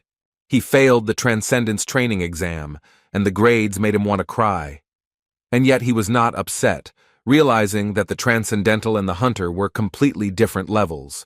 Xian Yu's course helped him gain incredible strength. Plus, he now has a holy spear. The application was completed, and there were still 10 days of training left before the exam. Unexpectedly for So-Yun, he suddenly came closer and embarrassed her with his gaze. He just wondered what would happen if they fought in a duel now. Still, he understood that this was unlikely to affect progress, so there was no point in distracting her. Awkwardly apologizing for his behavior, he asked how the search for students was going. So-Yun replied that this question actually bothers her a lot. She was worried about how grandfather would behave with the new students. So-Jun was an exception, but she doubted that things would continue to be as successful. So-Jun understood her, because he had no doubt that when a new student appeared, the Holy Sword would definitely come to the academy to beat him, asking for what purpose the stranger decided to get close to his granddaughter. Remembering his grandfather, he wondered if it was possible to spar with him. In fact, this was not the only problem, because it was possible to come to an agreement with the grandfather. She was more worried about which professor to invite to the academy. The problem was that her strength would not be enough to teach everyone at the same time, because each student takes time. When So-Jun heard about the need to have a professor in each field, he became very interested, because it was about money. So-Yun argued that hiring just anyone is a bad idea, and the academy simply does not have money for famous professors. With these words, the student had a logical question about how much the annual salary of famous professors is. So-Yun replied that it directly depends on the professor himself, but famous ones have salaries of hundreds of millions of won per month. So-Jun was shocked when he heard that, in the case of those who occupies the top, it can be on the order of several billions. Now he understood that professional hunters don't just go to academies, because in fact there is no less money there than in dungeons. 3 days later, the Transcendence practice exam was completed, and So-Jun scored a total of 29 points out of a possible 700. However, he did not expect more, and was actually glad that he had at least completed one of the 4 courses. It was a shame for the Chiron course, which lacked 5%. Within a moment, the mentor suddenly jumped out of his phone and again amazed him with his appearance. However, this time So-Jun did not show that he was surprised, but rather showed displeasure. He recalled that the mentor himself said that he would return before the end of the free pass, so he assumed that he would appear when he completed at least one course. Hearing that So-Jun had completed the course, Mentor screamed in surprise and opened his mouth wide. He was so happy for the student that he admitted that he couldn't even find the appropriate words to congratulate him. Still, So-Jun would like to hear more about what the principal said about his situation with the academy's student ID. From Mentor's reaction, it immediately became clear that everything was not as simple as we would like. In response, he shouted that it looked like they were in big trouble. So-Jun didn't understand what could have gone wrong. He was surprised to learn that as soon as the mentor decided to check his personal information, he saw that it was simply not there. Transcendence Academy had no information at all regarding student Kim So-Jun. He was not even listed on the list of applicants to the academy. So-Jun, clutching his head, said that this means that he is not a student at the academy. On the other hand, he could not accept this as the truth, because all this time he had been studying their lectures and even completed one of them. The mentor actually shared his feelings, because in his entire career, he had seen something like this for the first time.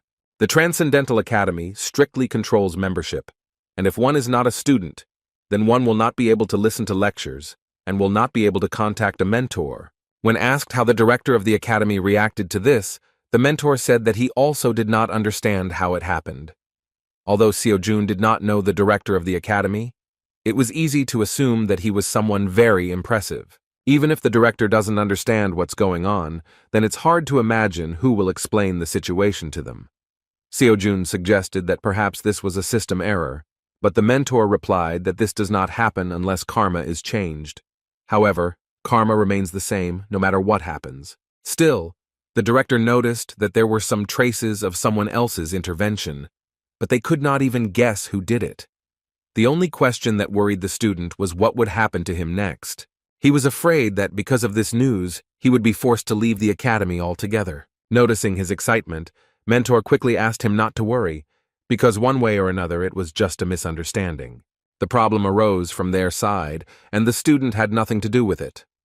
Ironically, he really had nothing to do with this, therefore, when he spoke about problems, they concerned only the academy itself, because, as mentioned earlier, the one who became a member of the academy will always remain one.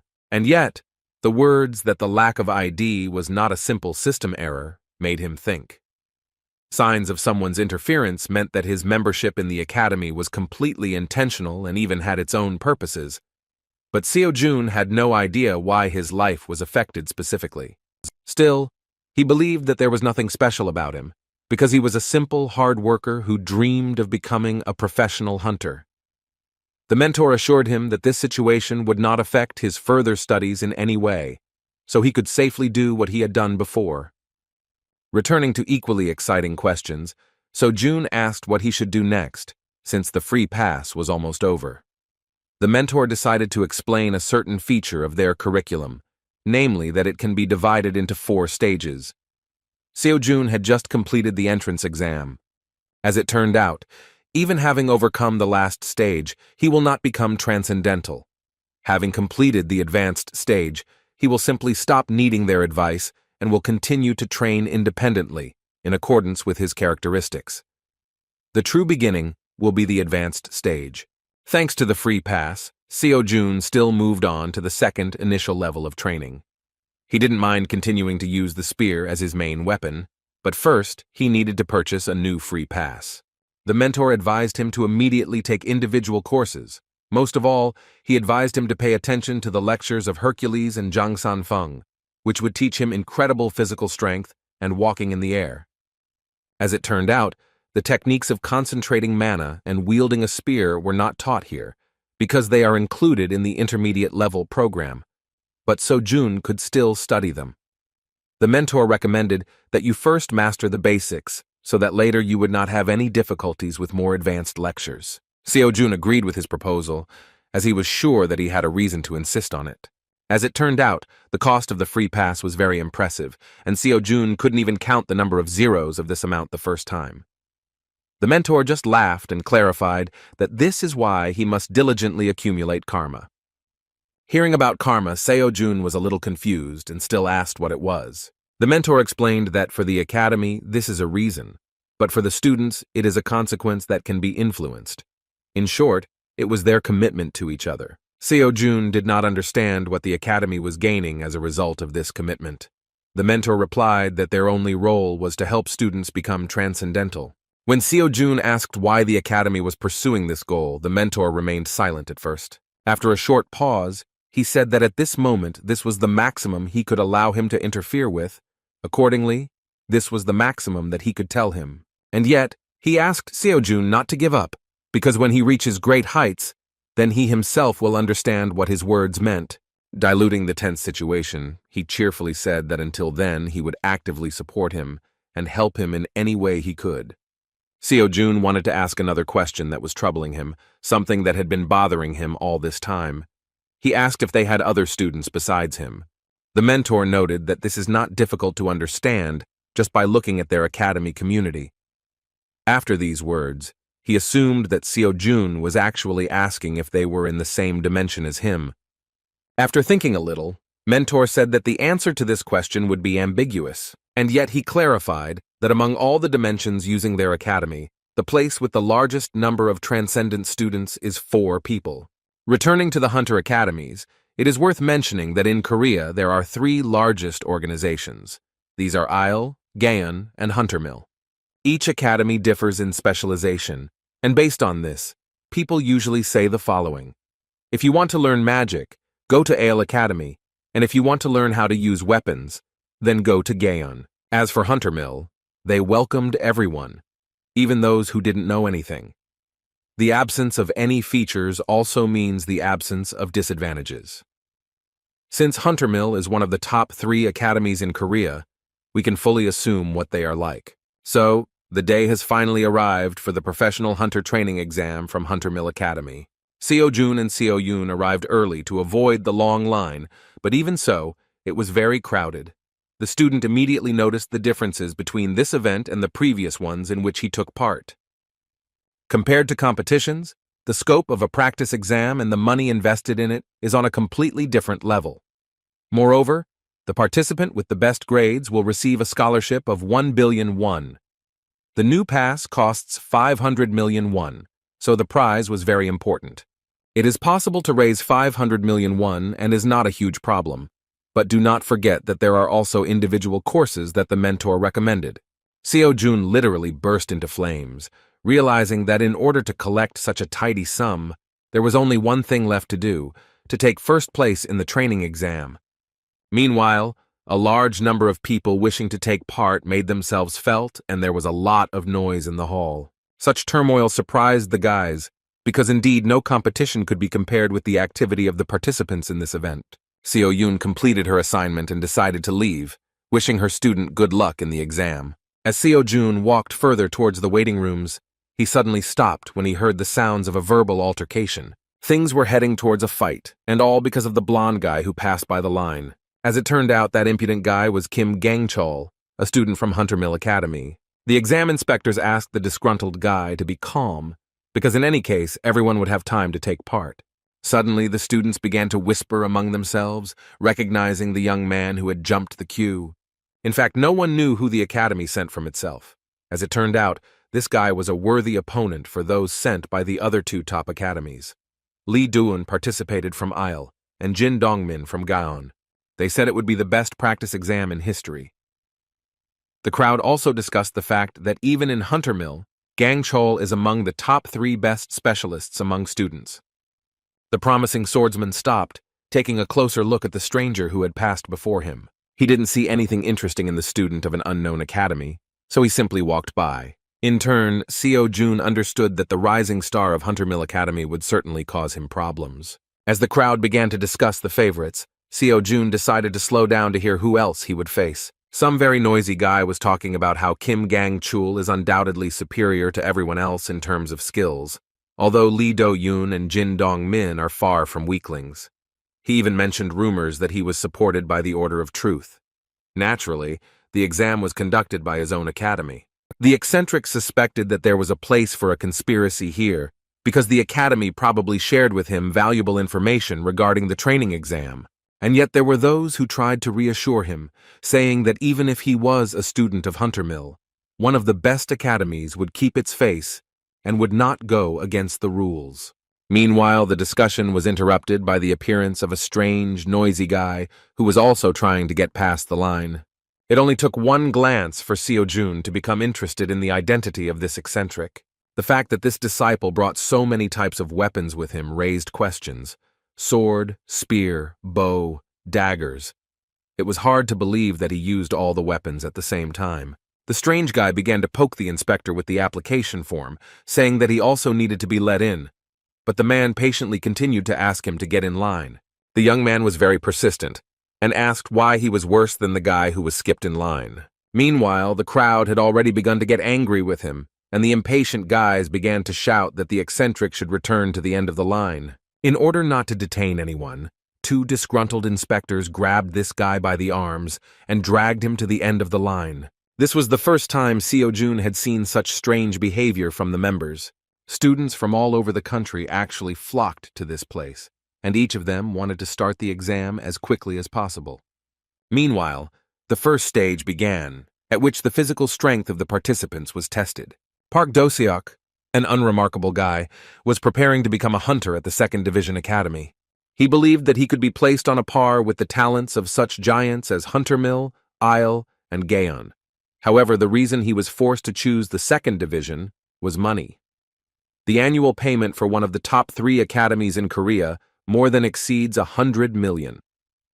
Therefore, he could only go to a 2nd Division Academy, where he could receive a scholarship. People consoled him that it was better to become the head of a snake than the tail of a dragon, but he did not agree with them. After all, becoming the tail of a dragon, he would have the opportunity to compete with dragons, but becoming the head of a snake, he would have to compete with other snakes that would be no match for him. With such problems, this guy took part in the practice exam, plunging into the world of real professionals, being completely satisfied with his own choice. The Hunter Meal training exam, excluding the test portion, includes the 5 disciplines of a professional hunter, including basic stamina, mana usage, fighting monsters, and dungeon raids. Basic endurance was measured by a simple and straightforward task in which you need to run 3 kilometers in 5 minutes, repeating this several times. After successfully running 3 kilometers in 5 minutes, you must run 3 kilometers again, and if suddenly you fail, then the assessment will be completed. To put it simply, the main criterion for assessing endurance is how many times you have run the standard. At first, Park Do-seok did not see any competitors, and so June seemed to him like a stupid weakling, but in the end, they were already running the 15th lap, and there was no one left except them. From the very beginning, the guy with red hair put himself on par with the best students of the 3 academies. So when he saw a stranger running alongside him, he decided that it was worth recognizing his efforts. However, no matter how hard he tried, his stamina was not enough to stand on par with Sojun. At one point, a guy from an unknown academy took the lead. Park Do-seok could no longer keep up with him because his breathing was already knocked out. And yet he did not despair, because even this result suited him. Yet, as promised, he overcame himself, entering into battle with dragons, not snakes. When he saw Seojun approaching, he extended his hand forward to give him a high five, saying that he recognized him as his true comrade.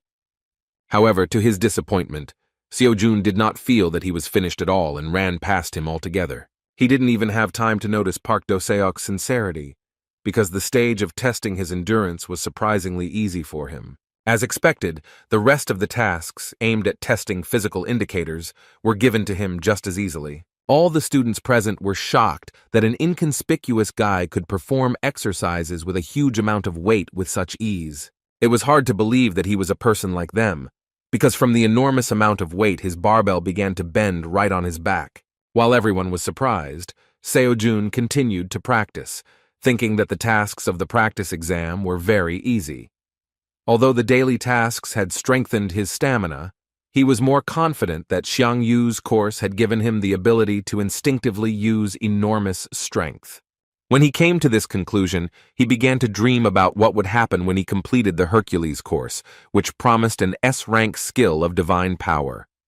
Seojun was literally fired up with the idea of earning even more money to afford the Hercules course, while the academy worker behind him asked him in a confused voice to take a break and move on to the next task. Meanwhile, Kim Gang-chul also finished his strength testing exercises and was asked to rest before starting the next task.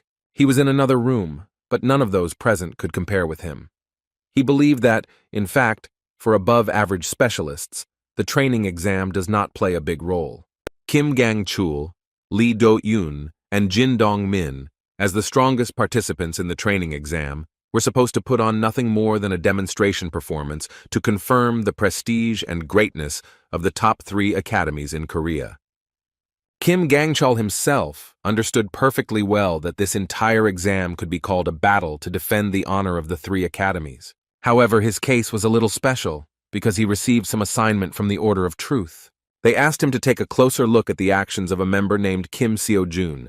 They didn't demand anything more from him, just watch what that guy was doing. That representative of the Order of Truth always supported him in all past competitions, without putting forward any special conditions, spoke only when necessary, and the rest of the time silently patronized him. It was strange that such a condition would appear so suddenly. A month ago, Student Huntermill had already heard the name of the student the Order was interested in during the dungeon distortion incident.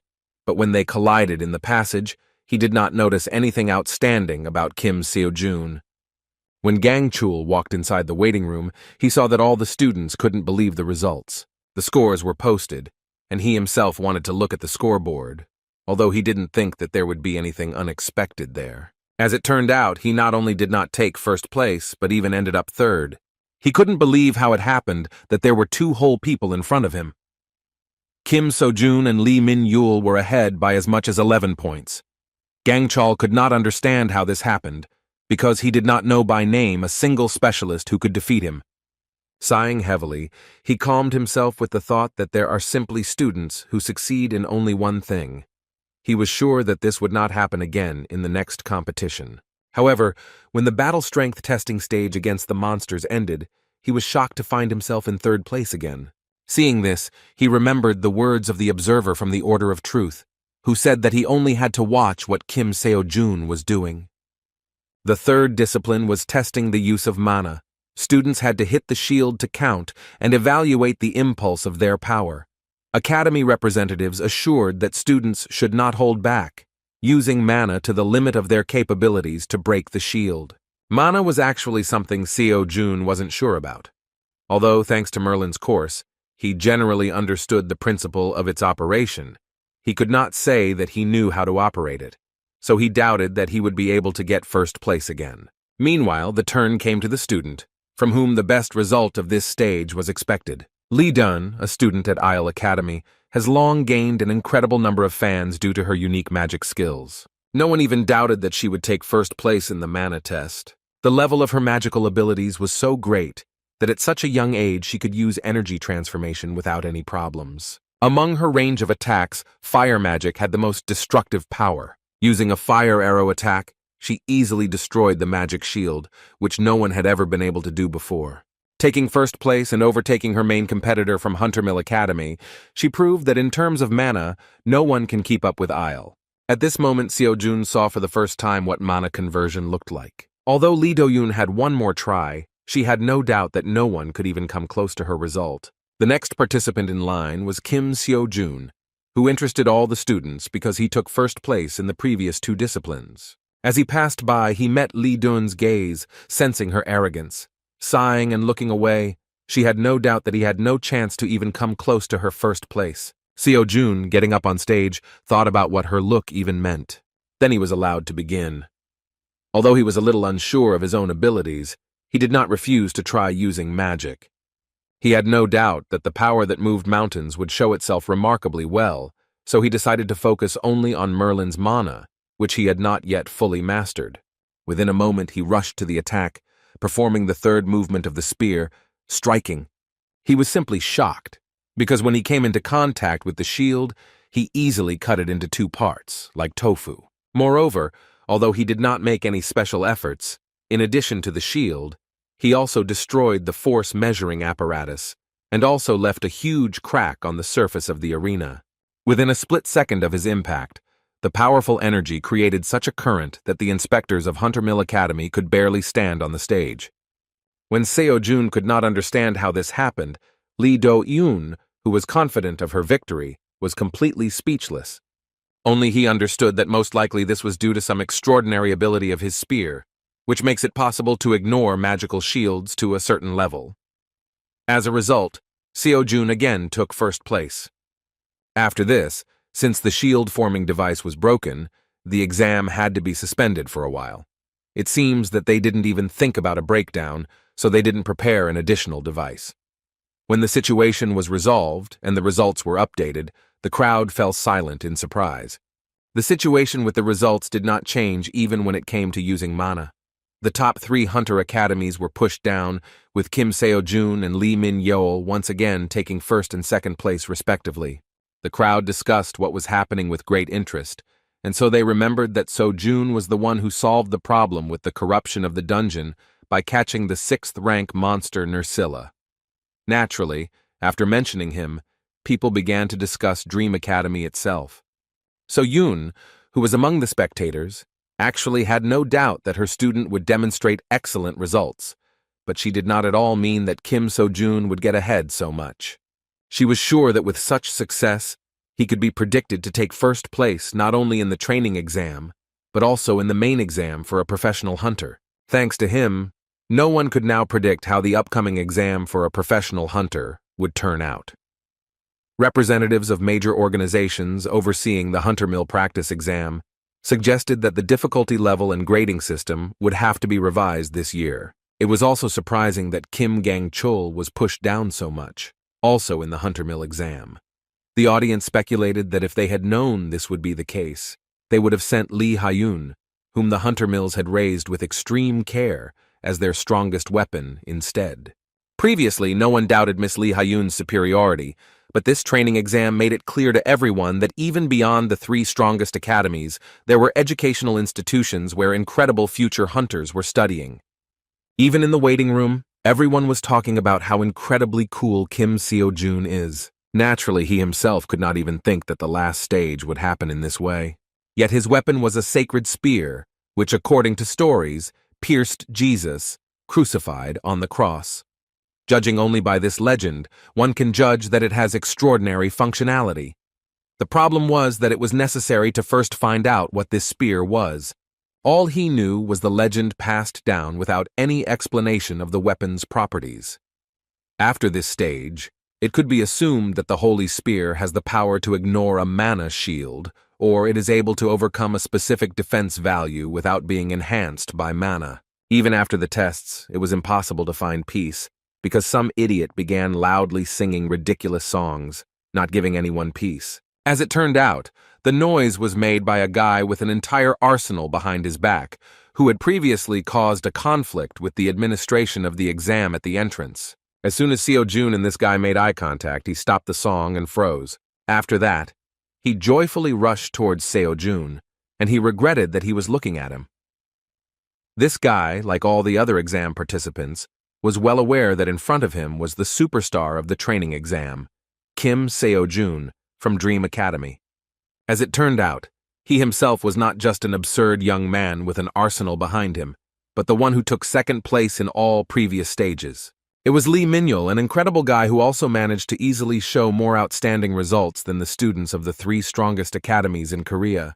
His results and his behavior could hardly form a harmonious picture, because he himself was not serious, and the large number of weapons in his arsenal gave no rest, because it was hard to believe that someone could cope with so many martial arts. Lee Min-yul was very restless, because Seo-jun began to remain silent. He thought that he had done something wrong, and began to apologize for his intrusiveness, and for starting the dialogue in such an informal tone. In response, a kind smile appeared on Seo-jun's face, because in fact he was not against his company, because he did not come to swear or make any claims against him. A few minutes after they met, the raid on the dungeon began. The surprising thing was that it was almost no different from the real thing, even though it was created by augmented reality. The main criterion for assessing the 4th discipline of the Huntermill training exam was the time spent in the raid.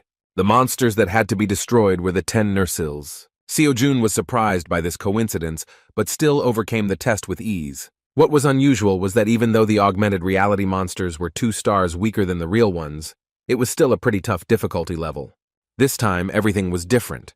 With an incredible weapon in his hands and enough experience behind him, Seo-jun easily destroyed them one by one. He felt great that he was now on a different level, both in terms of intuition and awareness of what was happening on the battlefield, and in terms of strength and endurance. Just 3 months ago, he was nothing of himself. He worked every day to survive, being an ordinary person who fought for life. However, after becoming a student at the Transcendence Academy and meeting So-yun, he felt his life begin to change. Completing this stage as quickly as possible turned out to be a rather grueling task, but this only confirmed that his path to transcendence was still long and thorny. And yet, after overcoming yet another challenge and taking first place in dungeon raids, he even began to think that a future in which he would become the world's best hunter might even be entirely feasible. Having once again taken first place, Seo-jun, while in the waiting room, again became the victim of many envious glances. Representatives of the 3 strongest academies in Korea looked at him with incredible anger because he became the one who took all their glory for himself.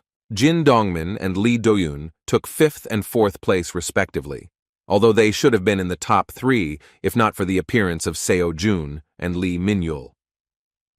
Academy student Dream couldn't help but notice the hostility on their part. This was not strange for him, because now he was guaranteed first place unless he was disqualified or personally refused to vote.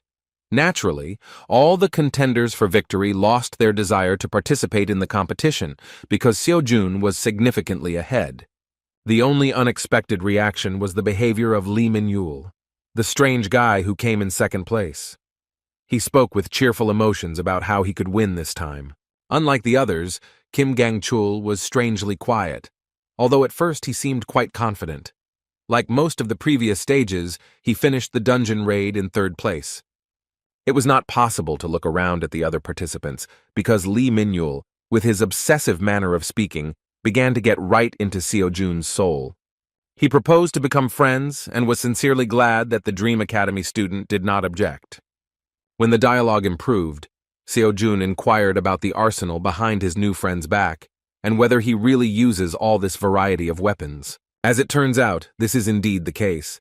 Lee Min-yul was not trained in a specific art of battle, so he tried everything, mastering every possible weapon. When Seo-jun heard this, he couldn't help but feel surprised, realizing that Lee Min-yul was actually self-taught. Indeed, he achieved such a level only through independent training, which amazed everyone present in the waiting room. Self-taught, we are talking about students who study independently and do not belong to any academy. In fact, there are many such cases, and usually these are those who have neither money nor talent. However, sometimes, very rarely, there are such extraordinary personalities among the students. Seo-jun couldn't help but recognize his talent, because this guy turned out to be so talented that he was able to defeat the rising stars of the top 3 hunter academies in Korea by training on his own. Of course, he still wondered why such an incredible candidate for hunter did not go to the academy, having the opportunity to get anywhere. Lee Min-yul replied that he actually didn't want to get involved with anyone himself. As it turned out, he did not consider himself literally self-taught. He still admitted that he has a teacher, but he does not know that he has a student. The phrase sounded very mysterious, and Seo-jun demonstrated that he really did not understand how this was possible, although he still had some suspicions. Suddenly, their conversation was interrupted by one of the representatives of Hunter Mill Academy. He immediately apologized, saying that they had an unexpected problem. No one understood what was happening. Only a student close to the Hunter Mill Academy itself expected something similar. An academy employee said that the people appointed as the jury were unable to arrive due to unforeseen circumstances.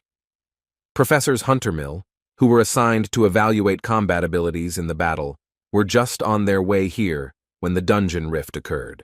According to him, unexpectedly it turned out to be a 10-star dungeon.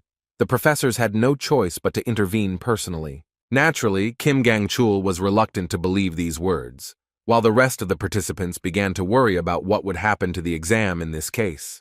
The academy representative replied that due to these unforeseen events, an urgent meeting was currently being held, so it would have to wait until the results were available. Kim Gang-chul was sure that what was happening was the work of the Order of Truth. He didn't know how they managed to create such a dungeon, but he had no doubt that the Order was more than capable of pulling it off. The problem was that this jeopardized the continuation of the practice exam. Although he was only asked to observe, he was haunted by the knowledge that Kim So-jun would emerge victorious if the exam was simply abandoned. Therefore, he decided to come up with a proposal to change the method of conducting the last stage of the exam. The remaining discipline was testing combat strength in battle, so he proposed keeping the goal and holding this stage in the format of a tournament between students. After these words, the students began to whisper, and it was clear that they were not against improving their results in this way. The academy representative admitted that his words made sense, but he warned that it would be difficult to implement, since there are many people participating in the training exam, and it would take a long time to hold such a tournament. He was even more worried that they would definitely have a problem with the assessment method, since they had not practiced this format before. Understanding what was going on, Kim Gang-chul quickly found a solution and, saying that A-rank hunters were needed for the evaluation, said that Hunter Mill would not have any difficulty in finding a worthy replacement for the jury.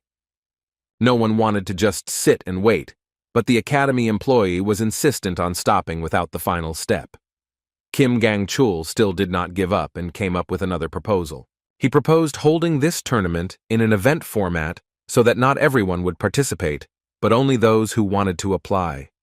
This significantly reduced the time it took to complete it, because those who have already tested their strength enough will most likely not bother themselves with the final. In addition, the student mentioned that at this time the exam is broadcast throughout the country, and among the waiting spectators there are people from the association and government officials.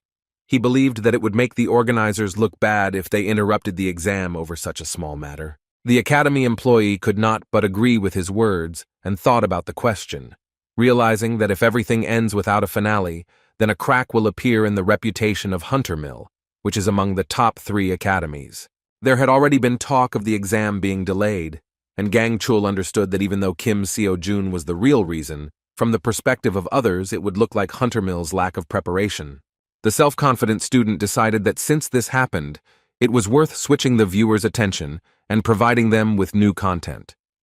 He believed that now he would have the opportunity to defeat Kim So-jun, because in this case, all his recent achievements would go to him. Even if Seo-jun had won the exam, what would have been more important was how the representatives of the top 3 academies confirmed their status as the strongest in practice. That is why Lee Do-yoon and Jin Dong-min immediately supported this idea, understanding the intentions of the Huntermill Academy representative. As it turned out, even those who were already guaranteed second place were not against this format of the final stage. Lee Min-yul was looking forward to the tournament among the best, so he happily asked what Seo-jun would do. Many eyes were directed towards the first place of the tournament. It was worth considering here, because even without participating in the tournament, he had already secured a monetary reward for himself. Taking this opportunity, Kim So-jun, confident of his advantage, decided to ask for an additional reward for the victory. However, the tournament was confirmed, and the public was delighted when they learned that the top 15 students would participate, which meant they would see 3 students from Korea's top academies in action. Of course, they were also happy that even Kim So-jun and Lee Min-yoon, who trampled all the other participants, would appear on stage. The entire internet was buzzing because of their incredible results, which left even the students of the strongest academies behind. The tournament began with confident victories of representatives of major academies. Their skills were truly amazing, so the top 3 did not have any chance of winning. The number of participants decreased quite quickly, and interesting battles were already approaching. The 3 guys felt very confident and were looking forward to victory over Kim So-jun. However, the guy they competed so hard with was not thinking about them at all, as he had the $1 billion reward on his mind. Victory in the exam was already his, but together with winning the event match, he will receive as much as $2 billion. The smile on his face did not disappear because of the thought of money, because even after purchasing a free academy pass, he would still have an impressive amount left. The courses recommended by the mentor cost $2 and $2.5 billion, so he will be able to start one of them earlier than expected. In fact, he was not at all worried about that evil and envious trio from the strongest academies. He did not even think that there was any possibility that he would lose to them. And yet this tournament still had a worthy opponent, which would not be easy to deal with. Of course, he was thinking about Lee Min-yul. The audience and even the match commentators were crazy about his unusual fighting style. He changed his weapons during the battle, using his entire arsenal, putting enormous pressure on his opponent. Sometimes hunters use additional weapons, but usually it does not exceed the number of 3, because most focus on one main weapon, because it is difficult to ideally master even one. But Lee Min-yul had at least 8 guns on his back, and it was hard to believe that he could use all of them. His unusual fighting style embarrassed everyone who encountered him. The sudden use of a bow during a battle caused enemies to go on the defensive, doubting what this guy's main weapon was. A fairly good swordsman, whom Lee Min-yul encountered in the first battle, was not going to give in, and having repelled the next arrows, he shortened the distance in order to fight the battle himself. However, he was greatly mistaken when he thought that this strange guy with an arsenal on his back was a bow user. He wielded 2 swords no less skillfully, with which he easily stopped his opponent's attack. Moreover, he threw the poor guy aside without much difficulty, even though he was initially on defense. Watching the battle, Seo-jun only confirmed his suspicions that the battle with him would not be easy. This is not Kim Gang-chul or the rest of the 3, from whom you know what to expect. This guy is not limited by form and template. This is free space in which there is room to roam. Due to the fact that he is self-taught, the battle with him turns from sparring into a real fight, because this is the style that is formed in those who have not received a standard hunter education.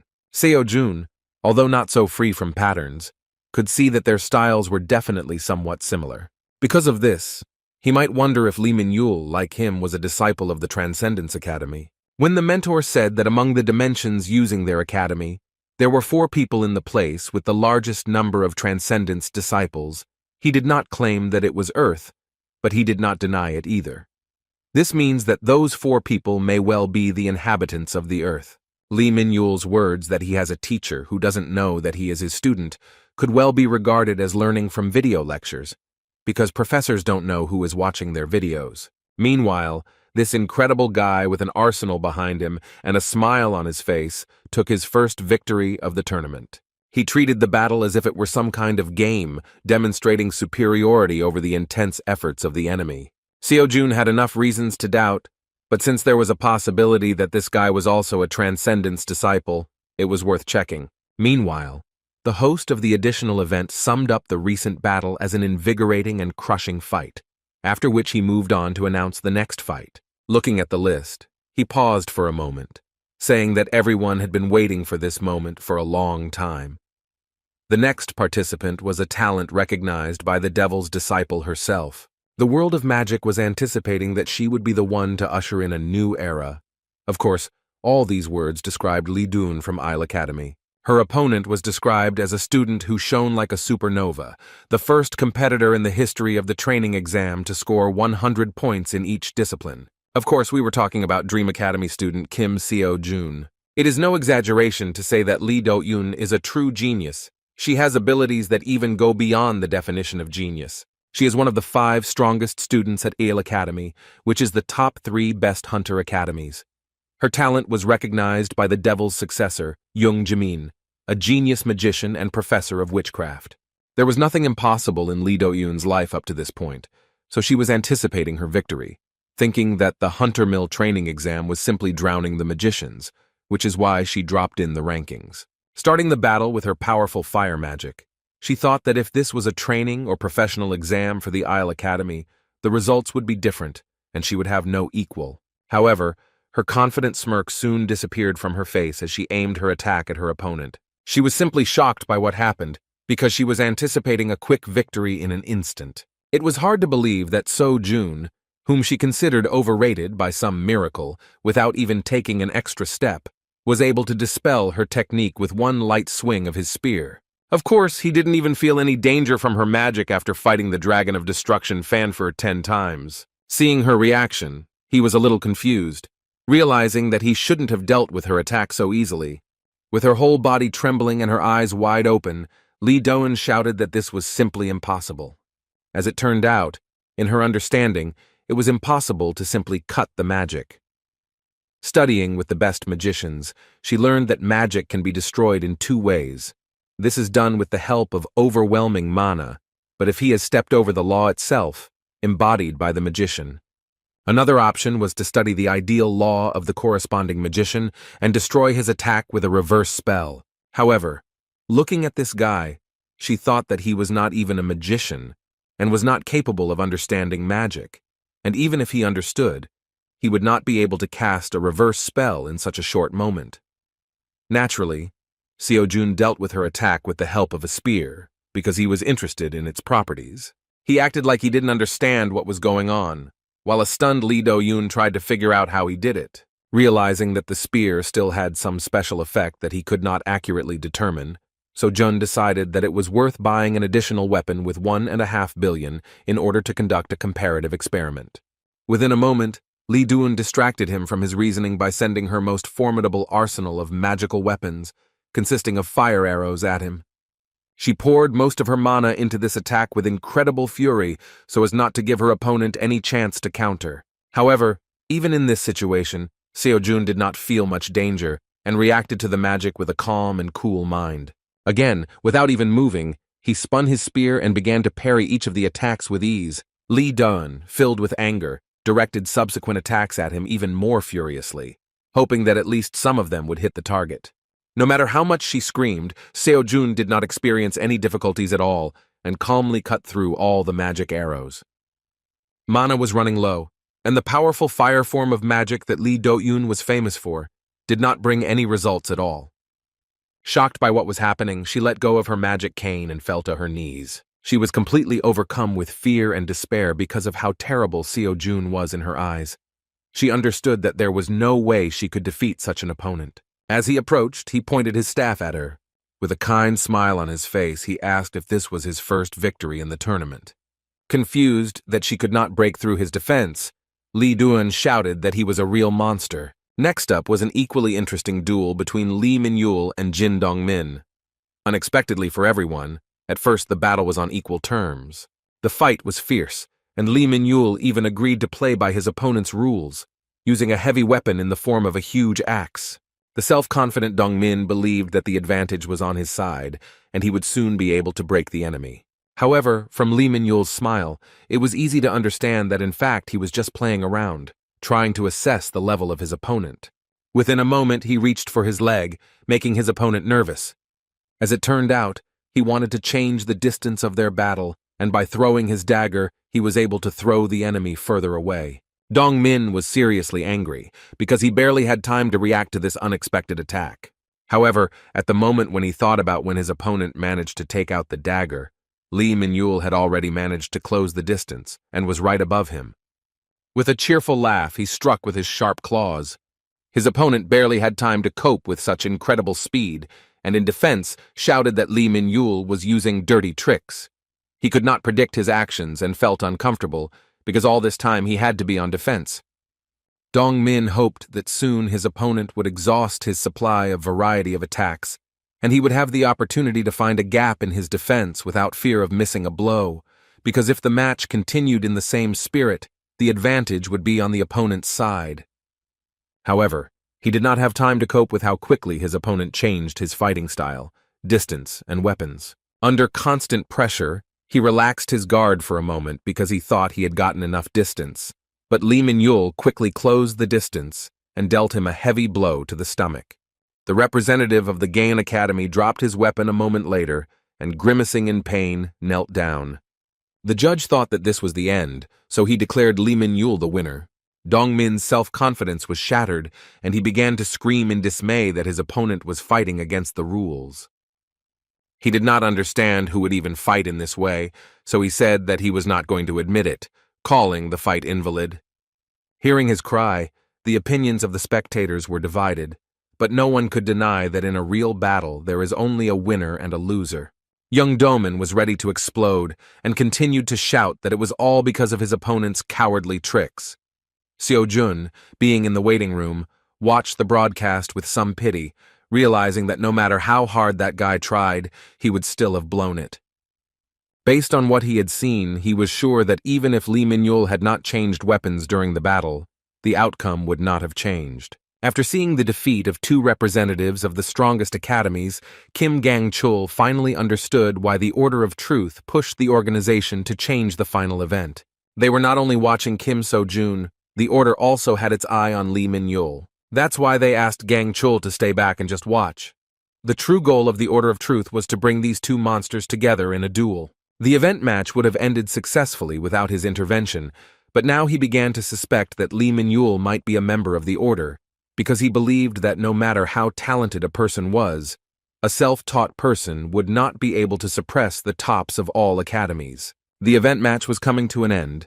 The host said that the next match would become legendary. The first to enter the arena was the owner of strength as strong as steel. Kim Gang-chul could not stand aside, even though he was asked to do so.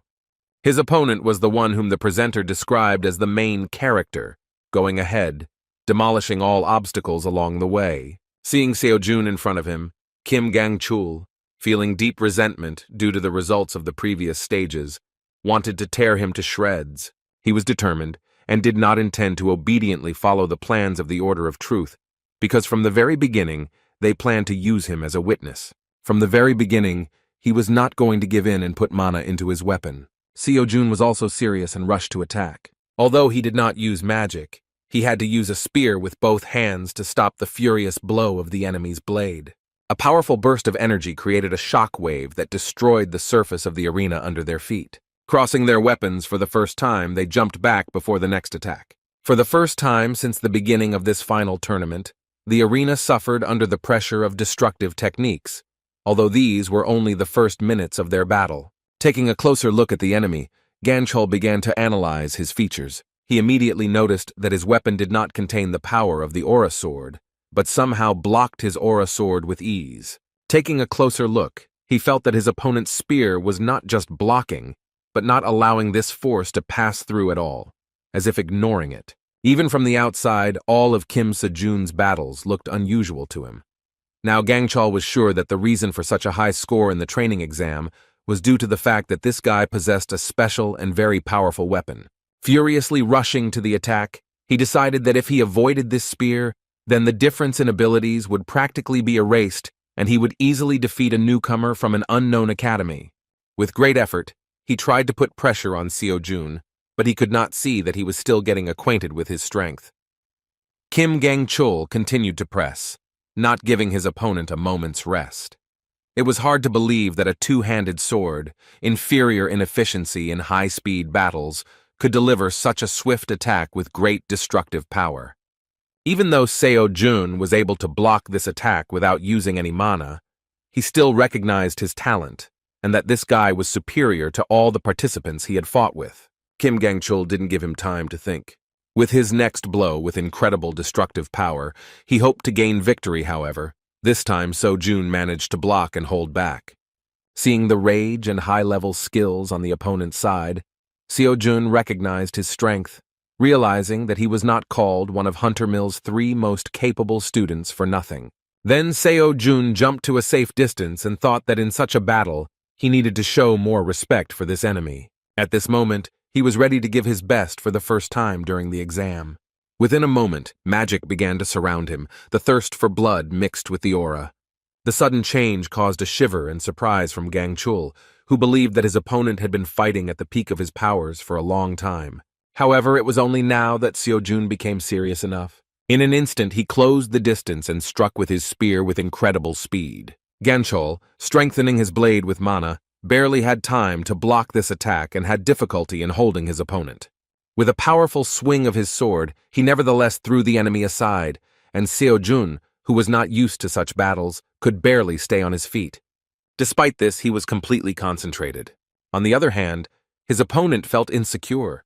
He couldn't believe that Seo-jun had been hiding his true potential all this time.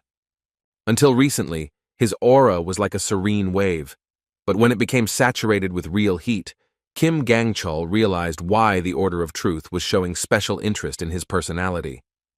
Just a moment after Seo-jun rushed into the attack, Kim Gang-chul, who had once been pressing without a second of breath, began to slowly give in. He could not significantly increase the distance with the enemy, so he was in constant defense due to the fact that Seo-jun continued to pursue him, delivering a large number of blows. Now he understood that Seo-jun was strong not only because of his weapons. The guy from an unknown academy was different from those he had fought with before. Seo-jun was rough, awkward, and tough, too simple in his fighting style. Compared to Hunter Mill's high-level swordsmanship and mana accumulation technique, his movement seemed to him to be nothing more than ordinary swinging of a weapon. However, if everything was as simple as it seemed at first glance, he would have already defeated him long ago. Kim Gang-chul could not understand where the enemy had such enormous strength. The blow, which he managed to block at the very last moment, could easily have ended this fight, raising a huge cloud of dust. When the ardor subsided, Gang-chul stood on one knee leaning on his sword, barely able to stay in the arena. He did not understand why it was so difficult to cope with simple swings, movements in which not a trace of high-level fencing techniques could be traced. The issue was not just the weapon, because Kim Seo-jun initially did not even use the power of the aura sword, while Gang-chul put mana into his weapon at the very beginning of the fight. Just the thought of what level his opponent would be at using an aura sword filled him with horror. He felt a terrifying resemblance between his opponent and the one who had first made him feel fear. The arrogant girl changed his life once and for all with just one battle. She overpowered him in a matter of seconds, destroying his sword and saying that his rants about power were nothing more than the ravings of a non-entity. She wondered out loud how he could even be considered one of the 3 strongest in their academy. He could not forget his first meeting with Lee Ha-yun, who haunts his nightmares. Remembering that terrible despair, Gang-chul felt incredible rage. Being arrogant due to his previous successes, he could not accept the way Lee Ha-yun and the representatives of the Order of Truth looked at him. What made him even more angry was that Seo-jun, with his brute strength, reminded him of those past failures. He could not afford to lose, so with incredible bloodlust releasing his mana, he rushed to the attack again. With a loud shout, he jumped high and swung with all his might to deliver a heavy blow with his two-handed sword. Even though the Hunter Mill student put all his strength into this blow, Seo-jun did not feel much danger and only released a small amount of his magic. Just a moment later, In front of everyone in the audience, the fight ended unexpectedly. One of the 3 strongest students at Hunter Mill Academy lost in a duel with Kim So-jun. He fell to his knees and his sword was destroyed, just like in the battle with the terrifying Lee Hyun. As a result, Kim So-jun made it to the finals. Lee Min-yul was simply delighted because this was what he wanted. The spectators were impatient for the final battle. They could not even guess who would be able to take first place. As expected, Seo-jun and Min-yul ended up in the highly anticipated finale. These two took the lead, leaving Hunter Mill, Gaon, and Isle behind. Having met in the arena, Lee Min-yul said with a sincere smile that he wanted to fight with him at all costs. Seeing his opponent's gaze, he assumed that Seo-jun had a lot of questions for him. Indeed, they met for the first time since the beginning of the tournament, so after seeing his fights, Seo-jun wanted to make sure that no one really trained him on purpose. Min-yul again repeated his words that he has a teacher, but he does not know that he has a student. When Seo-jun asked who his teacher was, he suddenly became more serious. With a predatory look, he asked why he needed to know. Seo-jun spread his hands to the sides, saying that he had a guess that he already knew who he was talking about. When Min-yul nervously shouted that he was lying, Seo-jun only winked in response. He wondered if it would be better to directly mention the Transcendent Academy right away. Nevertheless, he immediately rejected this option, because if Lee Min-yul is not a student of the academy, then everything will end in a simple misunderstanding, and if he is a student, then the conversation will immediately become different. Moreover, Seo-jun understood that this would not make them comrades, but most likely on the contrary, it would be more correct to call them rivals. In such a situation, he could not predict how Lee Min-yul would react, so it was more logical not to put his cards on the table first.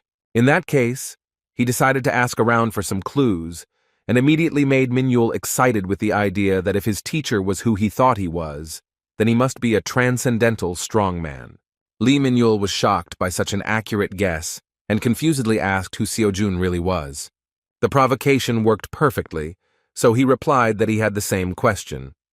He admitted that, apparently, neither of the two would just tell their secrets, so he proposed a bet in which the one who loses the duel must answer the winner's question. Lee Min-yul was interested in this outcome, but wanted to know if there was a guarantee that the answer would be true. Seo-jun, continuing to bluff, replied that it would be up to the winner to decide. Within a moment, the presenter announced the start of the battle. However, even after a few seconds, the guys continued to stand silently as before the start of the battle. There was dead silence in the arena, and the audience began to whisper about what was happening and why the fighters did not move, but only stood and glared at each other. Seo-jun understood that at this moment his opponent was in great confusion. They both tried to feel each other out but didn't notice any obvious weaknesses. Lee Min-yul, having a huge number of attack options, decided to go on the attack first. He immediately shouted that he guessed that Seo-jun would not be easy in battle. This was the first fight where Seo-jun was fully concentrated. At the very beginning, Lee Min-yul had a sword in his hands, but Seo-jun understood that given his method of fighting, one should not think that everything would be limited to the sword. Considering the risks, he decided to give it his all from the very beginning and go ahead. Lee Min-yul was surprised by the strength of his opponent, because he not only predicted his actions, but also carried out the attack himself, destroying his sword with one blow. At the same moment, he managed to react and somersault back in time, dodging the enemy's blow. If Lee Min-yul had thought a little slower, the winner would have been a foregone conclusion, but he jumped back, throwing his weapon. Seo-jun was not going to let him relax and rushed forward. However, within a moment, he was stopped by many daggers flying towards him. As soon as he dodged the blades, a dozen arrows flying from the sky were already aimed at him. Seo-jun was forced to go on defense. The enemy perfectly controlled his distance. Seeing how skillfully the enemy got rid of his arrows, Lee Min-yul said with delight that it was incredible. Looking at the spearmaster, he said that his weapon was also a rather curious thing.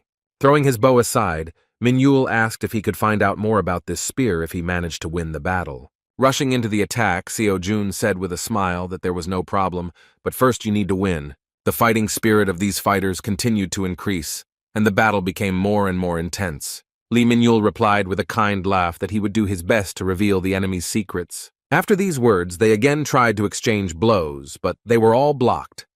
The battle seemed even. They could not find a gap in each other's defenses. After surviving another exchange of blows, Lee Min-yul cheerfully shouted that Seo-jun was incredibly cool. They again rushed to attack each other, but Seo-jun was already experiencing some uncomfortable feeling. Although he was in control of the fight, he still could not fully understand his opponent. Not only did Lee Min-yul without hesitation use techniques that could be considered a violation of the rules, but he also acted as if he was not trying to win at all. In addition, he was not at all bothered by the chuckles that sometimes floated from the stands, nor by the fact that all his tricks were easily reflected. After another unsuccessful series of attacks from both sides, the guys stopped.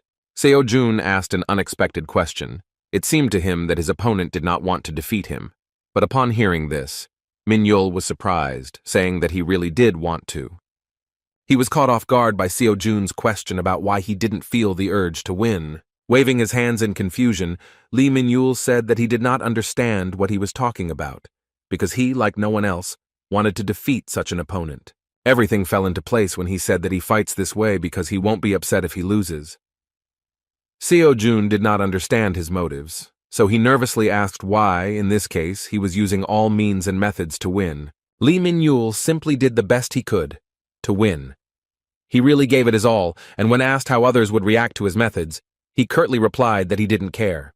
Pointing his finger at himself, he said with a sincere smile that his importance would not decrease because others scold him. These words clarified the situation, and Seo-jun rethought everything that happened earlier. The amazing attitude towards the situation on the part of the enemy amazed him so much that it made him smile. After that, he suddenly pulled his hand towards his pocket, and Min-yul wondered what kind of cunning trick his opponent was going to use. However, Seo-jun decided to take out his old spear, hiding the sacred weapon, and then said that he hoped that Min-yul would not view his actions as if he was looking down on him. This fight gave him the opportunity to rethink some of the Buddha's teachings. Then he mentioned the struggle for existence, how the strong devour the weak. Even the laws of nature force you to drop out if you do not have the necessary strength. Because of such a life, we are all forced to constantly adjust ourselves to a competing level in order to keep up with others. Lee Min-yul's words made him remember this lecture by Shakyamuni. Now the words about freeing the mind from these thoughts sounded different. The Buddha wondered if the student had ever left his thoughts behind, looking at the world from a different angle. Then he told a story that happened during his difficult service in a dimension called Earth. The story happened at a time when Shakyamuni still bore the human name Siddhartha Gautama, when he had not yet received the title of Buddha and served as a simple monk. One day Shakyamuni saw children having a running race. Like all children, they looked extremely carefree and were enjoying what they were doing. For some unknown reason, they started the competition over and over again. And all the time the same child took last place. But for some reason, the smile never left the child's face. Shakyamuni was interested in this. He approached the boy with a question. He asked why he was running, to which the child sincerely and joyfully replied that he liked it. It was still difficult for him to run, but he was not upset, because it would not take long for me to go to a walk. However, what was surprising was the way he answered the question of what would happen if others overtook him during his rest. Hearing this, the child said displeasedly that his finish was different from the finish of others, so no one could overtake him. At first, Buddha thought that he had misunderstood him, so he decided to ask what about the finish line, which was visible ahead, where all the children were running. In response, the child said that he was not sure, but for others this was really the end. For him, it was just a passing point. After these words, the guy ran away again with the same kind smile on his face. According to Shakyamuni, this boy continued to run last. But many years later, the news reached the monk that he had achieved the best result in the largest running competition in the country. At that time, this monk thought that life was a tower built with difficulty. I thought that by accumulating efforts, grain by grain, you build your own life for yourself. Therefore, this monk went through hard service again and again, trying with all his might to build an ideal life. However, after silently listening to this child, the monk suddenly thought that in fact it was not necessary for this tower life to be ideal. It was hard for him to understand why he himself had never thought about this in his life. Long ago, a little boy gave Buddhism the insight that our society is filled with competition. If you don't get better day by day, you will be eliminated, and if you fall behind, you will disappear altogether. This is natural selection. The strong devour the weak. Seo-jun understood this like others who started their journey from the very bottom. That's why he worked hard every day. Thanks to this, he was confident that in his rapid progress, he was not inferior to others. However, the further he went, the more anxious he became, and he began to realize that he was fixated on the Academy of Transcendence. He was only overwhelmed by the pressure that he had to try even harder to keep up with others. Everything he did was to survive the competition. Lee Min-yul became a real example for him. He reminded him of that boy from the story of the monk. Thanks to him, Seo-jun, although vaguely, was still able to understand the meaning of that lecture by Shakyamuni. Like the monk, he also wondered why he had not thought about this before. The moment when Seo-jun hid his sacred weapon greatly excited his opponent. He didn't think they were looking down on him, but he still didn't understand his motives. Lee Min-yul even said that he was sure that with that spear in his hands, Seo-jun would definitely have won. Definitely, with the holy spear, he could easily win, after all. All he had to do was stop Lee Min-yul's actions. In fact, his desire to win had not changed. He also knew that winning with equipment was also a skill. However, in this sparring, his desire to take out the old spear was caused by his opponent's words that his importance would not decrease because others scold him. In response, he gave a counter-speech, smilingly declaring that his importance would not rise if others praised him. He no longer desired the recognition of others, because he now understood that he determined his own worth. Hearing his words, Lee Min-yul froze with a surprised look. Then he said in confusion that Seo-jun turned out to be even better than he expected. Unexpectedly for everyone, he reached for his belts that held all his equipment, having dropped most of his weapons. He turned to Seo-jun and asked him not to think that he was looking down on him. The dagger remained in his hand, and he said that this is the only thing he learned from the teacher and what he is most confident in. Seo-jun replied with a smile that he did not look down on him, but considered him a worthy opponent. After these words, they rushed into the attack with incredible strength, and parrying each other's blow caused powerful destruction. Now they were united by a common goal. They fought freely, wanting to emerge victorious. Lee Min-yul wasn't lying when he said that he was giving his all for his goal. While at close range, he pushed Seo-jun's spear away, opening his body to the strike. Seo-jun expected a blow from him and was about to jump back, but the unconventional fighter with a free style suddenly acted too unpredictably. He did not intend to strike, but only closed the distance to suddenly throw his blades. With an ordinary spear in his hands, it was not easy to cope with this attack. Some of the blades were able to leave small cuts on Seo-jun's body. However, this did not make him feel any discomfort. He enjoyed the difficult battle more and more. If he had a holy spear, he could easily parry this blow, but now such things pose a threat to him. A moment later, Min-yul closed the distance and suddenly grabbed the end of Seo-jun's spear.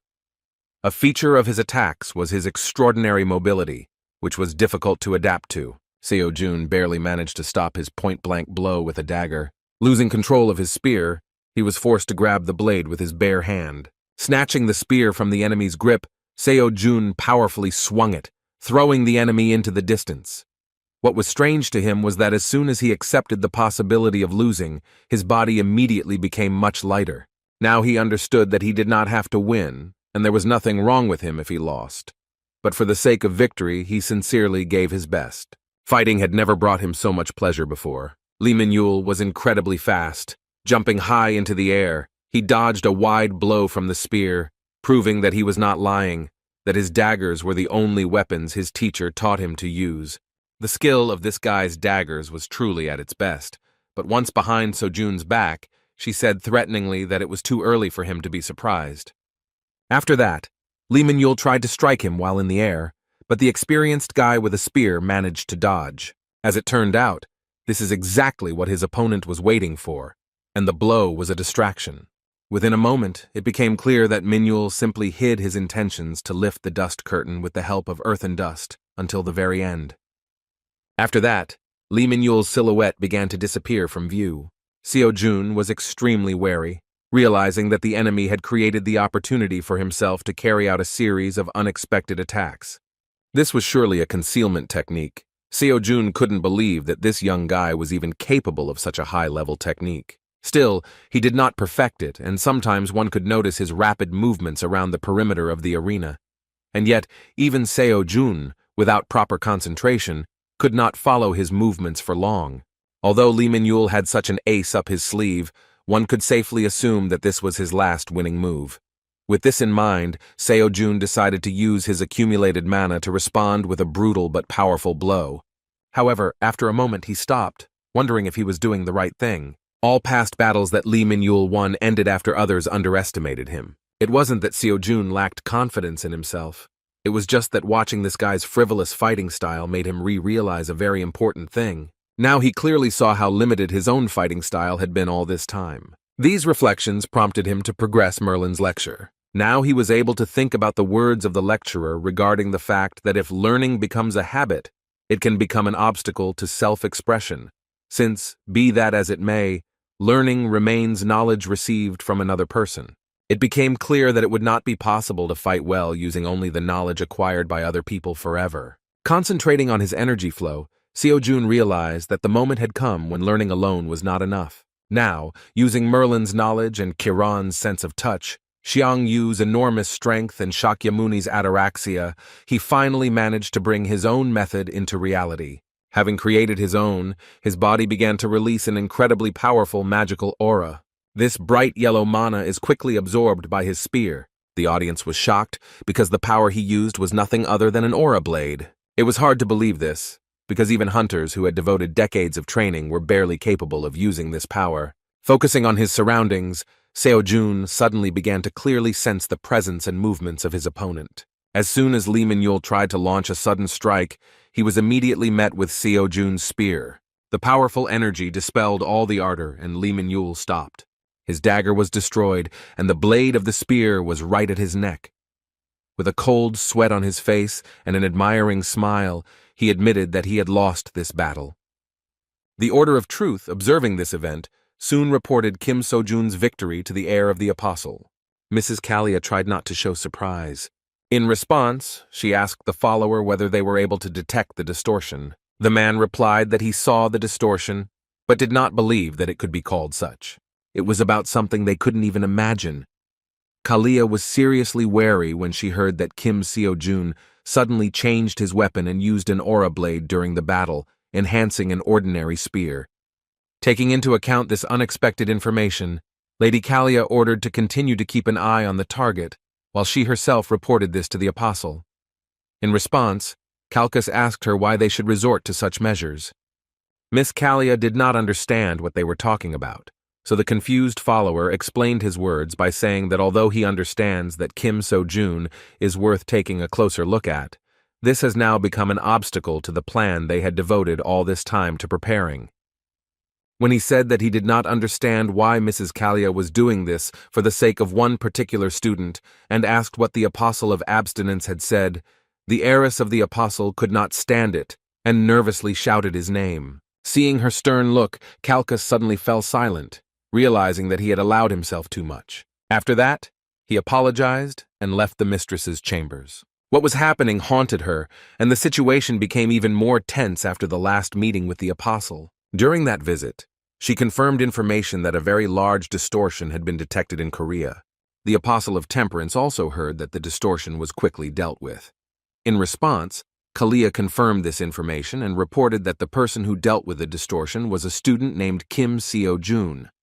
It seemed very strange to her that even though the apostle knew the news about the elimination of the distortion, he still called her to find out what had happened.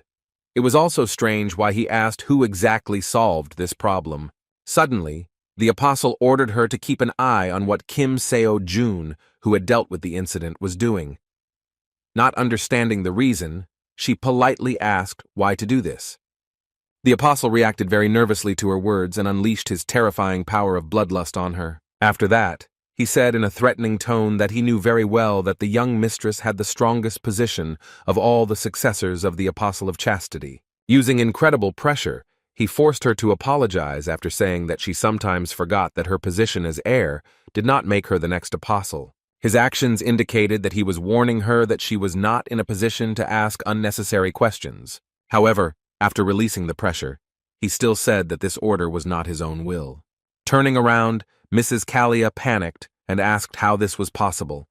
The apostle of temperance not only occupies the most important place in the order of truth, for the whole world he is one of the 7 apostles, whom no one dares to contradict. In response, he said that he knew that Kalia had been forced to solve matters alone all this time without the support of the elders. He asked that it be considered a kind of favor, given her title as successor. All he asked now was to report on everything related to Kim Seo-jun. Kalia thought for a long time about how it was possible that the Apostle of Temperance, one of the most influential people in the world, was used as a messenger to convey the order. In the whole world, there are only a few people capable of this. However, there was obviously a man standing at the head of the entire order of truth, whom few people saw alive.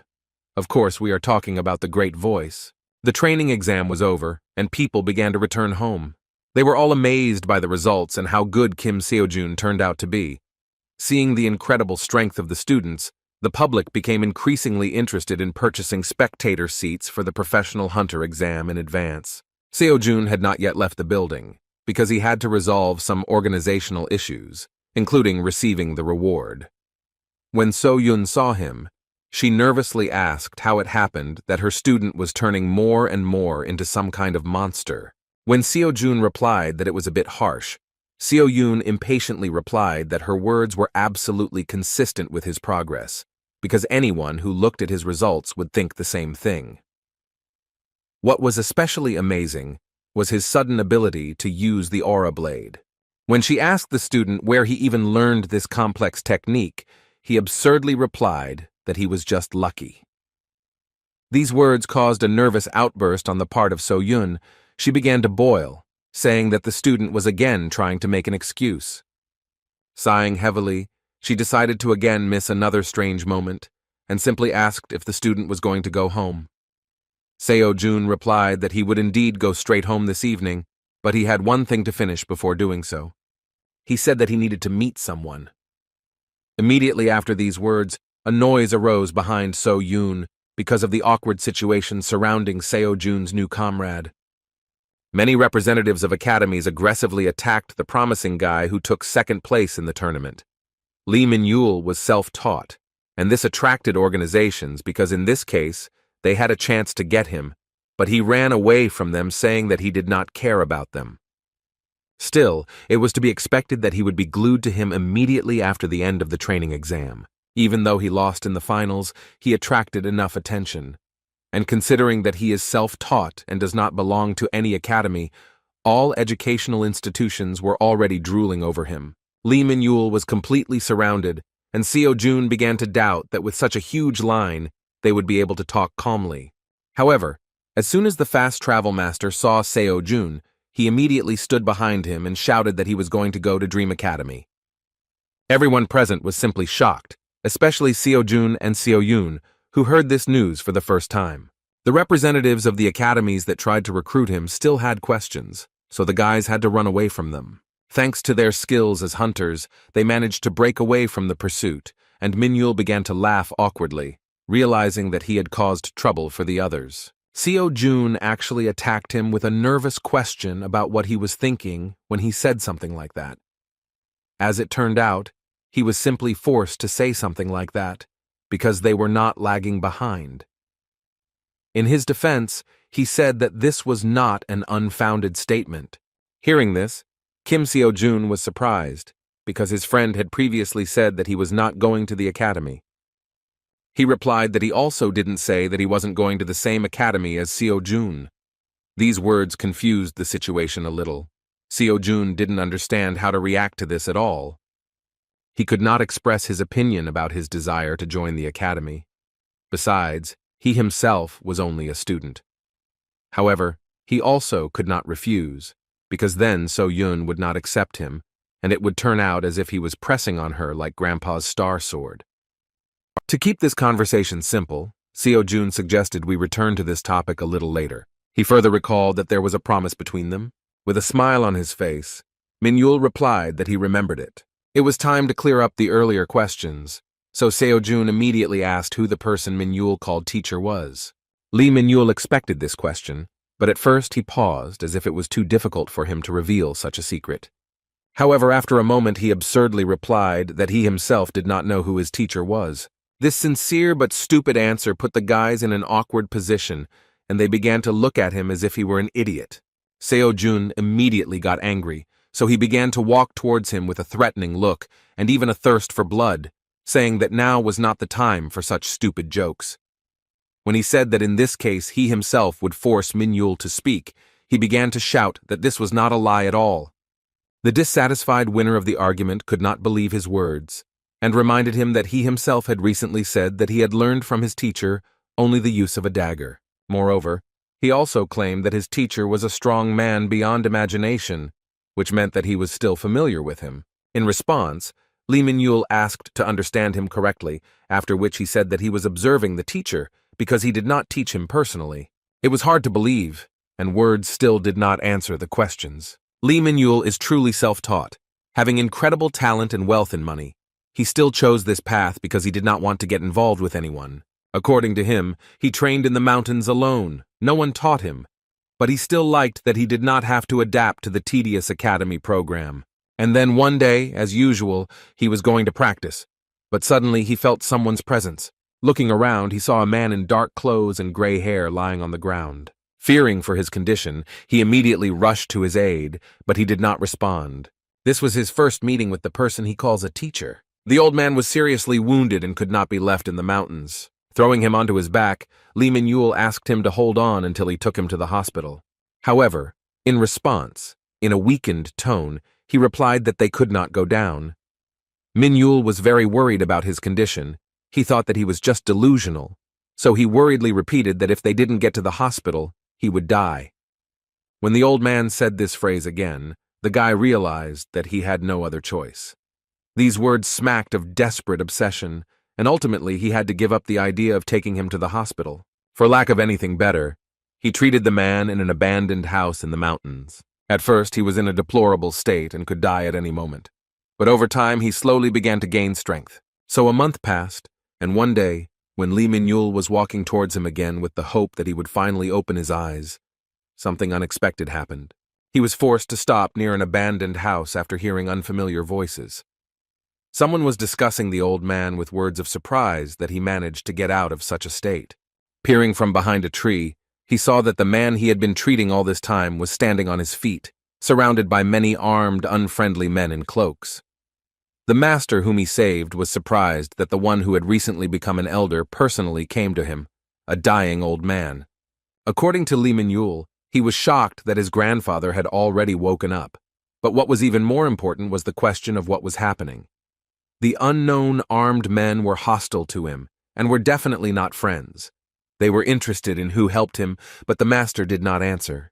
The one whom the master called the elder, with a cunning and arrogant tone, said that he had guesses, after which he asked whether the boy hiding behind a tree nearby was his savior. Hearing his words, Lee Min-yul realized that he had been discovered, and was now also in trouble. However, just a moment later, the master, realizing that his savior was also in danger, struck the first blow and instantly beheaded the daring guy who was standing next to him. With incredible speed, he instantly dealt with 3 more armed strangers, using only a dagger. The enemies were simply shocked by his speed and strength, but taking advantage of their numerical advantage, they quickly came to their senses and rushed at him together. While talking about that incident, Lee Min-yul could not hide the trembling in his body. However, as it turned out, it was connected with memories that were not so terrible for him but delightful. He admitted that at that moment, for the first time in his life, he met someone who fought so skillfully. The wounded elder was the only one who could survive. He was stronger than the rest of his squad, so he managed to survive one attack from the master, but he already had a huge scar on his face. Covering the young man, the man he saved said to the enemies that they had probably forgotten that they were not able to see his attacks and cope with his speed. Turning to his savior, the master shouted to him to immediately leave this place and never return. After this, the battle continued and a powerful burst of mana followed, which blinded the youth and exerted such pressure that he barely remained conscious. However, when he opened his eyes, the master and elder of the enemy squad had disappeared, and he was left alone among the bodies of the killers lying on the ground. He absolutely could not understand what had happened, but according to him, at that moment, his intuition told him that he needed to listen to the old man, so he collected all the trophies and left. When he entered the abandoned building in which he was treating the mysterious master, he discovered a book. He decided to grab it at the same time, thinking that the old man had left it behind when leaving in a hurry, and would probably be angry if he lost this thing. With a deep sense of guilt, Lee Min-yul admitted that he wanted to return her if he suddenly found him later, but so far he had not had the chance to meet the mysterious master. With his hands folded in front of him, Seo-jun remembered his words that the old man was his teacher, and then asked why he called a teacher someone who had not taught him anything. In response, Min-yul clarified that in fact that book turned out to be a secret teaching.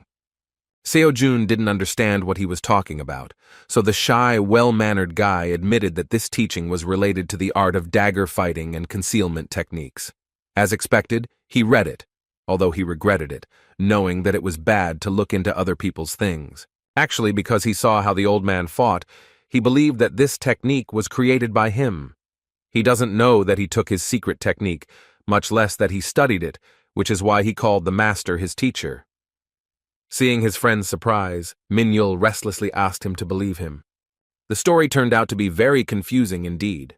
Seo-jun, of course, suspected that the likelihood of his innocence was high, but now he is still convinced that this incredible self-taught person is indeed not a student of the Academy of Transcendence.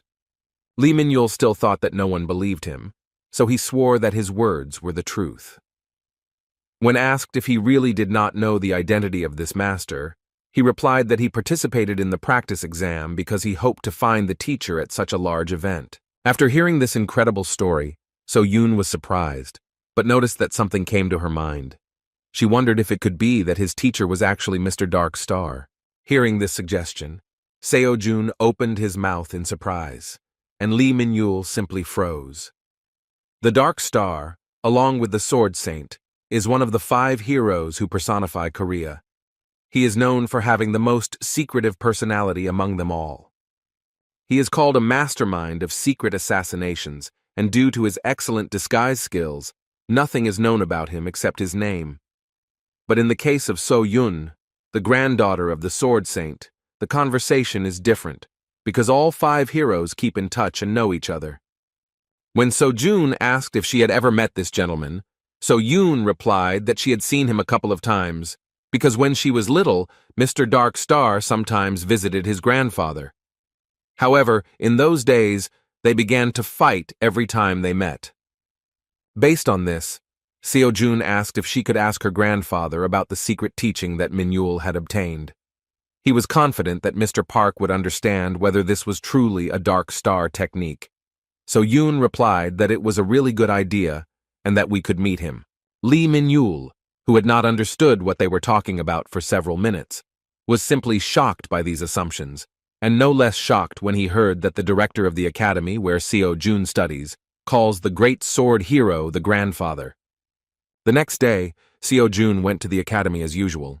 His day started with a very displeased expression on his face, because when he thought about picking up another weapon to compare with the Holy Spear, he saw that the item he was interested in was worth 500 million won.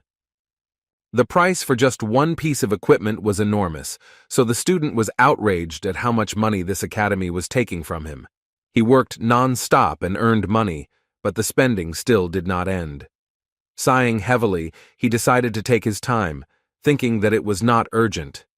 The billion received for winning the training exam was credited to the account without any problems during the day, although the reward for participating in event competitions takes time. Meanwhile, Lee Min-yul learned that sweet sister So-yoon is the granddaughter of the Sword Saint.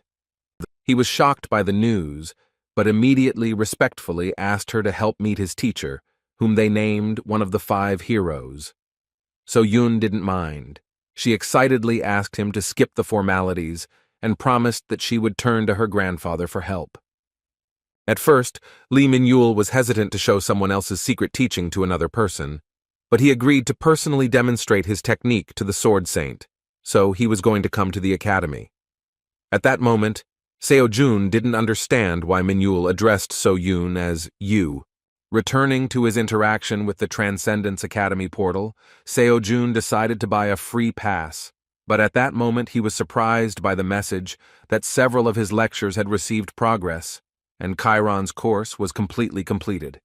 Now it became clear to him that the percentage of course completion accumulates even in the absence of a free pass. Within a moment, as a reward for completing the course, he acquired a rank A bone reconstruction skill. Upon learning of this, he joyfully shouted in delight at his new ability and began to test his body's strength, trying to bend bones and make unnatural movements of his limbs. To his surprise, he felt no difference. When he completed Xiang Yu's course, he could feel the power that could move mountains circulating through his body, but this time there was nothing like that. He remembered that the battle stories said that rebuilding bones corrects skeletal flaws and removes toxins from the body, forcing him to be reborn. Within a moment, he completely forgot about completing the course because he felt the sudden appearance of terrifying energy and an equally terrifying thirst for blood. Looking around, he saw nothing, but was sure that he was not alone here. The guy thought in horror about what was happening, because he clearly felt a chill suddenly run down his back. He felt as if someone had put a sword blade to his throat. Within a moment, he heard the mysterious voice of a stranger, which surprised him at how the guy reacted to his appearance. He wondered how the student managed to sense his presence. He understood that the guy with the spear did not see him, but most likely just felt him. Seeing the tension on Seo Jun's part, the mysterious stranger said that there was no need to take him hostilely, because he was not here to kill him. When Seo Jun asked who he was, the stranger said that the disciple of the granddaughter of the Sword Saint was surprisingly too strong an opponent for the boy. Seo Jun realized which boy he was talking about, and then wondered if the stranger was Mr. Nightstar. After these words, an old man appeared in front of him, who was one of the 5 great heroes, as well as Li Mingyul's teacher. Before him was indeed someone he knew to be a genius in secret murder and a master of concealment techniques. The old man with a scar on his left eye and a snake-like gaze admitted that Seo Jun was quite smart, after which he admitted that no matter how much he thought, he could not be amazed at how he even recognized his presence. Seo Jun once again surprised a professional hunter, being just a student. As usual, he didn't know how to justify himself, although this time he himself had no idea how it happened. He only guessed that this might be related to the skill of rebuilding bones that he received from Chiron's course. Based on this assumption, he could also think about whether this is an additional characteristic of this skill and extrasensory perception, and perhaps even something else that he does not yet know about. Returning to the conversation, he suggested that the visit of the great master was connected with his student. In part, this was true, and Seo Jun said thoughtfully that he knew that the master had left him his teachings on purpose. Sighing heavily, the Dark Star said that it would be better if his ridiculous student talked less, but after that he found out that he didn't know Minhyul at all. Seo Jun said that he had no idea about his identity or that he left the book on purpose. Coming back to the matter, Seo Jun mentioned that Minhyul is already on his way to the academy. However, the old man did not intend to meet him and was not very happy that he did not have much time. When Seo Jun asked what he was talking about when he said he had little time, the old man replied that if he wanted to meet the student, he would have done it a long time ago. Now they cannot intersect, and that is why the master initially came to Seo Jun for this reason. He said that there was no time, so it was worth getting straight to the point. Then he asked an unexpected question regarding how Seo Jun is connected with the Order of Truth. The student was surprised by the question, but without hesitation said that he denied any connection with them, even though he had to meet with Kalia once. Hearing about the successor of the Apostle of Chastity, the old man said thoughtfully that he now understood what was going on. He explained that in fact all this time he has been acting especially secretly, since he is monitoring what the Order of Truth is doing. When Seo Jun asked why he was doing this, the old man said with a serious look that he did not trust them. Most people in the world know the Order of Truth as the heroes of humanity, and the organization that stopped the great disaster, but the master knew that this was not all. After that, he suddenly mentioned a tragedy from the past, asking if Seo Jun knew about the giant berserker monster that was slain by the Order of Truth. Then he shared a shocking statement that only a few people know about.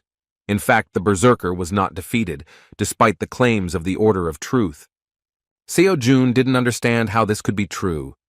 It is known that the berserker is a powerful monster, which can be called the second great disaster.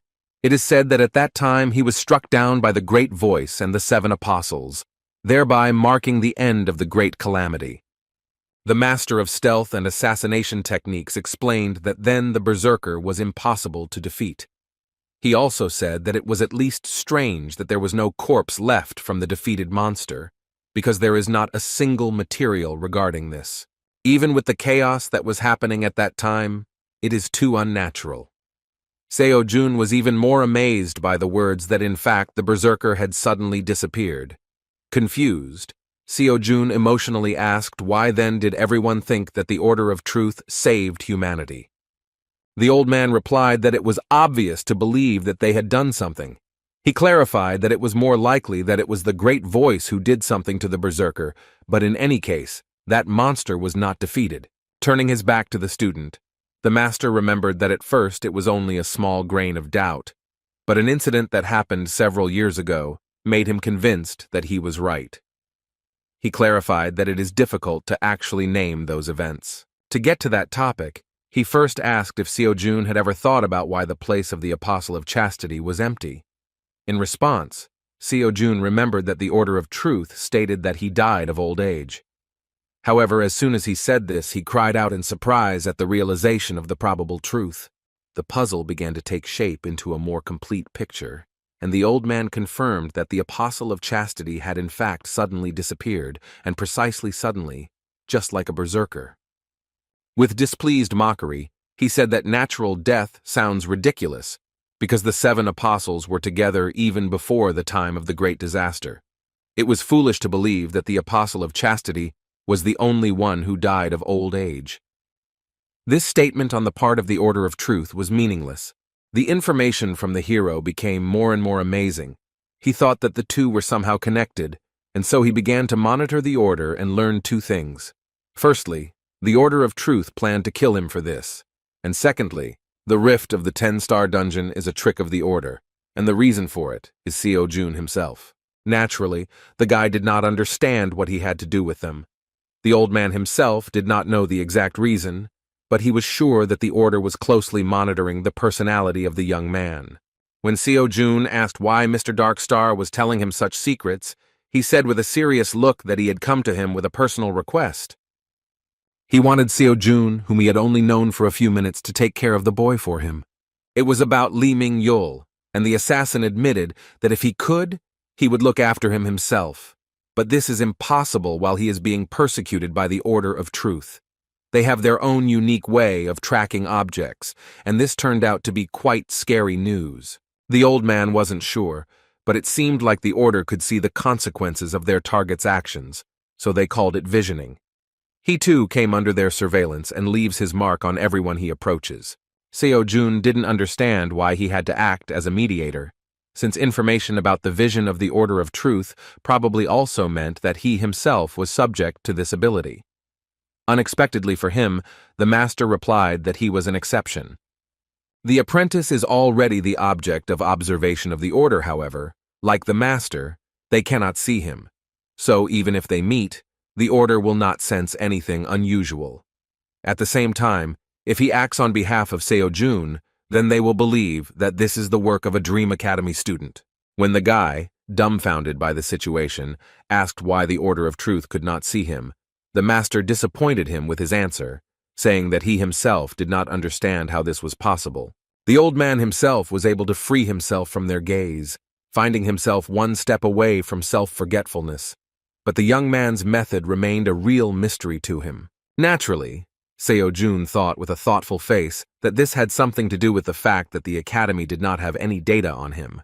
Time was already running out, and the old man could not afford to continue this conversation, so he handed a new book describing his teaching towards the academy student and asked him to pass it on to his heir. He wrote previous materials in a hurry and only managed to write down the art of wielding a dagger and the technique of concealment. But here, everything was presented in more detail. In response, the surprised Seo-jun restlessly asked where one of the great heroes had so much faith that he would give him such a thing. As expected, such a powerful master could not be afraid that Seo-jun would decide to do something, because in this case he can easily get rid of it. And yet the people outside the surveillance are the only ones he cannot put pressure on.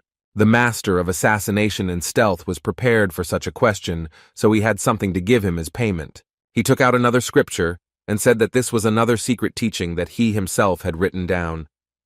He believed that it could be very useful to the young man for further development. The master was simply amazed when he heard that the guy answered that he didn't need that, and then asked to give him something else after a heavy sigh. He tried to hide his reaction, thinking that this brat didn't understand that even S-rank hunters would rip each other's throats out with the dark star technique. Without losing his status, he asked what exactly the young man would want in return for his request. Seo-jun hesitantly replied that he did not want anything special, and after a thoughtful pause, with a cocky expression on his face and an insolent tone, he asked the old man if he had ever heard of alimony.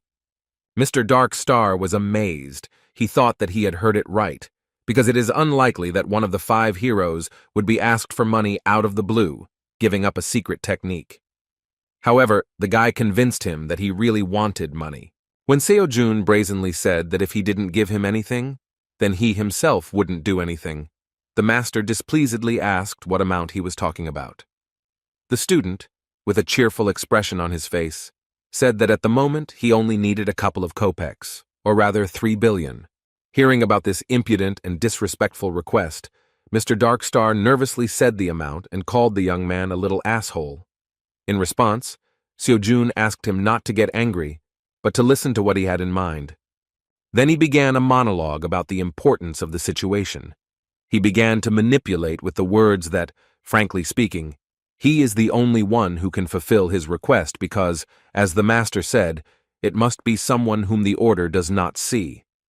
The balance of importance continued to shift to the young man's side after he said that it must be a person who is friendly with Minhyul, because if some stranger comes and says that the teacher gave him something and throws teachings at him, then Minhyul will not accept it with joy, but still begins to doubt. Then he said that maybe it would work once, but it wouldn't be possible to do something like this again, even though the matter needs to be taken seriously, because this is his student who saved his life. Seo-jun began to press with words that Minhyul would never get involved in this and would simply go to the mountains to train. The final argument was that Seo-jun was putting himself in danger, because their interaction meant that all attention would be directed at him, and then the order would begin to suspect him even more. After these arguments, the young man boldly declared that this amount was fully justified by the risks. Without showing unnecessary emotions, Mr. Darkstar resigned himself to his reasoning, and once again asked whether 3 billion would be enough. Seo-jun hurriedly shouted that this was so, because he didn't believe that everything would go so easily. He regretted that he had not closed his eyes to his conscience and asked for more. When the old man said that he would transfer it a little later, Seo-jun, hungry for money, asked if the master would be able to bypass all taxes and laws because he wants 3 billion to be the final price. The dissatisfied old man replied that it seemed to him that the youth's conscience had reached the level of a knotman. As he left, the Dark Star waved his hand, saying that the money would be received under the name of the association, so minor issues would be settled by the association, and there would be no questions for the young man. The old man was already leaving, so Seo-jun asked if he should mention his visit in a conversation with his heir. Disappearing, the hidden master said that he was free to decide this himself, because even if he said, the order still could not see him. He also asked Seo-jun to warn the boy not to talk left and right about the identity of his teacher. While Seo-jun was extremely serious due to his thoughts about the surveillance by the suspicious Order of Truth, Lee Minhyul rushed inside the training hall and said with sincere joy that he was already there. In a short dialogue with a friend, he nevertheless learned that his teacher was one of the 5 heroes, known as the Dark Star. Although Seo-jun told him in vivid colors about the Order of Truth, as expected, the teacher's identity shocked him. Of course, he did not mention alimony. To explain why he did not meet with him in person, Seo-jun said that Mr. Darkstar had to urgently leave on business, but in return he asked to give his student some notes. After that, Seo-jun held out a small notebook in his direction, similar to the one Lee Minhyul had previously found with detailed descriptions of dagger and concealment techniques. Having given this notebook to the recipient, Seo-jun hummed and decided to leave on business, happy that he had already fulfilled the request and received money in return. Now he could easily buy more weapons and listen to new lectures. At one point, Lee Minhyul, who had been silent all this time from the shocking statements, a little confusedly asked his friend why he was giving him this thing. Seo-jun was surprised by his question and repeated that the Dark Star asked him to give this to him. To his surprise, Lee Min-yul said that with such a valuable item, Seo-jun could actually hide the truth from him. It became clear that he was asking why he didn't steal the teachings and give them away as he was asked. Seo-jun began to pause before answering, because he thought that if he said that they were useless to him, he would insult the Dark Star. Still, he could not reveal the truth that he was a disciple of Transcendence Academy. Putting on an important face, he demonstrated feigned sincerity and said that this would be wrong. Lee Min-yul was shocked by these words, and after a short silence, he firmly said that he had made a decision. Seo-jun didn't understand what he was talking about, so he asked to clarify what he meant by this. In response, Min-yul, with a sparkle in his eyes and admiration in his tone, shouted that he had now firmly decided that he would attend Dream Academy with his best friend.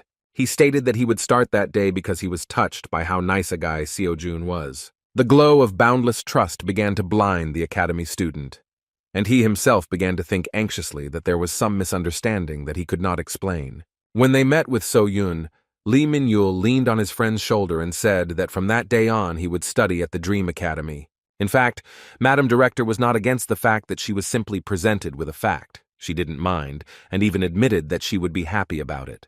So-jun, trying to free himself from the embrace of his obsessive friend, only confirmed his guesses that So-yun would also not resist his action. In fact, at first it seemed stupid to him that he would actually be able to extract any benefit from this whole situation. However, it has now become clear that Min-yul will train himself according to the secret teachings that the Dark Star will provide him with.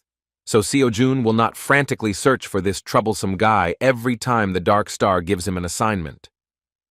He was very much cheered up by the mere realization that, on the contrary, if he carried him everywhere with him, then the Dark Star would have more reasons to give him a large sum. Looking at this troubled boy from the other side, he himself began to joyfully hug him and support the idea of him joining the academy, realizing that this was a real goose laying golden eggs. While Seo-jun rejoiced at his genius and the prospect of taking all the money of one of the 5 heroes for himself, So-yun thoughtfully said that now that they had a second student, they would be able to participate in team competitions. Seo-jun had not heard about this before, so the director explained that among educational institutions, there are all sorts of events where several students from the same academy participate, and of course, if a group participates, then the prize is much larger. Hearing that he could earn even more money this way, Seo-jun felt incredible joy.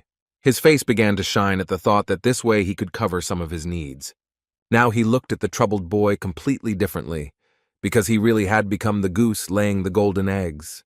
3 days later, Seo-jun had already begun studying the lecture of one of the most extraordinary lecturers, which most of all reminded him of some kind of avid jock. At first, during the lecture, the student had difficulty understanding why he needed to look at what this man did in his free time. As it turned out, at the beginning of his lecture, this man with incredible muscles and a strange t-shirt with a picture of the sun continued training and asked the student to be patient and wait until he finished the approach. The fact is that 3 days after Min-yul entered Dream Academy, he was able to receive a prize for winning the match of 1,000,000,000 won and 3 billion so-called alimony from the Dark Star for raising his obsessive student. Although he only had to lift his finger twice for the huge sum of 4.5 billion to evaporate instantly, he gained access to the incredible lectures of Hercules himself, who is a student of Chiron and the strongest hero of Greco-Roman mythology. The muscular hero stated from the very beginning that for the transcendence of a fighting group, the physical body is the most important and integral factor, because strength, agility, reflexes, and other indicators are a complex system of interweaving. What he was going to teach in his lecture was strength. With a wild look, he said that he was sure that some of the students who had listened to this point most likely thought that strength would only add weight to them. With a loud, stern, manly laugh, he said that this was an obvious fallacy, an unprecedented stupidity, a mere trifle. Showing off his biceps, he shocked So-jun with his incredible strength and size, as well as the words that in fact, strength, agility, and reflexes are what stem precisely from muscle strength and the development of their interaction with the nervous system. As soon as the great hero of Greco-Roman mythology tensed just a little, his muscles swelled twice as much, and he sat down a little and said that he would now show something interesting. Within a moment, he began to demonstrate incredible speed, which the Academy's transcendental camera could hardly capture. With an admiring glance, he said that he was capable of speed, fast as light, thanks only to his pumped-up leg muscles. With an incredibly fast lunge, he destroyed a huge boulder with his bare hand, saying that thanks to his art, he had destructive muscle power at his disposal that could bring down the skies themselves. There was no doubt that he could demonstrate such incredible success using only the brute strength of his menacing-looking arm muscles, moving quickly from side to side. He demonstrated incredible conditioned reflexes that react with lightning speed to his thoughts, coupled with intuition, which he learned from Chiron himself. Demonstrating an incredible number of push-ups in one breath, he said that the endurance that knows no fatigue was given to him thanks to the magnificent muscles covering his entire body. The radiance of this madman, who radiates incredible energy with the help of physical strength alone, blinded the student, who no longer regretted that in 2 clicks he had lost a fortune, which would have been enough for several generations of a family living in Seoul.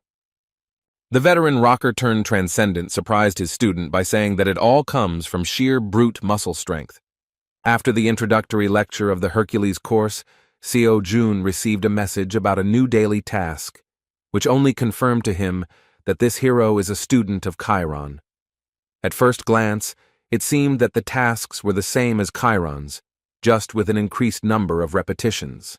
But as it turned out, everything was not so simple, because the fine print indicated that all this should be done with a weight of at least 1 ton.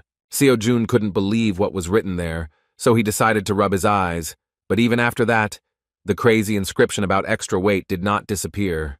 Looking at the phone again, Seo-jun shouted in panic that the title of the lecture about 500 tons was not a joke at all.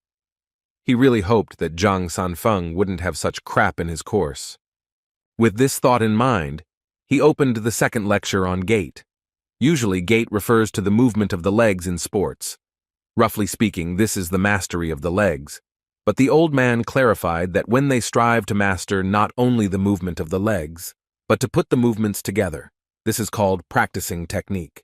Seo-jun hoped for a detailed and clear explanation of Zhang Xiaofeng's heavenly march, relying on the fact that he was the founder of the Wudang clan and Taoist, famous for creating several of the highest arts of movement. His interest only increased when he saw this celestial being's skills on display. The old man skillfully ascended into the air with incredible ease and began to walk as if on the ground.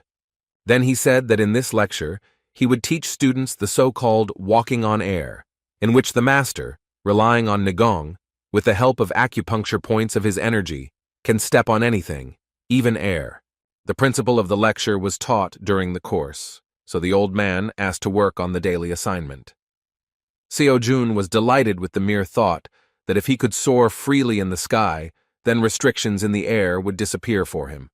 As soon as he received the daily task, a deeply thoughtful expression appeared on his face, because it mentioned maintaining a speed of 300 kilometers per hour for 30 seconds, as well as falling from a height of 30 meters. Despite the madness of the task, for him it seemed more real than the one given to him by Mr. Hercules.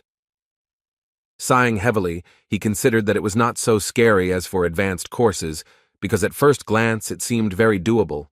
Then he was distracted by some girl who hesitantly entered the academy and, apologizing, said that she heard that Seo-jun was studying at this place. As it turned out, it was his close friend Suyeon, who called him Oppa. Seo-jun immediately invited her to go to the lounge and offered her coffee, inquiring about her fate at the academy and how she found out that he was here. As it turned out, she is Uncle Manchil's daughter, so she already knew where her brother was all the time. First of all, with an uncertain tone, she asked if he had seen her dad lately.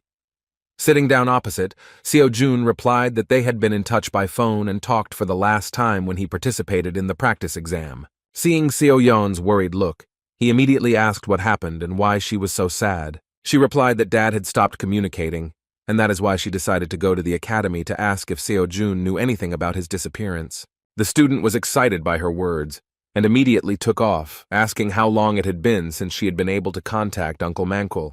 Soyeon replied that it had been a day since he had been in touch since he left for some extra unscheduled part-time work. Seo-jun reassured her a little, saying that since only a day had passed, there was no need to worry too much, because it had already happened that her uncle drank and fell asleep somewhere nearby, perhaps in one of the 24-hour bars or visiting friends from the enterprise.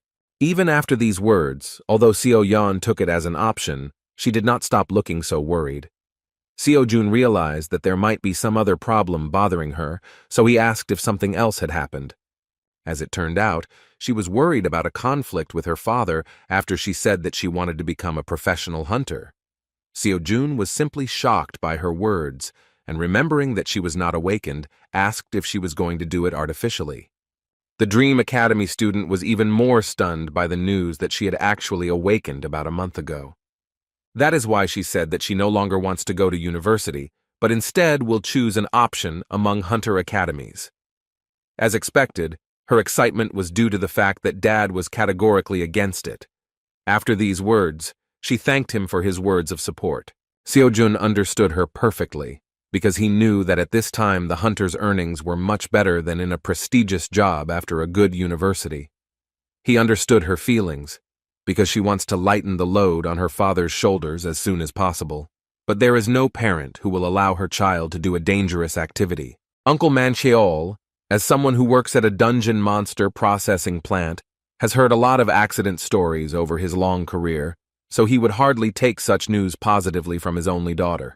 As they said goodbye, they exchanged good wishes, and Seo-jun asked her to be careful and call immediately if something happens or if her uncle still doesn't get in touch. He tried to support her in this situation until the very end, hiding his concern behind a smile and kind words. As soon as Soyeon left, he walked around the corner of the academy and tried to call his uncle himself, but he didn't accept the call.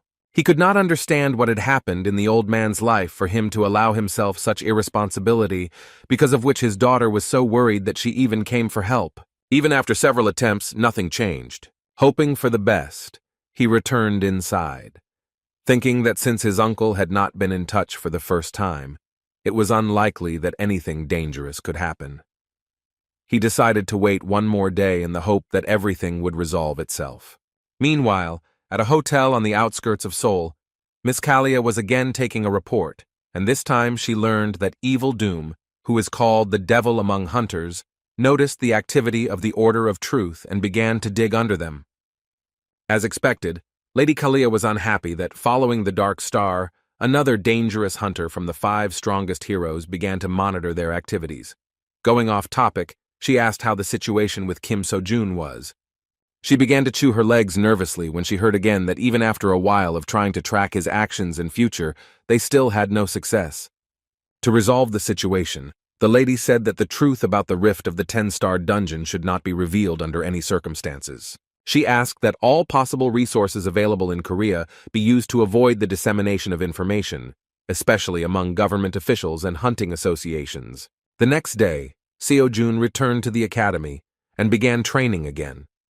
He already regretted that he had sold all the bodies of the monsters, because they could have increased the load quite well. Instead, he began storing bar weights in his bag as weight. In such a situation, he was really glad that he had obtained kibesis, even though it was not intended for such purposes. As soon as the bag began to weigh a ton, Seo-jun began to perform the workout with incredible effort. He still doubted whether he had enough weight, but was amazed at how serious Hercules' training was. After several repetitions, he fell to the ground and said in a weakened voice that it was difficult even with the strength that moves mountains. To overcome his limit, he had to resort to using mana to complete the task. He could not even think that one day he would have to go out of his way for sports, although in fact, these exercises were more like torture than sports. Releasing his mana, he shouted that it was time to put all his strength into the task in all seriousness. A few hours later, when Seo-jun arrived at the academy, she was stunned by the picture she saw. Seo-jun was lying on the ground exhausted after doing push-ups, and his bag was lying on his back, looking like he was being crushed by a weight.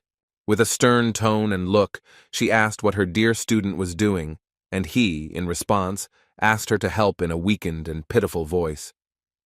He asked her to remove the pouch on his back before he went to the next world. Folding her hands in front of her and looking at his wonderful object for carrying things, she thought disapprovingly that now, for the first time, he reminded her of some kind of loser. Sighing heavily, she reached out to Cabesus with the question of how much he had stuffed inside this amazing magical object. However, as soon as she grabbed the bag and tried to pull it towards herself, using only one hand, she felt a trembling throughout her body and resistance from the object, which was associated with its enormous weight.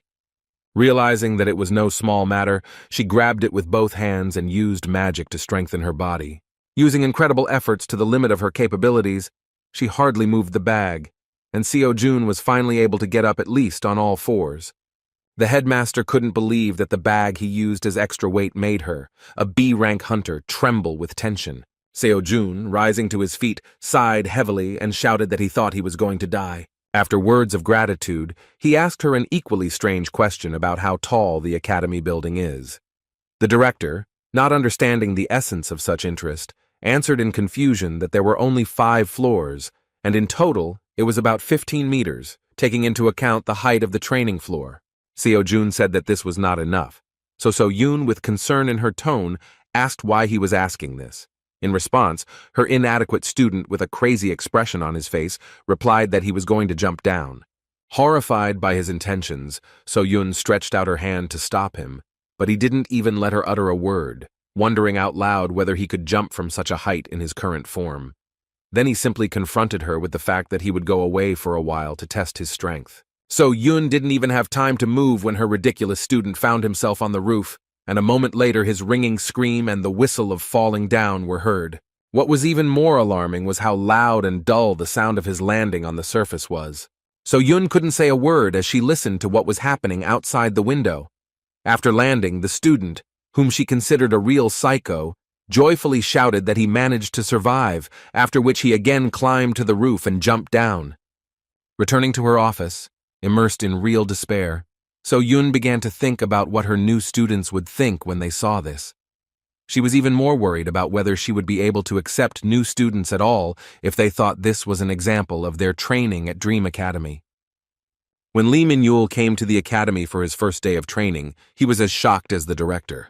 Along with So-yoon, they watched with a lot of questions as Seo-jun sent tremors through the entire building by squatting with his bag filled with enormous weight. When the strange student finished completing his assignments, he began to excitedly look at his phone, hoping to get an answer from his uncle, who had not been in touch. At that moment, Seo-yoon and Min-yul started whispering about what was going on with this guy and whether everything was okay in his head. Seo-jun didn't even pay attention to them because it was already the 4th day since his uncle didn't pick up the phone. He was very worried because he had known Uncle Manchul for about 10 years. This was the first time that he had been missing for so long. He was sure there was some problem. Soo-yeon continued to write to him about how Dad wasn't in touch and asking if there was any news about him. Concerned about the situation, Seo-jun informed the director that he needed to leave for a while. Seo-yoon began to worry, thinking that he would jump from the roof of the building again. While her student tried to make an awkward excuse, she shouted that he probably forgot that because of this, they received a complaint from citizens that they thought zombies were falling from somewhere. They even submitted a request to see if there had been a dungeon fissure somewhere nearby. To calm down the academy director a little, he still admitted that this time he was going to go outside the academy to look for Uncle Manchul. Seo-yoon was excited by the news and immediately asked what could have happened. Putting on his jacket, Seo-jun replied that they shouldn't worry, but he himself doesn't know what's wrong yet, so he'll tell him after he returns. To get some information, he went to the company where he worked with his uncle. A very warm welcome awaited him there. His old colleagues began to come running to meet the new star of the world of future hunters. They immediately began praising him for his success in exams and tournaments, saying that his efforts had finally come to fruition. Seo-jun felt a little awkward, because he didn't have a chance to say a word amidst the heaps of praise and controversy about when he would become a professional hunter and what place among the legends he would occupy in the near future. Having calmed down a little, the old men inquired about the fate of the boy who came to see them. When someone suggested that he wanted to entrust them with transporting corpses from the dungeons, He replied that it had nothing to do with it, and he just stopped by to say hello. In fact, this is how he found out that their life became much better after the previous foreman was fired with his help. Manchul still did not hide the secret that it was he who tried. Seo-jun felt a little awkward remembering that this was his first request to So-yoon. Returning to the real reason for his visit, he asked if anyone had seen Uncle Manchul. The company's employees replied that, in fact, they had not seen him for a long time. When discussing his disappearance, they, as expected, first of all assumed that he'd gotten drunk again and was sleeping somewhere in some bar. However, among the workers, there was one who uttered a clue, mentioning that Manchul had been missing since he went after some person who looked a lot like a powerful hunter. Hearing this, Seo-jun excitedly asked for more details about that incident. The elderly worker said that this happened about 4 days ago, when some strange man came and said that he was looking for labor to transport monsters. It was then that Manchul left with him, and after that, no one saw him. As it turned out, Manchul was not the only one who thought about this, because that strange man promised to pay an indecently large amount and many were tempted, but they lacked determination, so he went himself. Seo-jun asked why his uncle was the only one who followed the stranger. The guys mentioned that the man seemed confused, because he did not order through the company, but contacted him directly. The matter seemed unclean, because such money is something dangerous. Everything fell into place when the guys mentioned their uncle's words, that he needed such risky and big money to send his daughter to the Hunter Academy. When asked if they knew which dungeon their uncle and their unknown hunter went to, the guys replied that they had not been told anything about it. Discussing this situation, the guys began to behave restlessly, realizing that Manchul's disappearance was probably connected with his risky task. It seemed that Seo-jun was at a dead end, but one of the workers gave him a good idea, saying that the Hunters Association could probably tell him something, because they always report there about all sorts of raids and transportation. After that, Seo-jun hurriedly ran to the association, thanking the guys for the valuable information. When he arrived at the Hunters Association and reported his problem, a representative of the organization replied that this was personal information and they did not have the right to disclose it to third parties.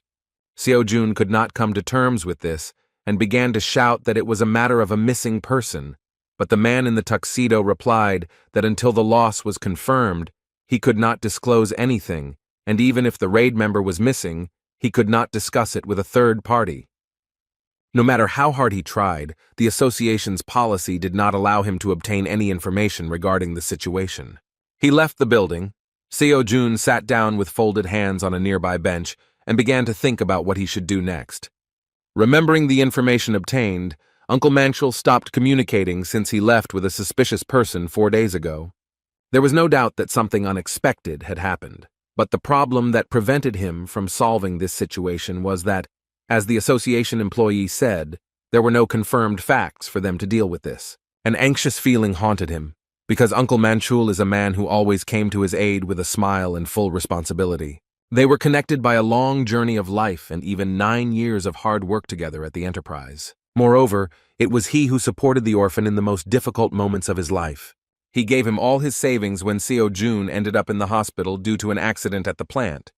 Despite the boy's words that the uncle himself had a hard time and that he should think about his daughter's future, he said that when an adult helps a child, he cannot simply refuse, but must thank him for it and take it for granted.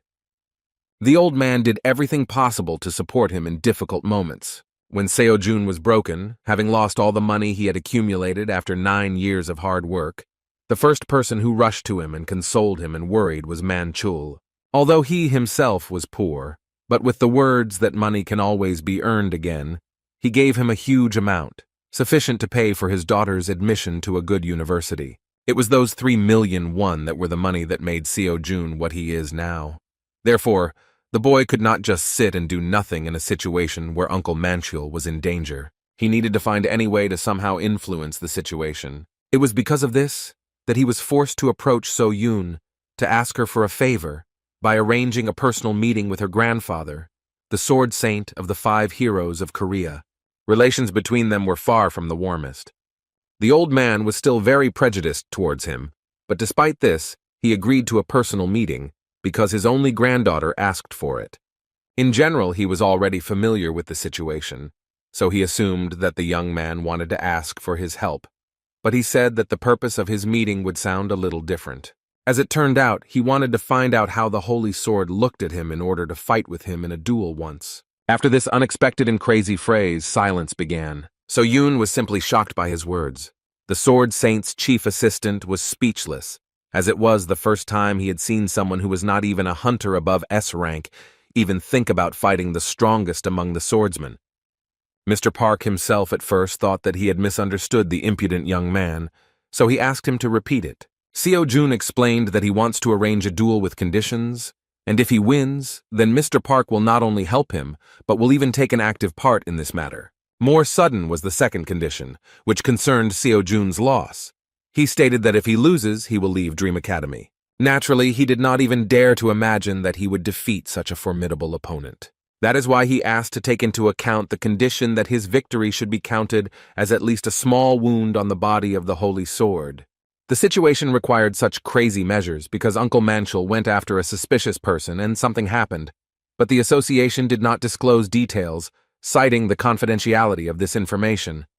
However, the conversation will be different if the request is made by one of the 5 heroes of South Korea, the Sword Saint.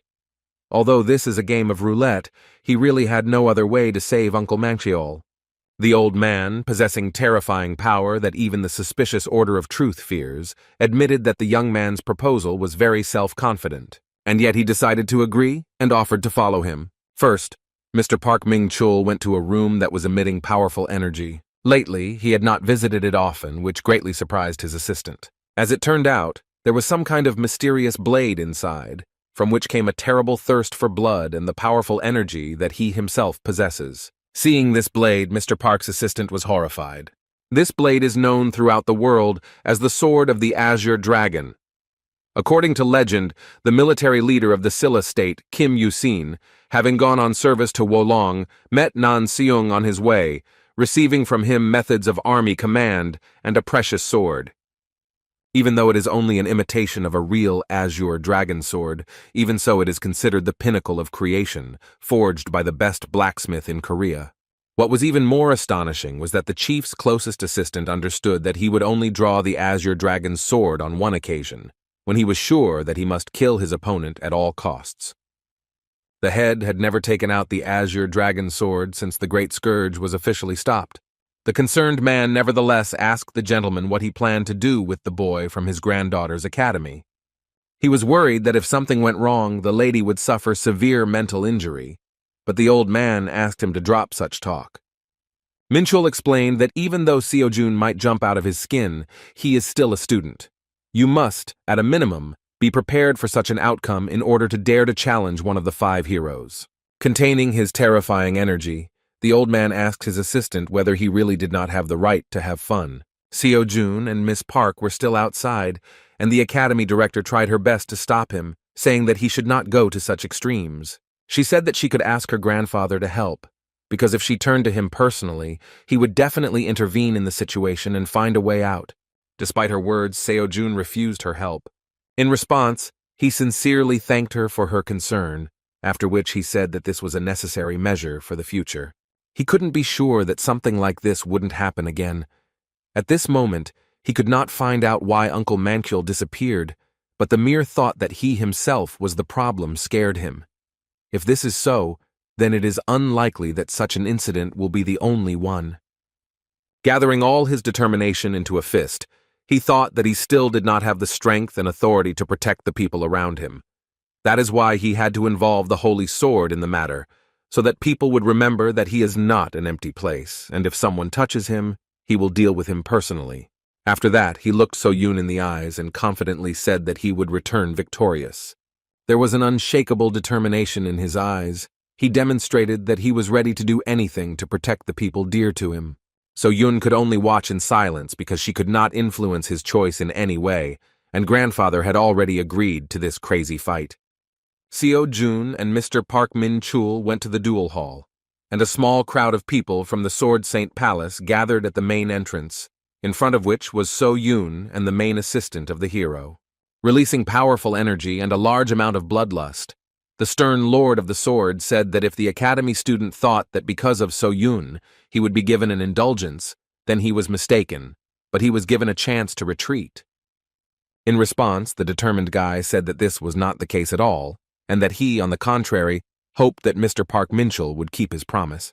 Drawing his powerful blade from its sheath, the old man said that he praised the daring boy for his courage. The duel was close to the beginning. Both warriors drew their weapons. Pointing the blade at the daring student, the experienced swordsman said that he would give him the first blow. Seo-jun accepted his offer and got ready. He was excited about such a fight, but he believed that even if his opponent was a sword saint, with his current strength, he would be able to withstand a couple of attacks from one of the 5 heroes of Korea. Within a moment, Seo-jun released his energy, strengthening his body and weapons, and rushed forward. From the very beginning, he was going to attack with all his might, because he was given the chance to strike first. Using his full potential, he rushed forward. A furious blow was aimed at the master of the holy sword, but he continued to stand in place with the blade lowered to the ground.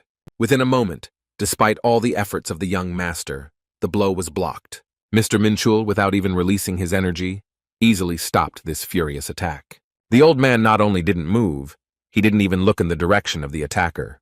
When he turned his gaze to Seo-jun, he sternly asked if he had now seen everything that the one who dared to challenge him was capable of. With one light swing of his blade, he threw the daring boy aside, and he barely managed to stay on his feet. It was not a blow. Mr. Park Minchul simply threw him away, but even this movement put incredible pressure on the student's body, even though he had mastered the course of incredible strength that even moves mountains. However, there was no time to be distracted by my well-being. Within a moment, the sword saint closed the distance and struck him with a quick blow, which Seo-jun barely managed to dodge. Now he could see the attacks of one of the strongest hunters in Korea, but even so, it was not easy to block them. A few more swings of the sword, which did not cause much fatigue in the old man, made the student feel his superiority. Mr. Park made it clear that he meant business, and his incredible swordsmanship demonstrated that every attack, every move, everything carried an air of lethality. The style that the old man used was called sword dancing, and it seemed that its fluidity was taken to the greatest possible limit. Now that he had used a small portion of his mana to strike, a powerful surge of power made the entire building, which was originally intended for Mr. Minchul's duels and training, tremble.